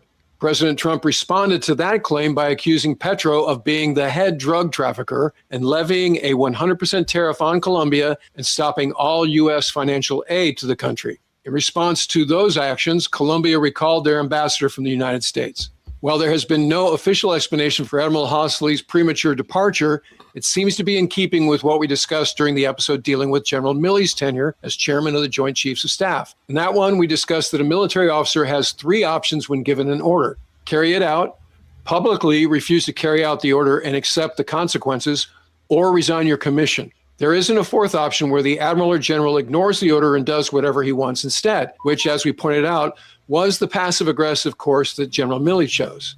So assuming that's the matrix that was in play here, Admiral Halsey did the honorable thing. Some Trump critics like Rhode Island Senator Jack Reed and the host of the popular Midas Touch podcast, Ben Macelis, have predicted that Admiral Hossley's resignation will be followed by many more, but we've seen no evidence that this is the case. As the administration has done since Trump returned to the White House last January, whether it be replacing the chairman of the Joint Chiefs of Staff or the head of a branch of the military, they will continue to whittle away at the top of the chain of command to find senior officers willing to carry out the orders of the commander-in-chief, regardless of how, let's say, unprecedented they might be. For instance, we have not seen the resignation of Lieutenant General Worth, the commander of the new task force in the region, or any other 3- or 4-star resignations since the boat strikes began some weeks ago.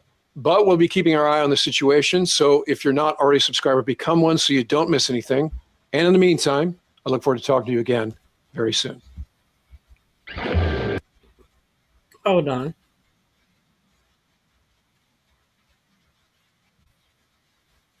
Let me.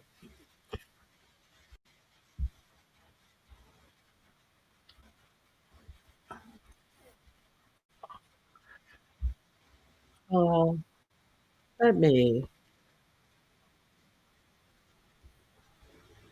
Let me respond to this. We already knew Democrats loved criminals and illegals. Now drug smugglers? Is it us who, where's the love for smugglers? Uh, 46 MD, exactly where do you hear any love for drug smugglers here?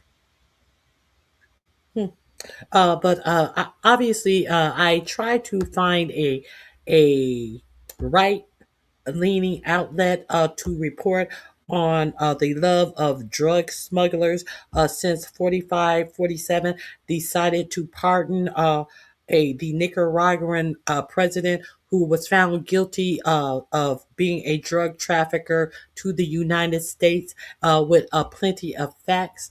But I didn't see Fox News reporting on that. So I will play this for you.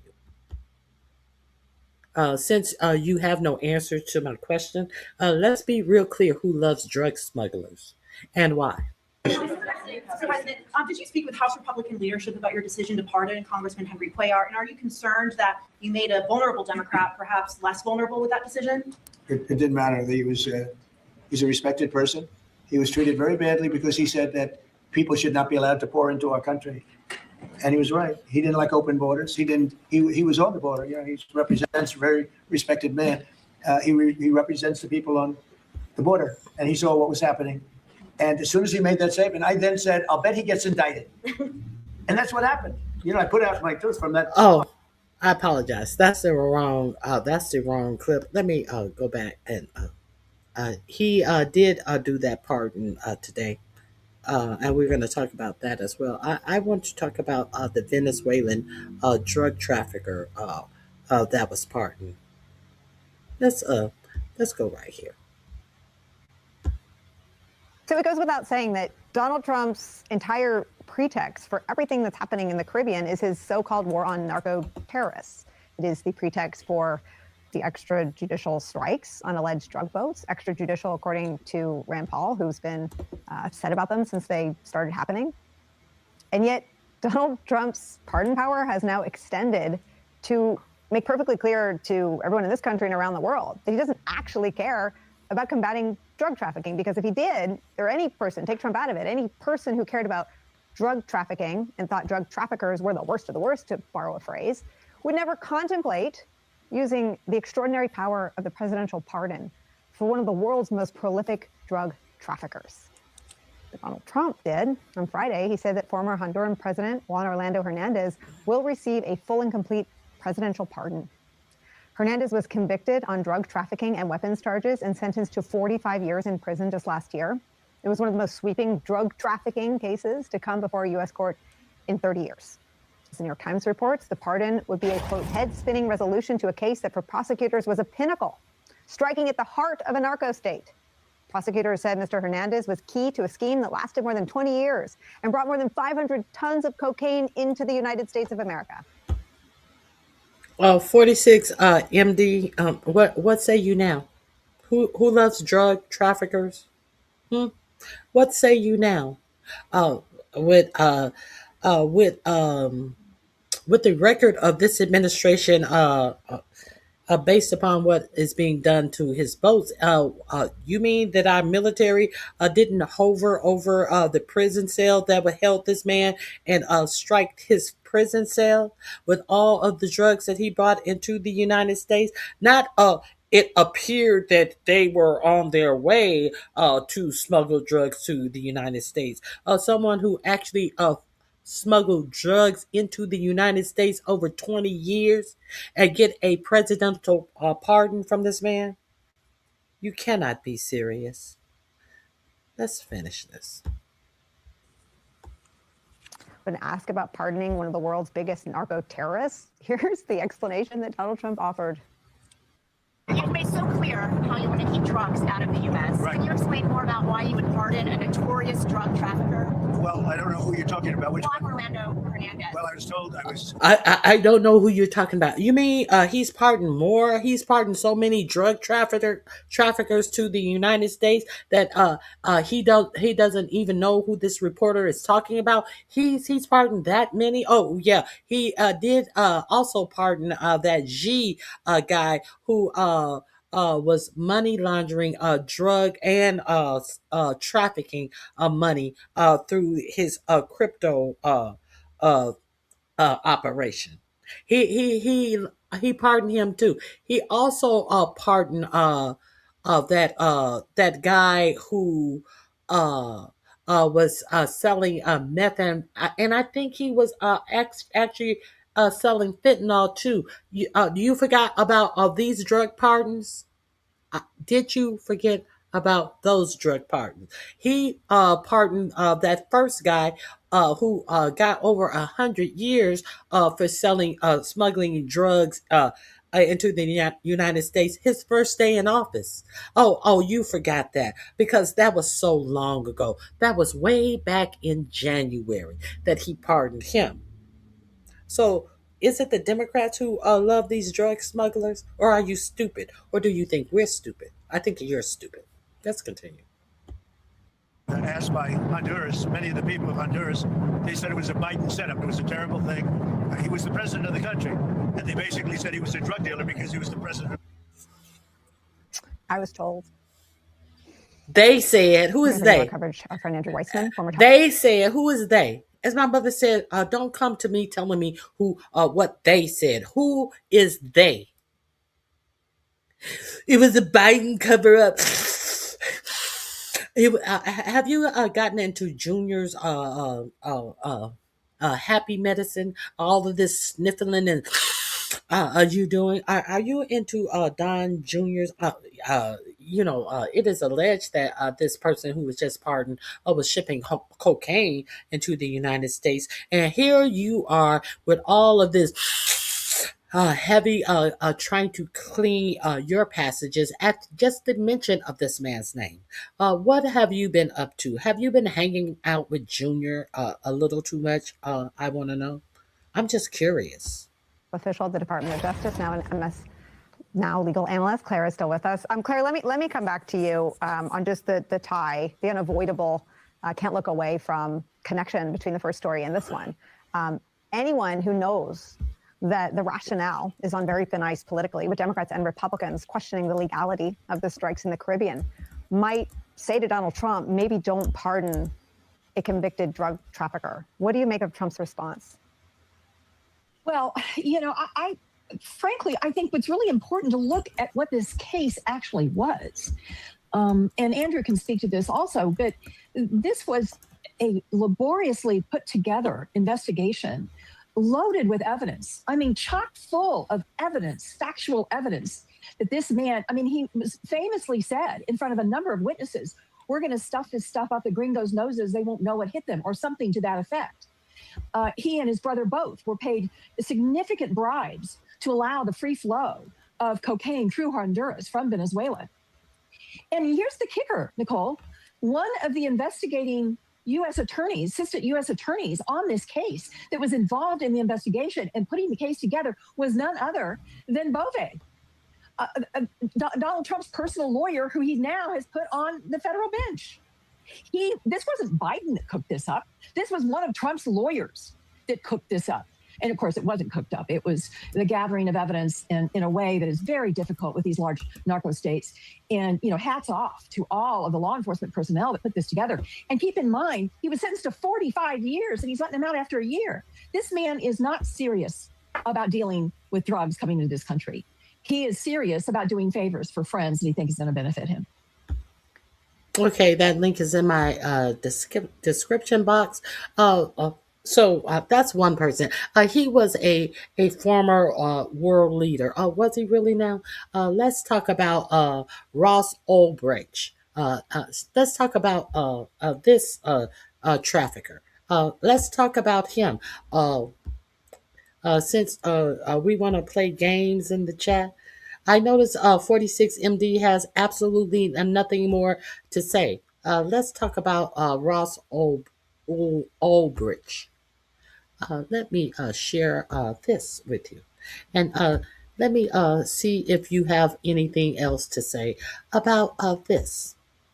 This link is in my description box as well. I will commute the sentence of Ross Ulbricht. He's already served 11 years. We're going to get him home. That was then candidate Donald Trump making a campaign promise at the Libertarian Party National Convention to pardon Silk Road founder Ross Ulbricht.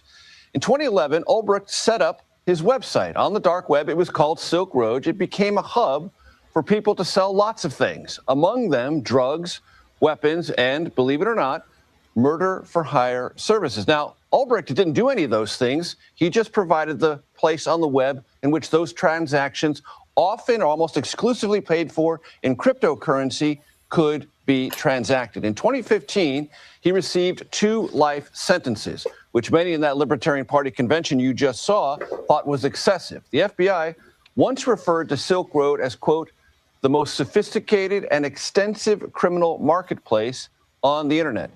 Technology reporter David Yaffe-Bellany is covering Ulbricht for the New York Times and joins us now. David, it's great to have you with us.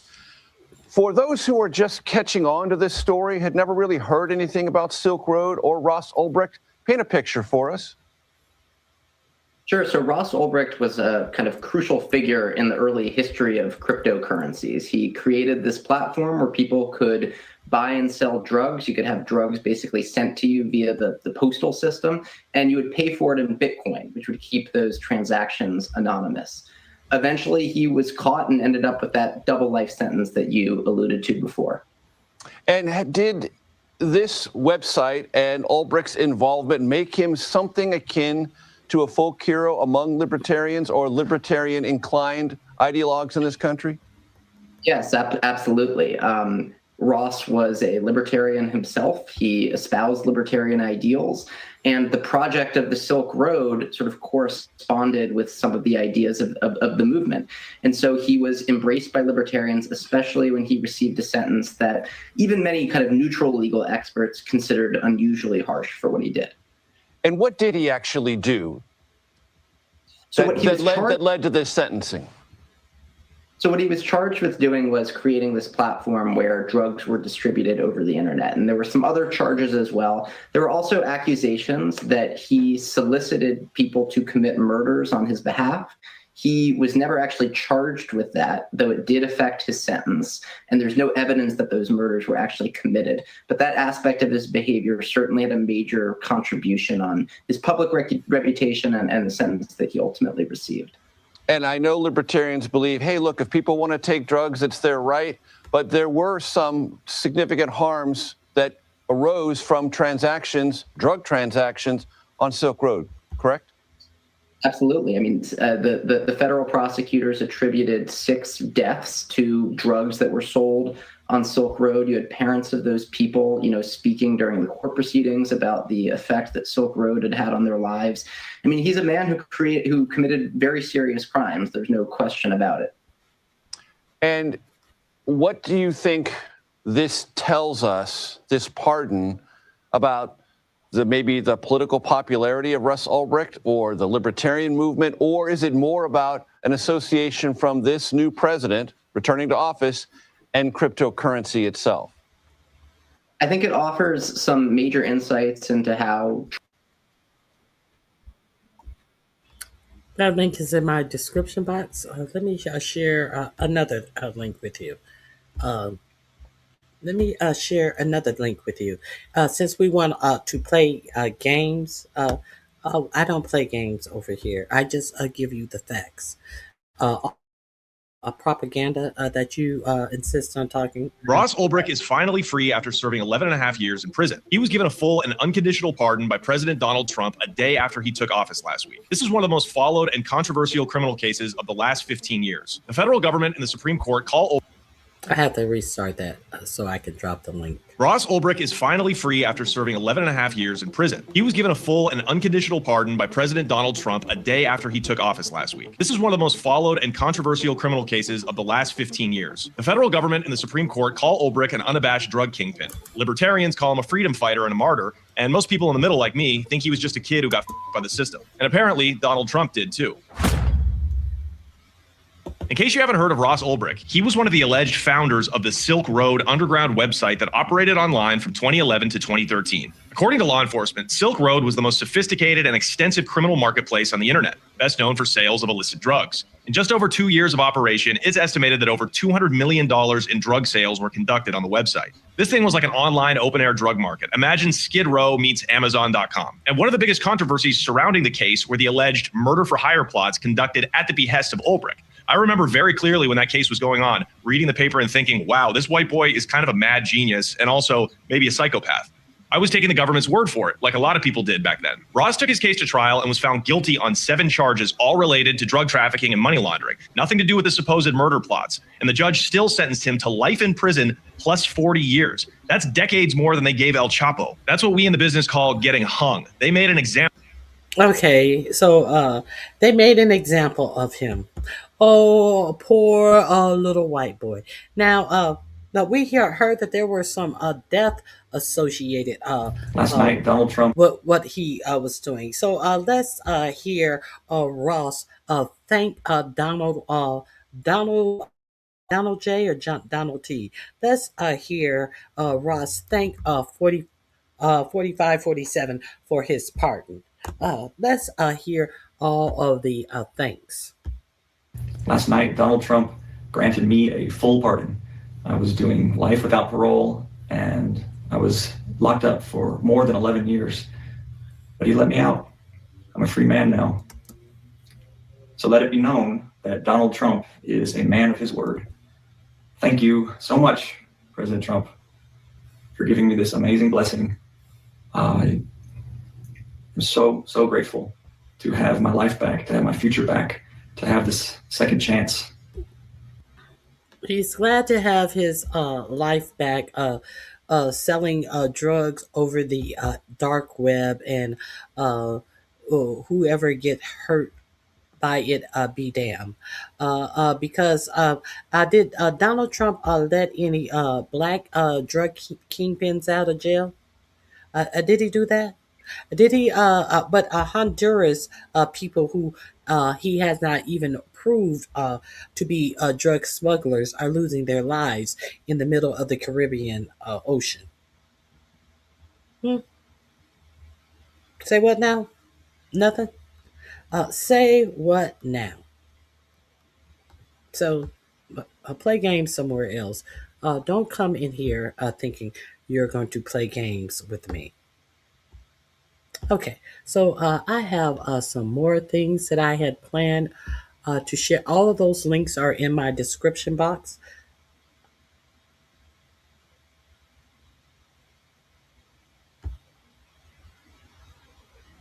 Let me see.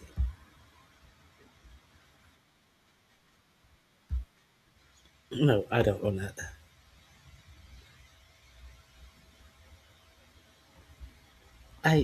Maybe I do this. No, I don't want to share that.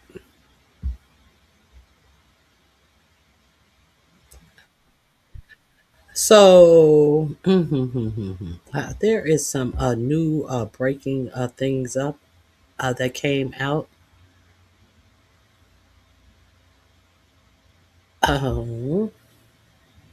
that I did want to share with you.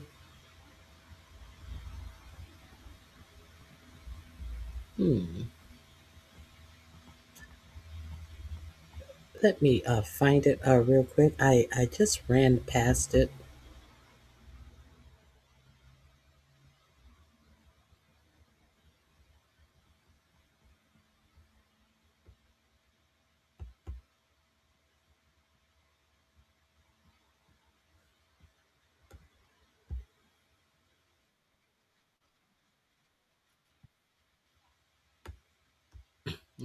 I never forget.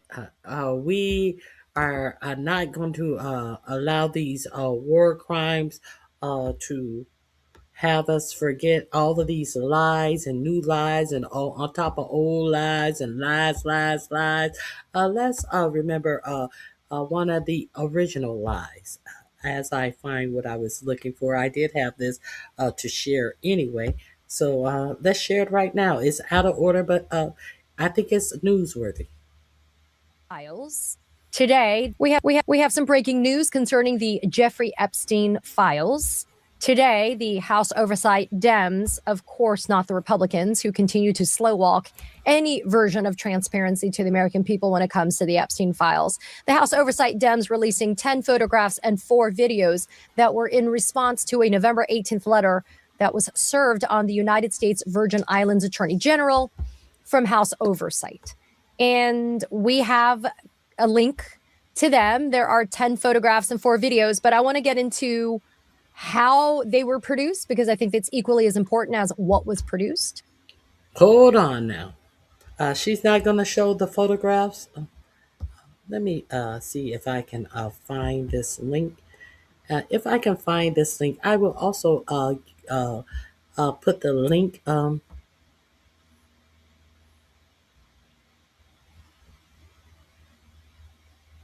I don't see a link. Where is the link? Let me see if I can. Maybe she's going to, because she does not have a link here. Her link to this video is in my description box, however.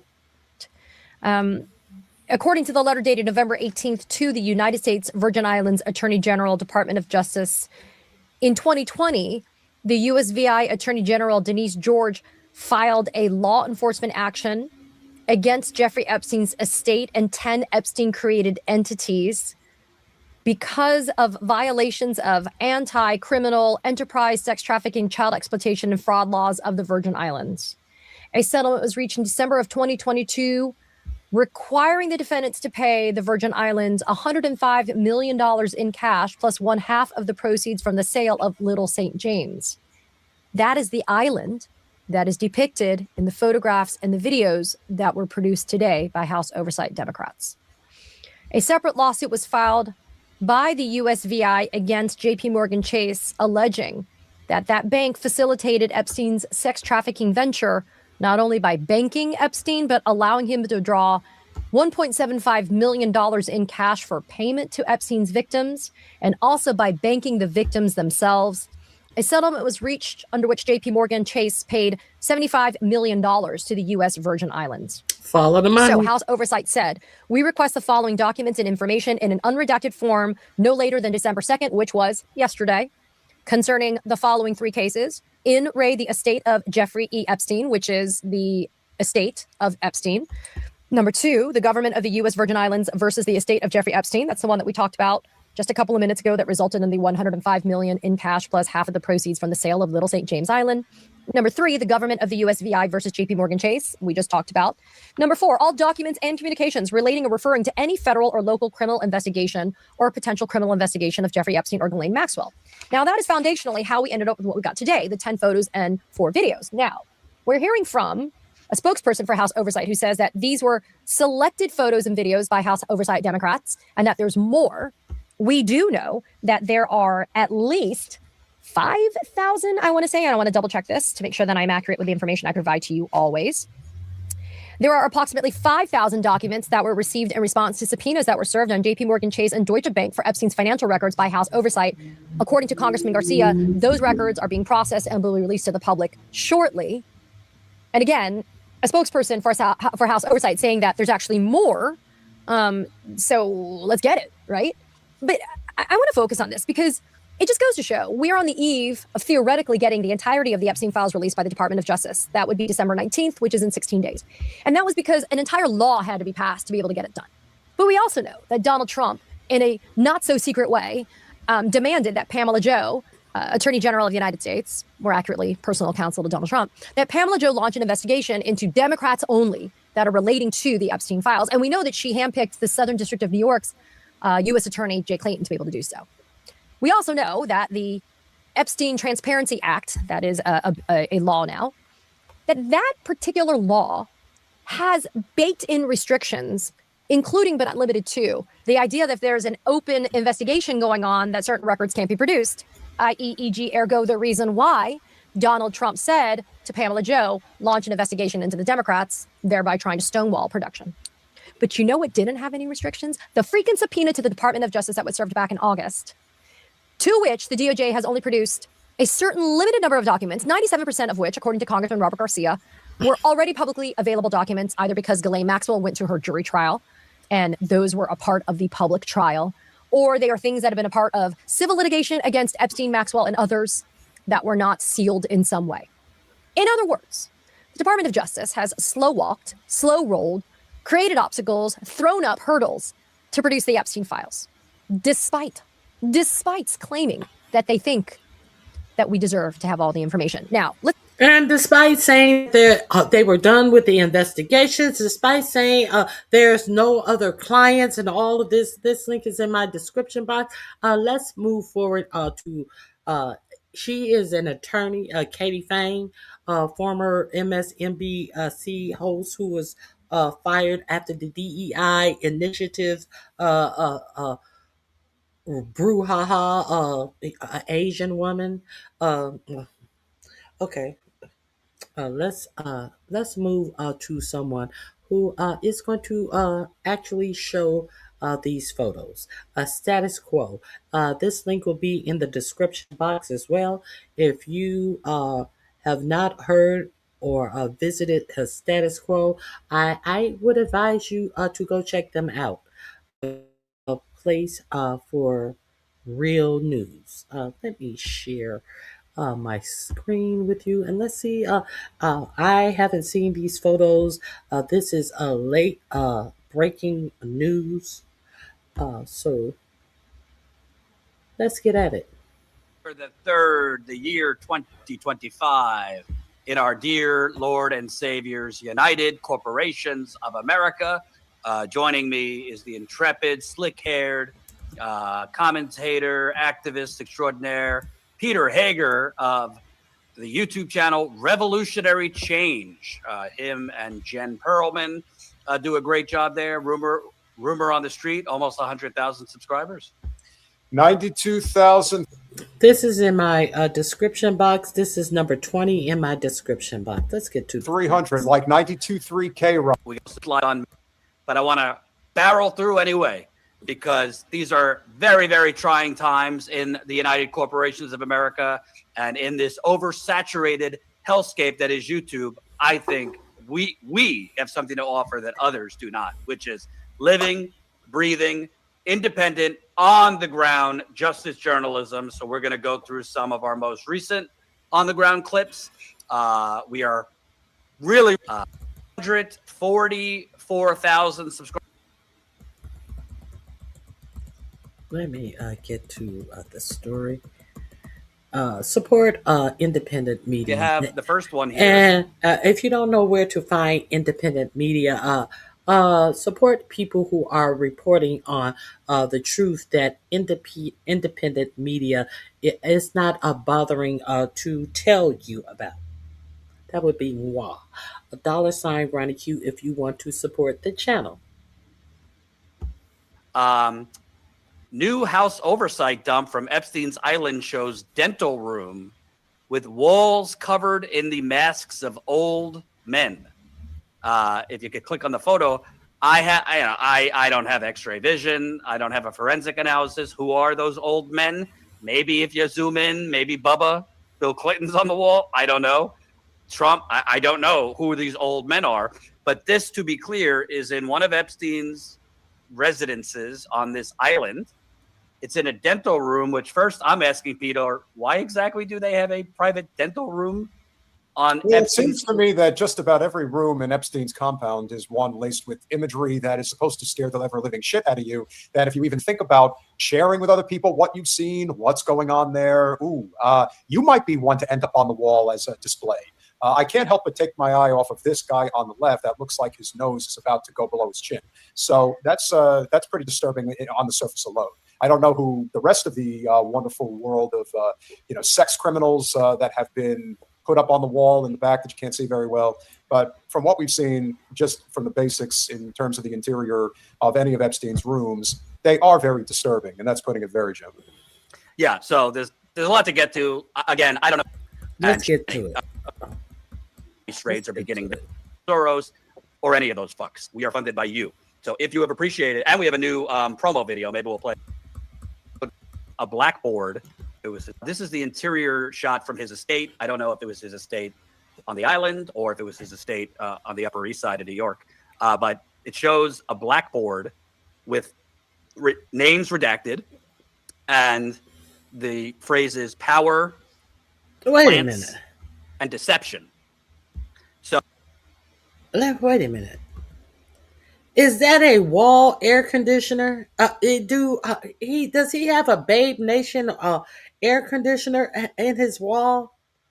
Wow, who knew? A multi-billionaire has a wall air conditioner. Obviously, this is somewhere in the center of his house or somewhere. That's just odd. That's just odd. Why would he have a wall unit in? It is not connected to the main house. Maybe it's some type of entertainment dungeon room that people could escape away to and do untoward things to underage girls. I have no idea, but I find that odd. With names redacted, and the phrases power, plants, and deception. So I don't know what TV shows you watch, Peter. None. Okay. I mean, this is kind of like, I don't know, Law and Order merged with CSI, merged with Homeland. I don't know. Obviously, the most important things are who are those names redacted, because they are referring to individuals who have power, individuals who are possibly plants, deployed by the government per se. I don't know. Deception, but this is all pretty creepy and also leads to more questions. Looks like the VIP section in Squid Game. That's Squid Game I did see, and I would also say that as much as people think that this is like a Trump gotcha and that's what they're trying to get to the bottom of, there are people so much more wealthy and powerful than Trump that you don't even know exist, that probably are involved in this, that don't want themselves exposed. And that's why whatever's going to come out, they're going to control the narrative as much as humanly possible. We'll eventually find out a lot of what's going on, but there's a lot that we will not find out. The people that control the system anyway. What I think of here when I'm looking at this blackboard, when I'm looking at these mess, is Epstein's main currency, which has been, rumored about, but it's really not a rumor. I mean, it's kind of obvious, was information, and that he had enough information to blackmail people. Well, this would, to me, go with somebody who is basically his whole spiel and his whole MO is kind of like a giant devil's chessboard, where he has a chalkboard and there's names under it, and he's connecting names to deception or plants or power, but kind of like he's moving the chess pieces on who he has information on, who he could blackmail. Of course, I'm speculating, but that's really the only thing I can think of why you would have a fucking blackboard with these weird names, sinister sounding phrases with names underneath, on top of a dental room of House of Horror, like Halloween, Hall of, what do they call that? The Halloween Mirror or the House of Horror Mirror? I know what you're talking about. I don't remember the exact name, but yeah, this is again, everything about Epstein, everything about what they were doing. It's all, as Whitney Webb says, we are one nation under blackmail. And that's what this is all about. It's how do you maintain this power structure It's like everyone has been caught doing something explicit that, if it had gotten out, would completely destroy them. And when we hear stories about things that have gone on over the years, some of it exaggerated, some of it underreported, it leads one to believe that in order to get to the top and stay there, with very rare exception, it's like you have to become a product of the lowest form of behavior in order to do it. Okay. Right? We saw what happened with Diddy, and I'm sure it's a lot worse than even what we've been revealed to understand. And the same, it's true with Epstein and so many. And that was that Jeffrey Epstein believed two things. Now, they don't need to be true, but I think this is what Jeffrey Epstein believed. I think he believed that he had a window onto Donald Trump's finances for whatever reason, maybe advice he'd given him in the past to do with bankruptcy. He therefore thought he knew that Donald Trump had no disposable cash in the early 2000s, and that is why he had question marks. Oh, God, I can't believe I did that. I apologize. I apologize. That he had a window onto Donald Trump's finances for whatever reason, maybe advice he'd given him in the past to do with bankruptcy. He therefore thought he knew that Donald Trump had no disposable cash in the early 2000s, and that is why he had question marks when Donald Trump came out of nowhere and paid $45 million for this for the Palm Beach property. For the Palm Beach property, which Epstein had wanted. And that the Palm Beach property that 45, 47 that Epstein bought from under 45, 47, and that is the reason for them having their friendship.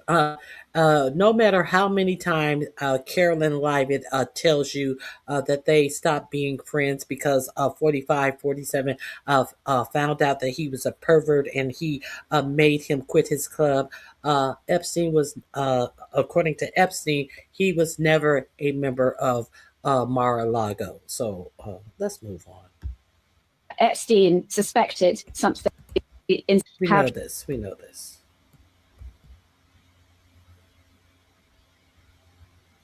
Journalist and cameraman John Farina asked Congressman Thomas Massey about this a few months ago at one of these hearings where the victim spoke. Colin, if you have that clip.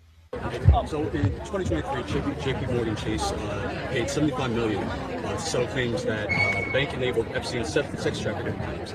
Is it possible these documents that Republicans and Trump are trying to prevent from coming out have important information that the banks knew about Epstein's?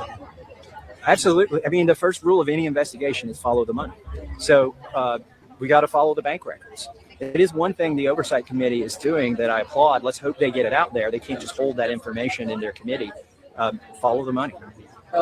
Which accounts did it come from? Which accounts did it go to? And that's the quickest way to figure out who was doing what. So, again, connecting the dots here, JP Morgan rank and file workers were sounding the alarm to executives. We should cut the cord with Epstein. These were not just rumors at this point. And they kept him as a client even after his arrest in the 2000s for child prostitution. This was not the main charge that got him put in prison in 2019. This was in the late 2000s. But they kept him as a client, even though a lot of their rank and file were issuing red flags because there was a lot, And he had already been convicted the first time. Let's move forward. And so they help facilitate more victims. Suspicious transactions being essayed by adult men. Involving him and prominent Wall Street and business figures. Could this be in the files they don't want to release? I'd love to know. Who are those prominent Wall Street and business figures? The so-called suspicious activity report the bank filed included transactions with Leon Block, the co-founder of private equity firm Apollo Global Management. As you know, Peter, he's given money to Hillary Clinton, Bill Clinton, Donald Trump. He plays both sides. Absolutely. Glenn Dubin, well-known hedge fund manager, and the Zionist-in-chief, Alan Dershowitz. And trust controlled by Victoria's Secret honcho Leslie Wexner.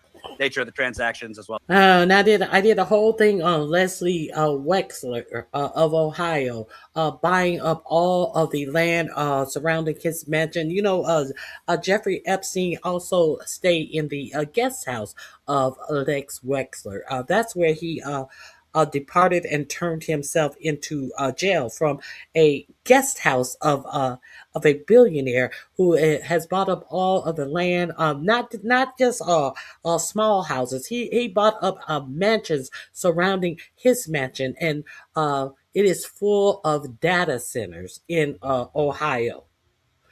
This is what Lex Wexler is up to now. He's getting a filthy rich off of data centers. Let's continue. Epstein's role, unclear. I'm going to go down a little. Several other suspicious activity reports JP Morgan filed in the years before Epstein's 2019 arrest were also included in the documents released on Thursday. They notified federal regulators through some of Epstein's voluminous cash withdrawals, which experts say are a potential hallmark of money laundering and human trafficking. Peter, who was there plenty of reporting on in the 1980s and 90s and 2000s that his real estate business was engaged in money laundering?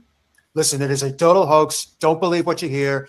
I was always the best person for the job. I was the and I didn't best. pay people that didn't do a good job. I mean, would you not pay somebody for doing a really crappy job?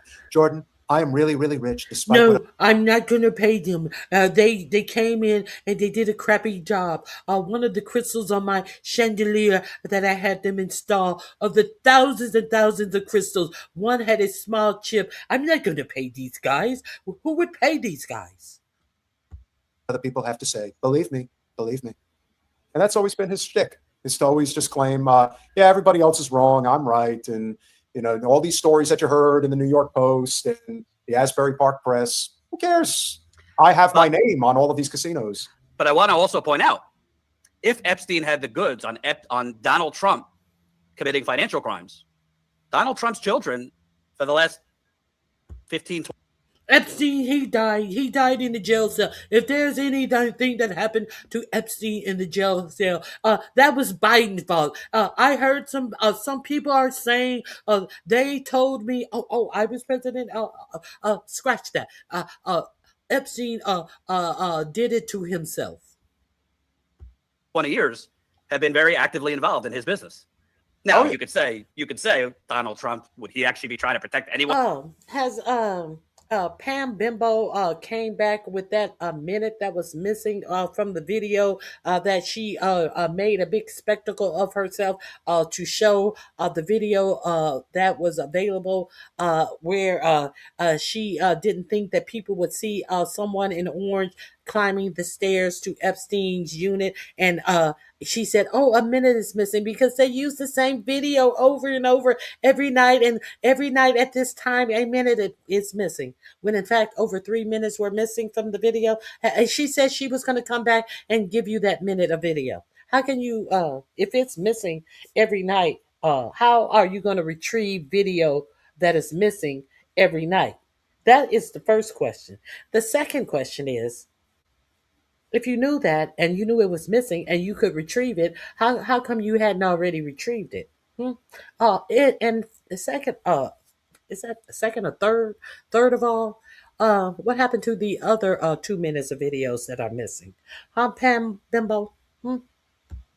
But himself, he'd throw his children overboard. You're probably right, but you'd like to think if Epstein had the goods on him, then he would probably have the goods on Don Jr., Eric, Trump, maybe Ivanka, because they are technically running the business. Yeah, the person in the equation that I don't think gets enough attention, even though he, as Jen likes to say, is really the brains of the operation, is Jared Kushner and the entire Kushner family and the type of shit that they're involved in. And the fact you mean the same Jared Kushner who's right now at the table with Vladimir Putin? You mean the same Jared Kushner that they wanted you to believe that brokered peace between Israel and Palestine, and they had this whole fanfare, all of this fake shit that they presented to you about a peace treaty that was not signed by neither Netanyahu or anyone, any Hamas leader.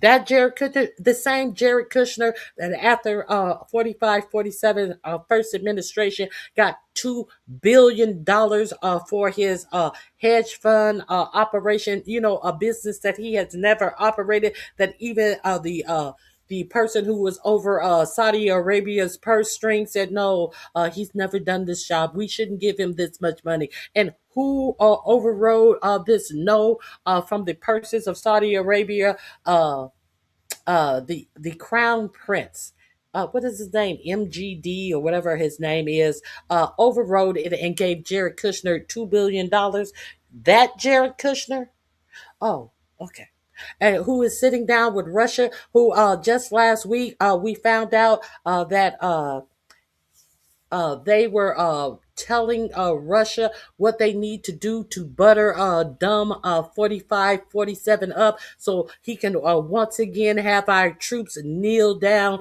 on their hands and knees and roll out to the red carpet to whatever Putin wanted to agree to stop the invasion of Ukraine. That Jared Kushner, who's over there uh, um, allegedly brokering peace. I thought that it was 45-47's job. Y'all don't pay attention to nothing.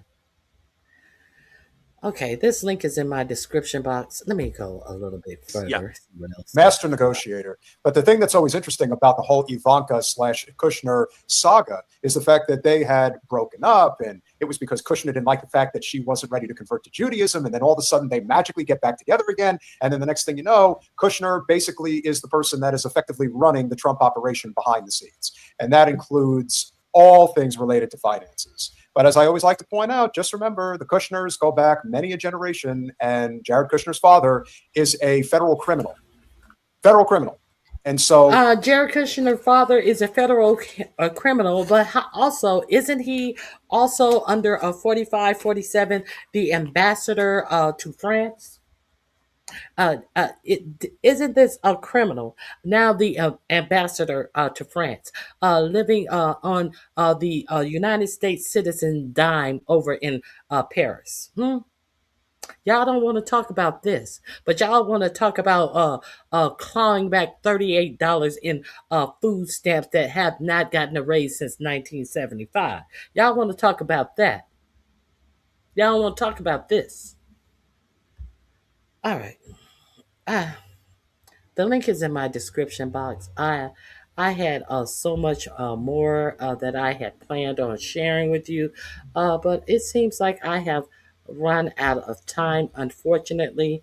Um,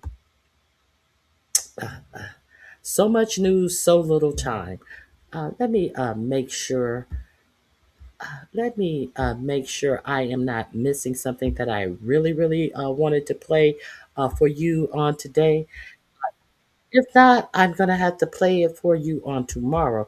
I'm going through my yes. It's one of the last thing I want to share with you. Um, while we are talking about 45-47 and all of these war crimes. Hey, Z Sarah, it is good to see you. While we are talking about 45-47 and these war crimes, we would be remiss if we didn't mention that 45-47 said that Senate members and former intelligence agents should be hung or something because they made a public service announcement address to a public service announcement addressed to people who are in the military right now, that the military uh, uh, tells them to not take unlawful orders. I have two things I want to share with you. Okay. I definitely have two things I want to share with you. The reason why, it's unfortunate that Black people who have large audiences sit up and try to talk about politics and they are carrying the lie of 45-47 and yelling and screaming out lies that 45-47 is telling you, trying to get a Black audience to agree with something that is a full-blown lie. I am so sick of Stephen A. Smith. I could vomit. But let's listen to Mark Kelly address Mark Kelly calls out bullying by President 45-47. Let's get into it in his own words. you are going to hear exactly what he says. Okay. And thank you for taking the time. Let me get started. So throughout his entire career in business, reality TV, and politics, Donald Trump has had one and only one play: bullying his opponents into silence. He did it as a failed casino owner who bankrupted his properties and screwed over his contractors. He did it as a reality TV host known for firing people. And he's done it as president who tries every day to intimidate people with no regards for the rights or well-being of the American people. I'll say this for the guy: while he's never seemed to do much else right, for most of Donald Trump's career, bullying people has worked out for him. But not now. Because I won't let it happen. The American people won't let it happen. President Trump is trying to silence me, threatening to kill me for saying what is true. And he sent his Secretary of Defense after me. And it's not going to work. Here's how we got here. A week and a half ago, Senator Slotkin and I, along with others who also served in the military and the intelligence communities, we released a video with a simple message to service members that they must refuse illegal orders. Nothing was controversial about that. Everyone must follow the law. No one may break the law. This is pretty basic stuff. Seeing that video, here's how any other president would have responded. They would have said 2 words: of course. But that's not how this president responded. We become so accustomed to Donald Trump's behavior that it is worth emphasizing. The President of the United States said that 2 U.S. senators and 4 members of the House of Representatives should be arrested, hanged, executed for something we said, for something that is true. My family knows the cost of political violence. My wife, Gabby, was shot in the head and nearly died while speaking with her constituents. The president should understand this too. He has been the target of political violence himself. The Speaker of the Minnesota House of Representatives, Melissa Hortman, and her husband were murdered in their home this year. The governor of Pennsylvania, Josh Shapiro, had his house firebombed this year. Then Charlie Kirk was assassinated at Utah Valley University, a place I visited just a few weeks ago with Republican Senator John Curtis. Faced with a wave like this, every other president we have ever had in the history of this nation would have tried to heal the country. But we all know Donald Trump. He uses every single opportunity to divide us. And that's dangerous. The president's words carry tremendous weight. People listen to him. And he knows that. And that's exactly why he does what he does. He makes these threats to silence people. And if that doesn't work, he abuses his power to intimidate people. And with the consent of Republicans in the United States Senate, he has surrounded himself with people like the Secretary of Defense, Pete Hegseth, who will do whatever he says with no. I would like to add to that. It is my opinion that he is inciting people to commit violence. That is my personal opinion. When the president comes out there and says these things, it is absolutely putting a target on these people's back who did absolutely nothing wrong to try to get their crazy sycophants and fans to go out there and hurt these men and women. No question, no matter what. Trump and Hegseth, they care more about publicity than they do about the rule of law. That's how I ended up finding out via a tweet that the Secretary of Defense was ordering an investigation into me. The same Secretary of Defense who has, from the moment he was nominated, has been historically unqualified for this position. The same Secretary of Defense who is reported to have ordered a second strike to kill shipwreck survivors in the Caribbean. If there is anyone who needs to answer questions in public and under oath, it is Pete Hegseth. It's a dangerous moment for the United States of America when the president and his loyalists use every lever of power to silence United States senators for speaking up. But we all know that this isn't about me, and it's not about the others in that video. They're trying to send a message to retired service members, to government employees, to members of the military, to elected officials, and to all Americans who are thinking about speaking up. You better keep your mouth shut or else. This has been a singular focus of President Trump's second term. Not addressing costs, not creating jobs, intimidating people, and going after the people he views as his political opponents. He's done it to companies. You better write a check to build my ballroom, or I might not approve your merger. He's done it with universities. You better fire your president, or I'll pull your research funding. He's even done it to late night hosts.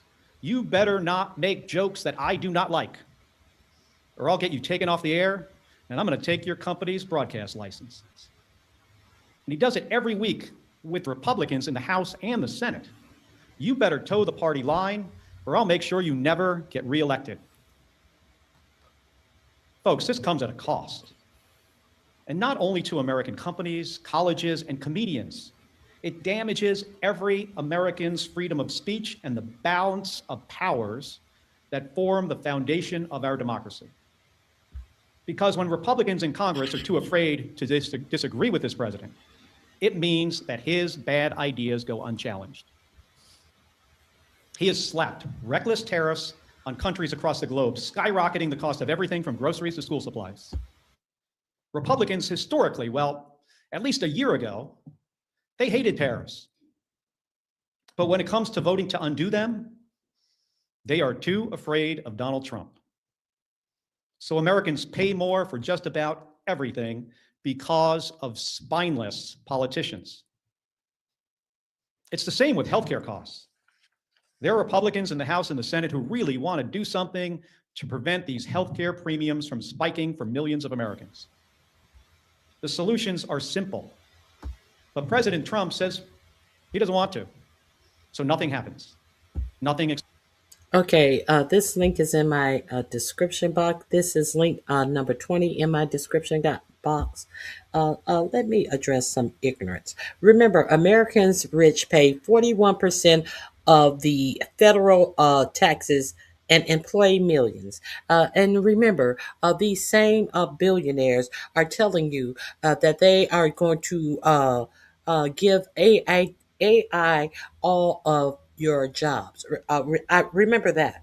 Okay, so you want to talk about the 41% of their that they pay in federal taxes. What about the loopholes?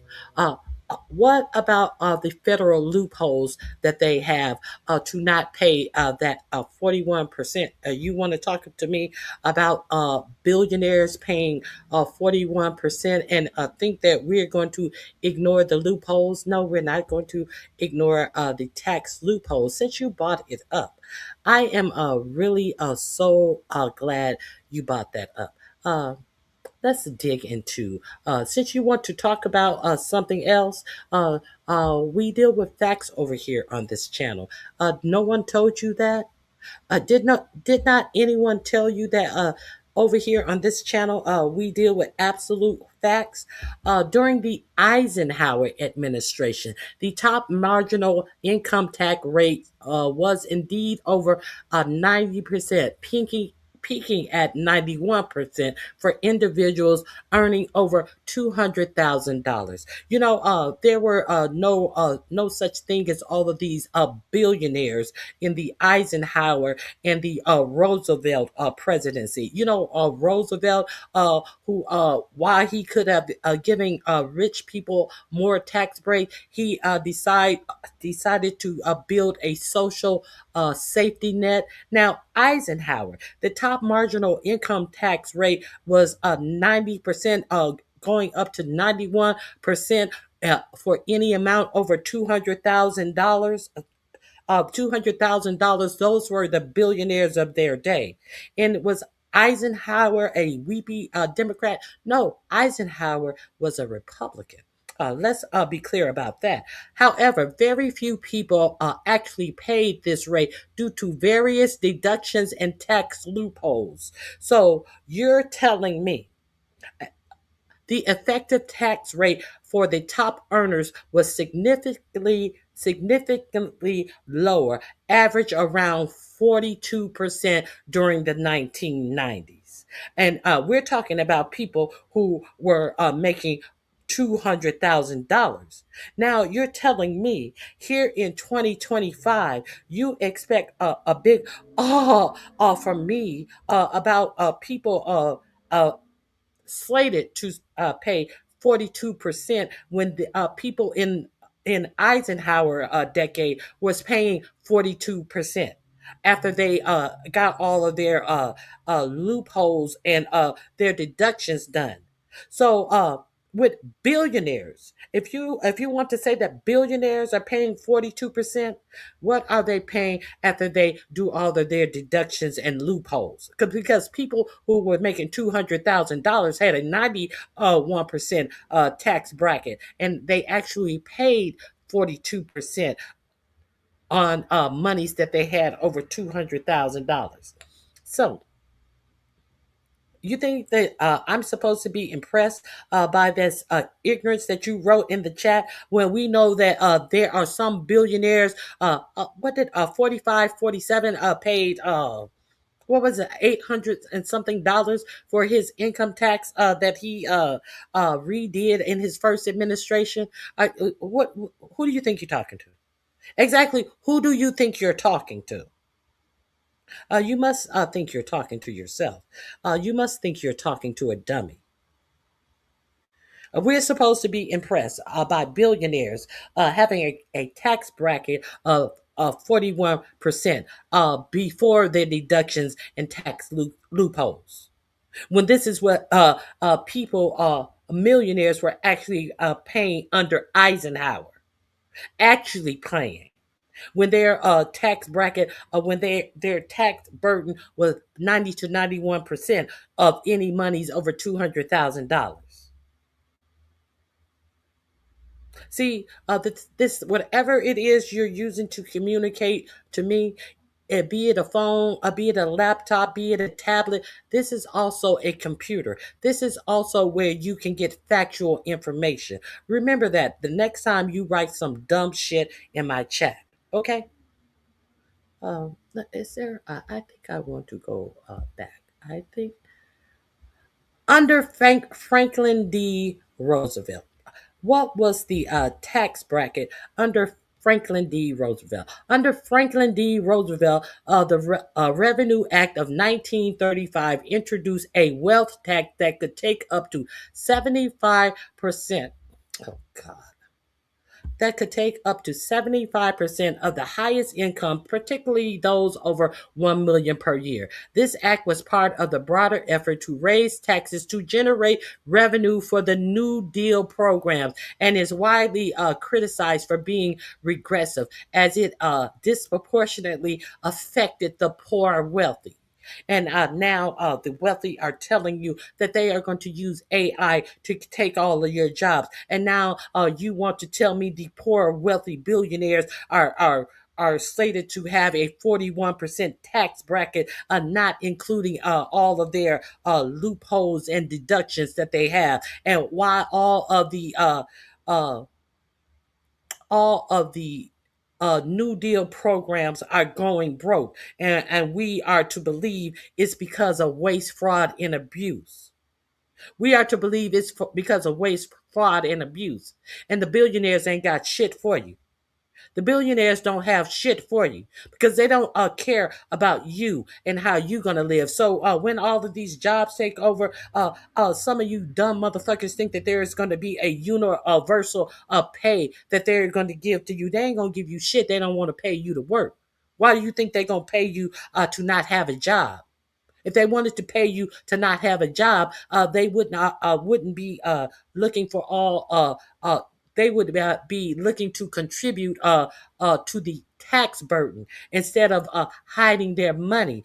They don't have to hide it because we have so many elected officials who are 45, 47, and those idiots in the Senate and the Congress, Republican idiots in the Congress and the Senate, has given the rich people the largest tax cut in the history of the whole United States of America.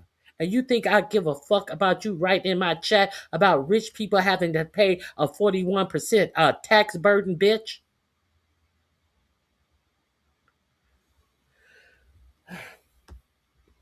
Wrong channel. All right. What exactly did Kelly say? This is link 22 in my description box. Let's see what all this brouhaha and all of this they should die that 45, 47 is talking about. What caused all of this talk about these Democrats these senators should actually die about? Let's review the the facts, the things that I deal in on this channel. Let's review the facts.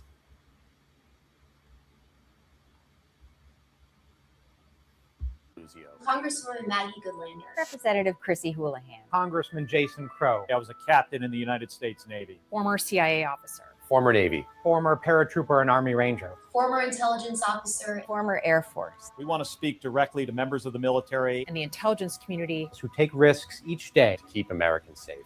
We know you are under enormous stress and pressure right now. Americans trust their military. But that trust is at risk. This administration is pitting our uniformed military and intelligence community professionals against American citizens. Like us, you all swore an oath to protect and defend this Constitution. Right now, the threats to our Constitution aren't just coming from abroad, but from right here at home. Our laws are clear. You can refuse illegal orders. You can refuse illegal orders. You must refuse illegal orders. No one has to carry out orders that violate the law or our Constitution. We know this is hard and that it's a difficult time to be a public servant. But whether you're serving in the CIA, the Army, or Navy, the Air Force, your vigilance is critical. And know that we have your back. Because now, more than ever, the American people need you. We need you to stand up for our laws, our Constitution, and who we are as Americans. Don't give up. Don't give up. Don't give up. Don't give up the ship. This is what all the brouhaha is about. So let me move forward to some disingenuous a sheep in wolf in sheep clothing, pretending that he is have no partisan politic, a motherfucking a sports broadcaster out here talking politics and always lying and have a broad audience, and he is sitting up telling you these lies, and he's so angry about what Mark Kelly said in that public service announcement, which is actual facts via the oath that they take to be in the military. Let's get into I want to give a trigger warning before I jump into this next and final little story I want to talk about. I'll be listening and playing because, my misery enjoys company. Stephen A. Smith is not happy. Respectfully, Senator, what the hell are you doing? Looking into the camera and telling military men and women to ignore the commander-in-chief. How dare you? He didn't. That's how he did. How dare you sit up here and lie about what this man said? This man who has served the military himself, this man who is serving in the Senate, this man who has served this country as a NASA astronaut. How dare you sit on your worthless ass and sit up here and lie about what he said? He never said to defy the commander-in-chief. If you feel him saying that defying illegal orders means automatically that he is telling them to defy the president, you're saying that you automatically think that the president is giving him illegal orders. So hold a mirror up to your big schnoz and your fading hairline and get mad at what you see in the mirror, trying to simp for that motherfucker, you dumb bitch. How dare you do that? That's right, I'm calling out. I never served in the military. That's true. I have family members who did. Some of my best friends have. Marine. But you got your mouth open talking about someone who did and lying on someone who did to your broad audience. As broad as that fucking hairline that is going that is supposed to go across your forehead, but is actually going from ear to ear. You're lying that broadly. Air Force, Navy, Army. And what? I haven't heard one of them, not one of them, say that was okay. How dare you do that? Is it treason? No. Is it punishable by death? It shouldn't be.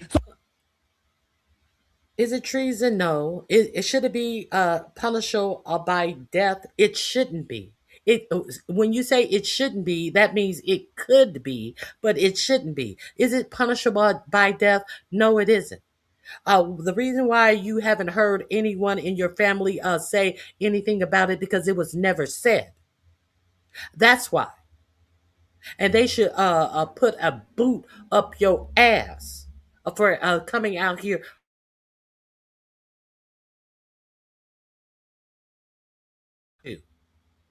A broke down, busted ass basketball player who couldn't make the cut, running your motherfucking mouth. Stay in your motherfucking lane. The answer is no, but you know better, Senator Kelly. You know better. How dare you do that? What? Yes, he does know better. That's why he did not do that. Yeah, he does know better. You stupid motherfucker. What are you supposed to do? You're a ranking senator. You could go to the Senate. You could go to the House. You can draw up paperwork. You can try to start. Isn't it amazing how he can always tell senators and congresspeople what they could do and how ineffective they are being a job that he's never done. He couldn't even do the job of the basketball player that he wanted to go pro in. So he's sitting up here running his mouth off about basketball. Well, at least you have played basketball. What office, elected office, has he ever worked in? What policies or that he has ever written to govern anybody? Where? You can pull that bullshit off talking about sports players. But I don't recall Stephen A.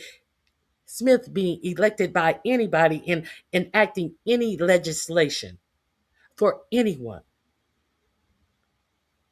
He can't even let me this articles of impeachment if you think there's something illegal. I mean, damn, it ain't like y'all haven't done it before. You impeached the man twice. Where'd that get you? Got his behind back in the White House. Had you left him alone since 2020, maybe he wouldn't be back. Screaming A. Smith is an idiot. I mean, I think we already knew that. How dare you? How dare you?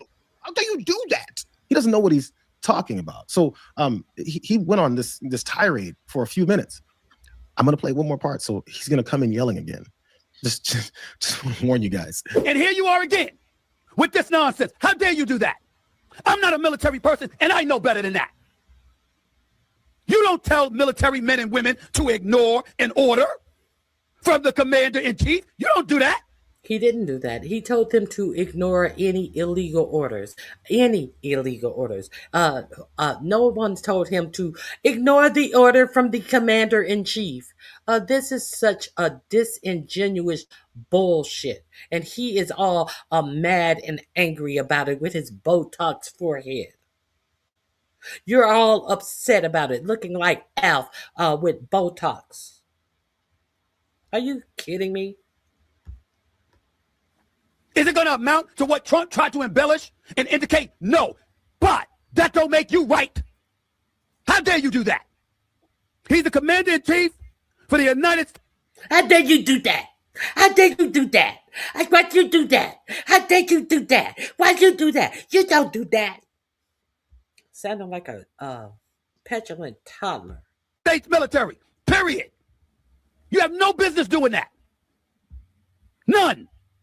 And by the way, the biggest reason is because what was illegal? You didn't tell us what it was. What laws? Why did I bring up A Few Good Men with Tom Cruise and Kiefer Sutherland in that sequence and Kevin Bacon? Why did I bring it up? Because he didn't have to tell you what was illegal. Just like he didn't have to tell the military what was illegal. Was he supposed to give you a laundry list of illegal orders that could have been given to the military? No, you don't obey any illegal laws. Isn't that comprehensive enough for you? Isn't that large enough? The word any encompasses all illegal orders, you dumb fuck. How come you didn't tell us what it was? You didn't be specific. All illegal orders. That's very specific. the mere thought of you even implying that a military officer is engaging in some type of salacious or illegal activity is trouble in the military, not the court of laws for civilians. Oh, it really? Well, if that is true, why is Keg Breath saying that he didn't see the second strike, the illegal strike? If that is true, while you're sitting up here yelling and screaming, why is Keg Breath throwing a general under the bus after saying he saw everything and he was within his rights to do it? But this is who did it. It wasn't me. It wasn't me. Don't believe your lying ears of me saying that I sat there and I watched the strike. What a fucking fool. The military. What is Stephen A. Smith's relationship with friends and family that have been in the military that apparently, in his conclusions, have no problem with this? What the hell does that have to do with the law? What does that have to do with violating orders? I mean, violating the law and following illegal orders. What does that have to do with any of this? Why should anybody care what Stephen A. Smith's friends and family that he claims have no issue with what it is that Trump's illegal orders have been given? Why should anybody care about that? You're just Stephen A. Smith, bro. Like this weird, like inflated sense of how everything he thinks is supposed to be what everyone takes as reality. You don't tell military men and women to ignore their commander. We know the lie, bro. Like he's a little bit late on that. We already know that they've been lying and saying that they told them to ignore lawful orders when it's obvious they've been told to ignore unlawful orders. As a matter of fact, to clear this up even better, to get even further past what these 6 lawmakers said that you shouldn't do, one of those 6 lawmakers, again, in Mark Kelly, points out it's not only what they say you shouldn't do, it's what the law actually says they're not even allowed to do. Washington Post reporting that Secretary Hegseth gave an order to kill everybody on one of those suspected drug boats during the first strike in September. Are you calling for U.S. service members to actively disobey orders like those? Well, if orders are illegal, not only do they not have to follow them, they are legally required not to follow them. Do you think that constitutes an illegal order? I think there needs to be an investigation, and I hope that the reporting is not accurate. I care so much about the United States Navy and those service members. This was an operation involving the most professional members of the military, U.S. Navy SEALs, who I revere. I hope and pray that this is not true. But there needs to be an investigation by the Inspector General. Pete Hegseth fired many of the inspectors general in DOD. But who's ever left needs to investigate it. We're going to investigate it. I sit on the Armed Services Committee. We're going to have an investigation. We're going to have a public hearing. We're going to put these folks under oath, and we're going to find out what happened. And then there needs to be accountability. If orders are illegal, They don't only not have to not follow those orders, they are required legally to not follow those orders. Hey, Stephen A. Smith has some friends and family that had no issue with this. Hey, there's another military guy who has an issue with this. Which one should we believe? Just because you have someone that says one thing, and even if Mark Kelly just says something, not necessarily believe him either just because he was in the military, but there's this whole thing where there's evidence and reality and, the law that backs up one argument or another. We've decided to eliminate ourselves from evidence and reality-based arguments and just say Stephen A. Smith was screaming loud enough, so apparently Screaming A. Smith is right because he's so mad and he said 17 times, "How dare you? How dare you, Senator, with all due respect, as I continue to kiss Donald Trump's ass." I promise. I promise. This is the last one. Senator Mark Kelly knows that. Trump is giving illegal orders. What are the illegal orders? How come you didn't tell us? Where's the evidence? What evidence? He never said that. Why should he give you evidence of something he never said? Where's the evidence? Did he ever say that? He never said that. So what evidence are you expecting? And if Mark Kelly is going before a military tribunal, who will he be sitting next to? Hopefully, Keg Breath. Don't get too cocky. Do not get too cocky.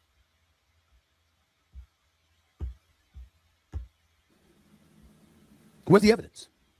Why do you think the investigation is going on? Why do you think Trump is all over Pete Hegseth, over the Department of War and the FBI? He's not over all over Pete Hegseth. He's not over all. He said, "I trust Pete Hegseth," and he said it didn't happen. How is that all over being all over Hegseth? So you just lying just to lie.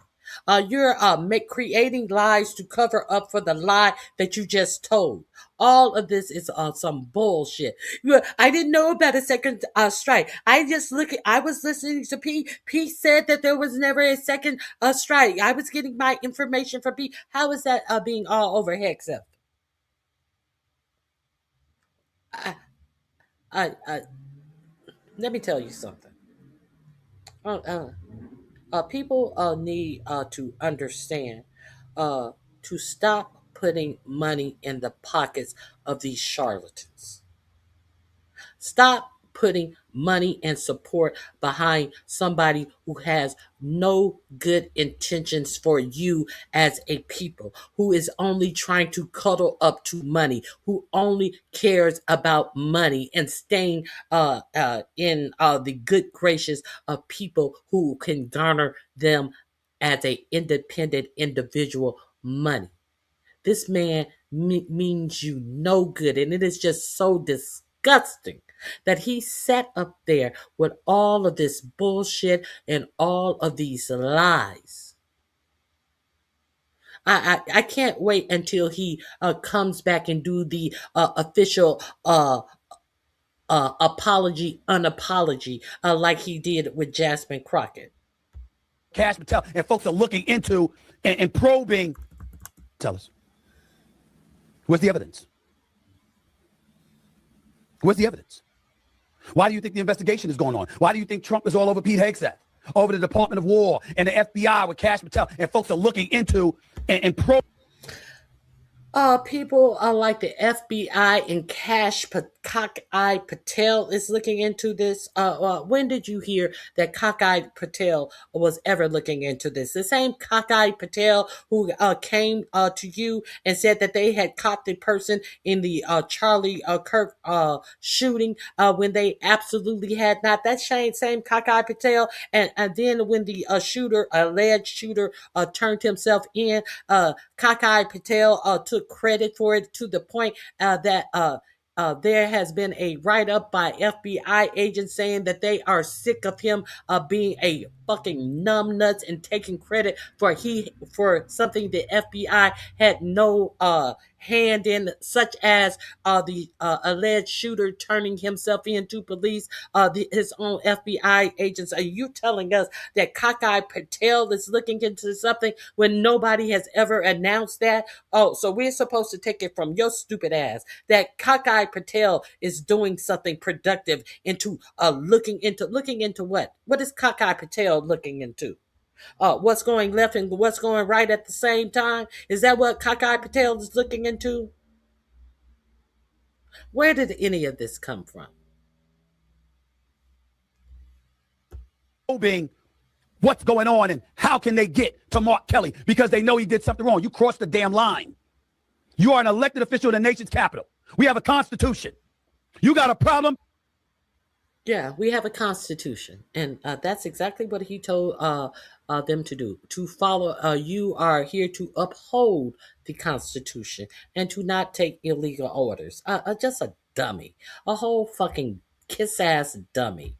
You go through the necessary process, whether it's Akeem Jeffries in the House, whether it's Schumer in the Senate, or anybody else. That is the point that's the process you're supposed to go to. You don't go in front of the cameras and give military officers.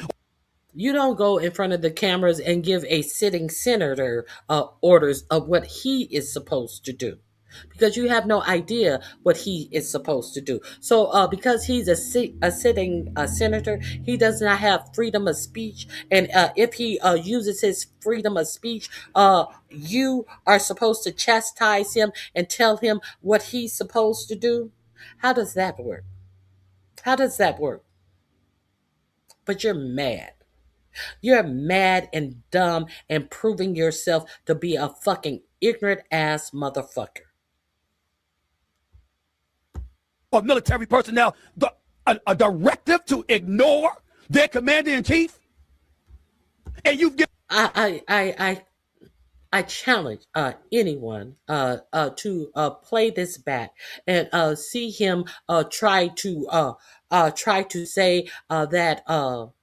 What he said, Mark Kelly said, it means the same thing. It's the same thing. When Mark Kelly and none of the people in that public service announcement never said anything that he's bloviating and all upset and mad about. Nobody gives a fuck, Stephen A. Smith. Stephen A. Smith, you have proven to be such a joke, such a lick ass under 45-47. No one wants to hear anything about you. Nobody takes you seriously. For you to sit down and act as if you're pondering if you're going to put your hat in the race for the presidency.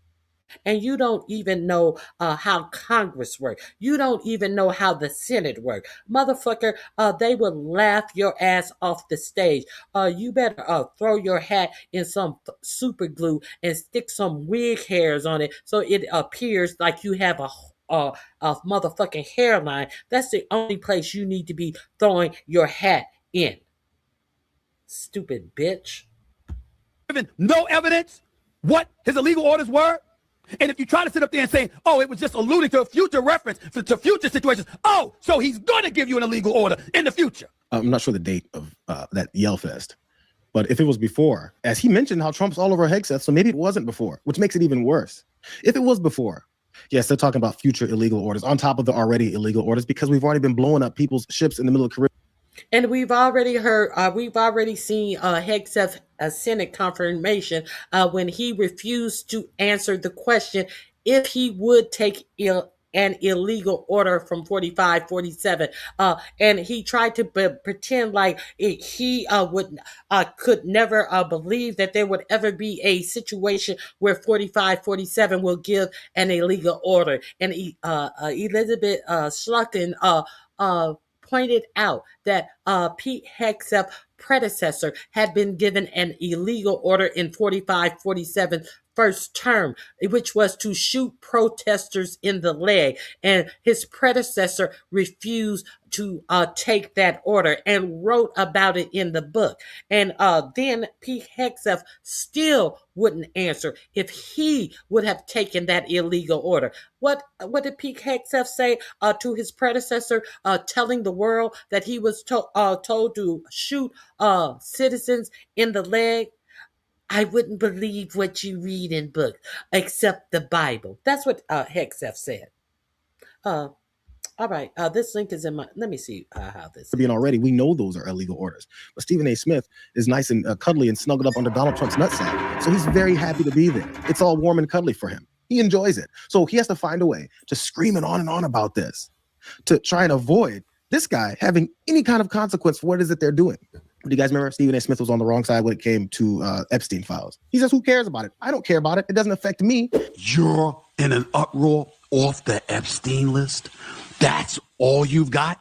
It's really, really surprising that this matters. Of course, I think there's a list, but I don't know. I suspect, but I have no knowledge, nor do I care. It's Friday night. I'm getting ready to go out and enjoy myself. I'm getting ready to have a nice weekend. I can give a damn about the client list, the Epstein client list. This has no effect on me whatsoever. I have a life. I don't understand for the life of me why this matters so much to these. I'm talking about people losing. They're crying on camera. They're talking about resignations. They're pissed off about everything. I'm like, really? I didn't blame Trump one bit. And look who show he always appears upon. Chris Cuomo. Chris Cuomo, if I were you, coming from your past experience and the experiences of your brother always being inappropriate with women, I would never be caught laughing about the Epstein list, of the list of underage girls who were SA'd by old rich men. And look who he decides to go on the show and is sitting up there smirking. That's why you're trash, Chris Cuomo. That's why your brother lost the election and lost the Democratic primary, and then had to run as an independent and stuff his nose up 45s, 47 as to still come out to be a loser. That you're disgusting, Chris Cuomo. You're just disgusting. You're a disgusting woman abuser. As if everything reported about you is true. That's why you're out of the job, Chris Cuomo. Nobody wants to pay attention to you. Nobody but the ilks of Bill O'Reilly and Stephen A. Smith will entertain you. Another abuser of women, Bill O'Reilly, who Fox News had to pay so much money, so many millions of dollars from that nasty old pervert abusing women on his job. Perverts, birds of a feather flock together. Stephen A. Smith, it's awful odd that you find the comfort in the laps of these dirty, old, abusive to women men. Stephen A. Smith, you better be careful because water seeks its own level. And bitch, you better hope nobody puts a pin in your motherfucking wrath. Is this going to come out about Stephen A. Smith since he's so unbothered by it? Since it means absolutely nothing to him? A black man who has a daughter, this means nothing to him? Okay, let's continue. I'm done. I gotta go. I gotta go walk my dogs. It's been nice visiting with you.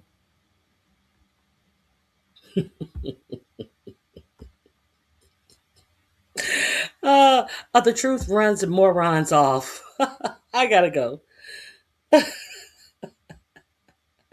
Molly, I just tried to tell the truth. I'll let this play out. My dogs are looking at me. I got my shoes on now.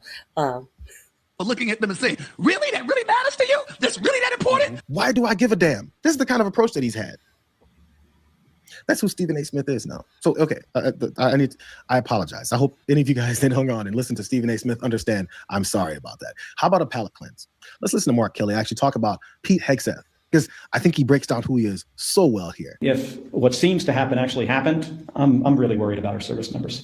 I was talking about this from the beginning of this operation, that the thing that I am most concerned about is the very difficult situations that this Secretary of Defense is going to put service members into. And it's because this guy is so unqualified for the job. I mean, think about this. He runs around on a stage talking about lethality and warrior ethos and killing people. We have the most competent, capable military this planet has ever seen by far. That's not the message that needs to come from the Secretary of Defense. Pete Hegseth came in talking about lethality, lethality, lethality. He kept saying it 3 times because he really wanted to drive the point home that he's all about killing people. Again, this all matches up. All this makes sense. All this goes with their normal narrative. This goes with what they said they were going to do. They're going to be killing people, and they're going to say that it's okay because they're fascists and they don't follow the rule of law. They definitely don't follow the Constitution. They listen to Donald Trump. So on top of them being unlawful and criminal and war criminals, on top of it, it's also stupid because, like I said, it's following Donald Trump. Last part here. Here's Mark Kelly. Last little bit that describes exactly who this Pete Hegseth really is. He runs around on a stage like he's a 12-year-old playing Army. And it is ridiculous. It is embarrassing. And I can't imagine what our allies think of looking at that guy in this job, one of the most important jobs in our country. In my view, after the President of the United States, it is the next most important job. He is in the National Command Authority for Nuclear Weapons. And last night, he's putting out on the internet turtles with rocket-propelled grenades. I mean, have you seen this? This is the Secretary of Defense. This is not a serious person. He should have been fired after Signalgate. And then every single day after that. So if you listen to the two different approaches to military protocol between Mark Kelly and Stephen A. Smith, which one sounds like they know what they're talking about? Which one has the experience to know what they're talking about?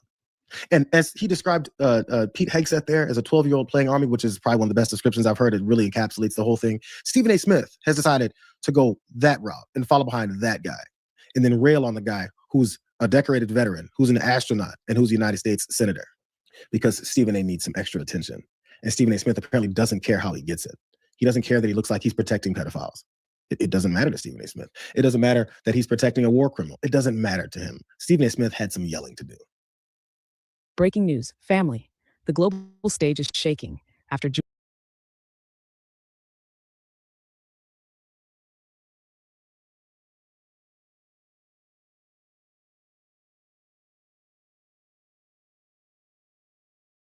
Speaking of Stephen A. Smith and the pedophile situation, I really would be remiss. This is going to be dropped in your description box as well. I would be remiss if I did not play for you the one and only bloodthirsty Megyn Kelly saying that she hoped that they show them. She doesn't care if they were innocent. She hoped that they would lose arms and legs, and we see these people on these boats suffer. She doesn't care if they survive the first strike. You know, the same Megyn Kelly who had what to say about Jeffrey Epstein. Oh, I know someone close to Jeffrey Epstein, and he really wasn't a pedophile. He actually liked the younger teens, and you know, the ones who could pass for younger looking girls. A younger teen is 13 and 14. Exactly what they have accused him of being. And he just like the younger teens who look like they could pass for younger girls, which means 12, 11, 13-year-olds. This came out of Megyn Kelly's mouth. If you don't believe it, Google what she had to say about young teen girls that Jeffrey Epstein liked. I've already played it on my videos a week or two ago. So Megyn Kelly, who says this about Epstein, has this to say about the people who may have received a double tap in this alleged war on terror. Listen at what this dummy said.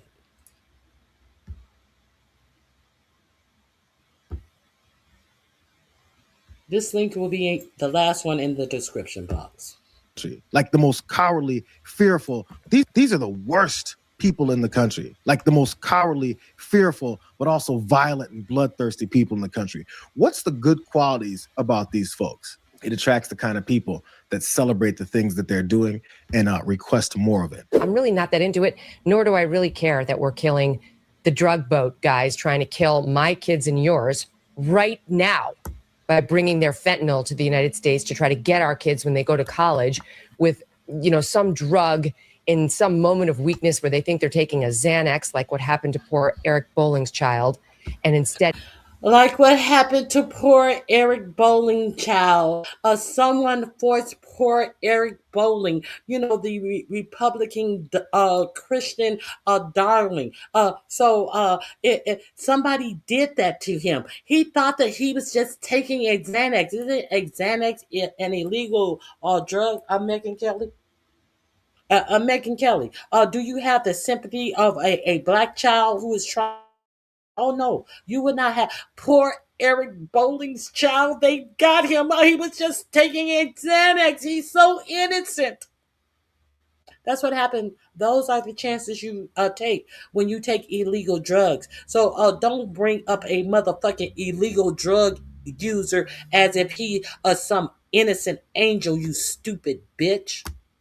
It's laced with fentanyl. So with, some drug in some moment of weakness where they think they're taking a Xanax, like what happened to poor Eric Bowling's child, and instead it's laced with fentanyl. So I really do kind of not only want to see them killed in the water, whether they're on the boat or in the water, but I'd really like to see them suffer.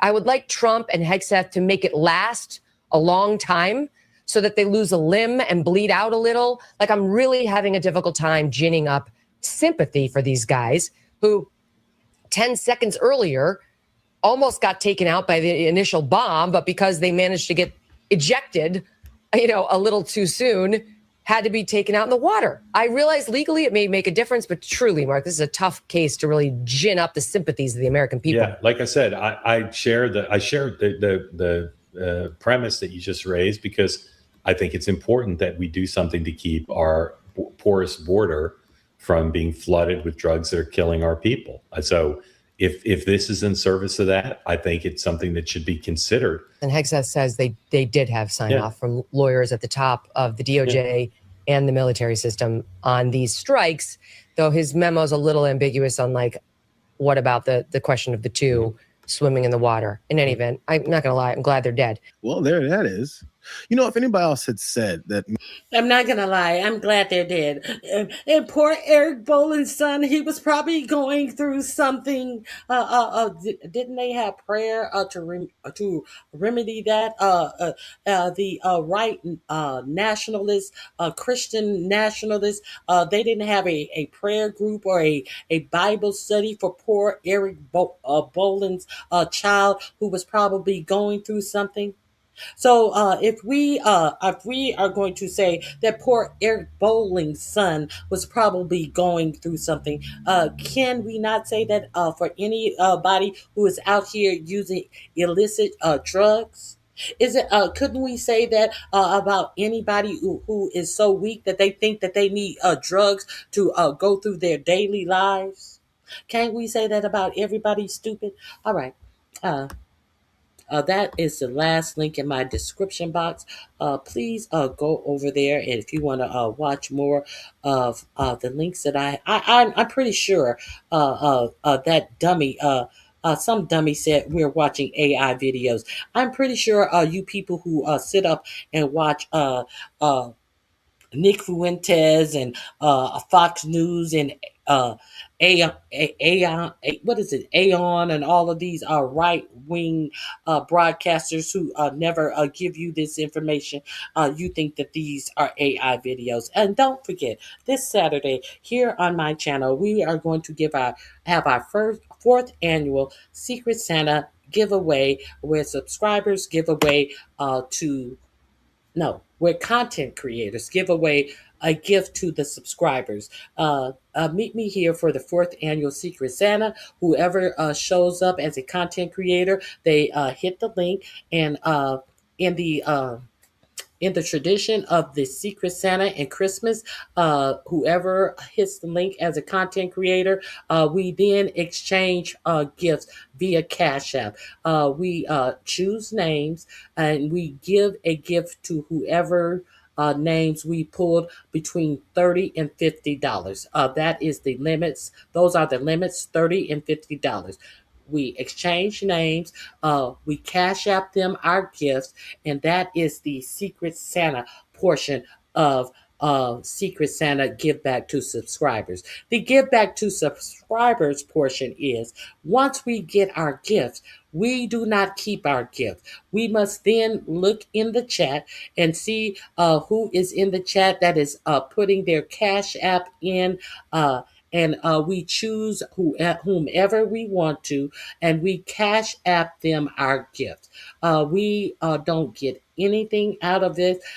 This is money that is coming out of our own personal pockets. There is no pot. There is no gift to the content creators. This is us coming out of the pocket to understand and thank you for supporting us all year long.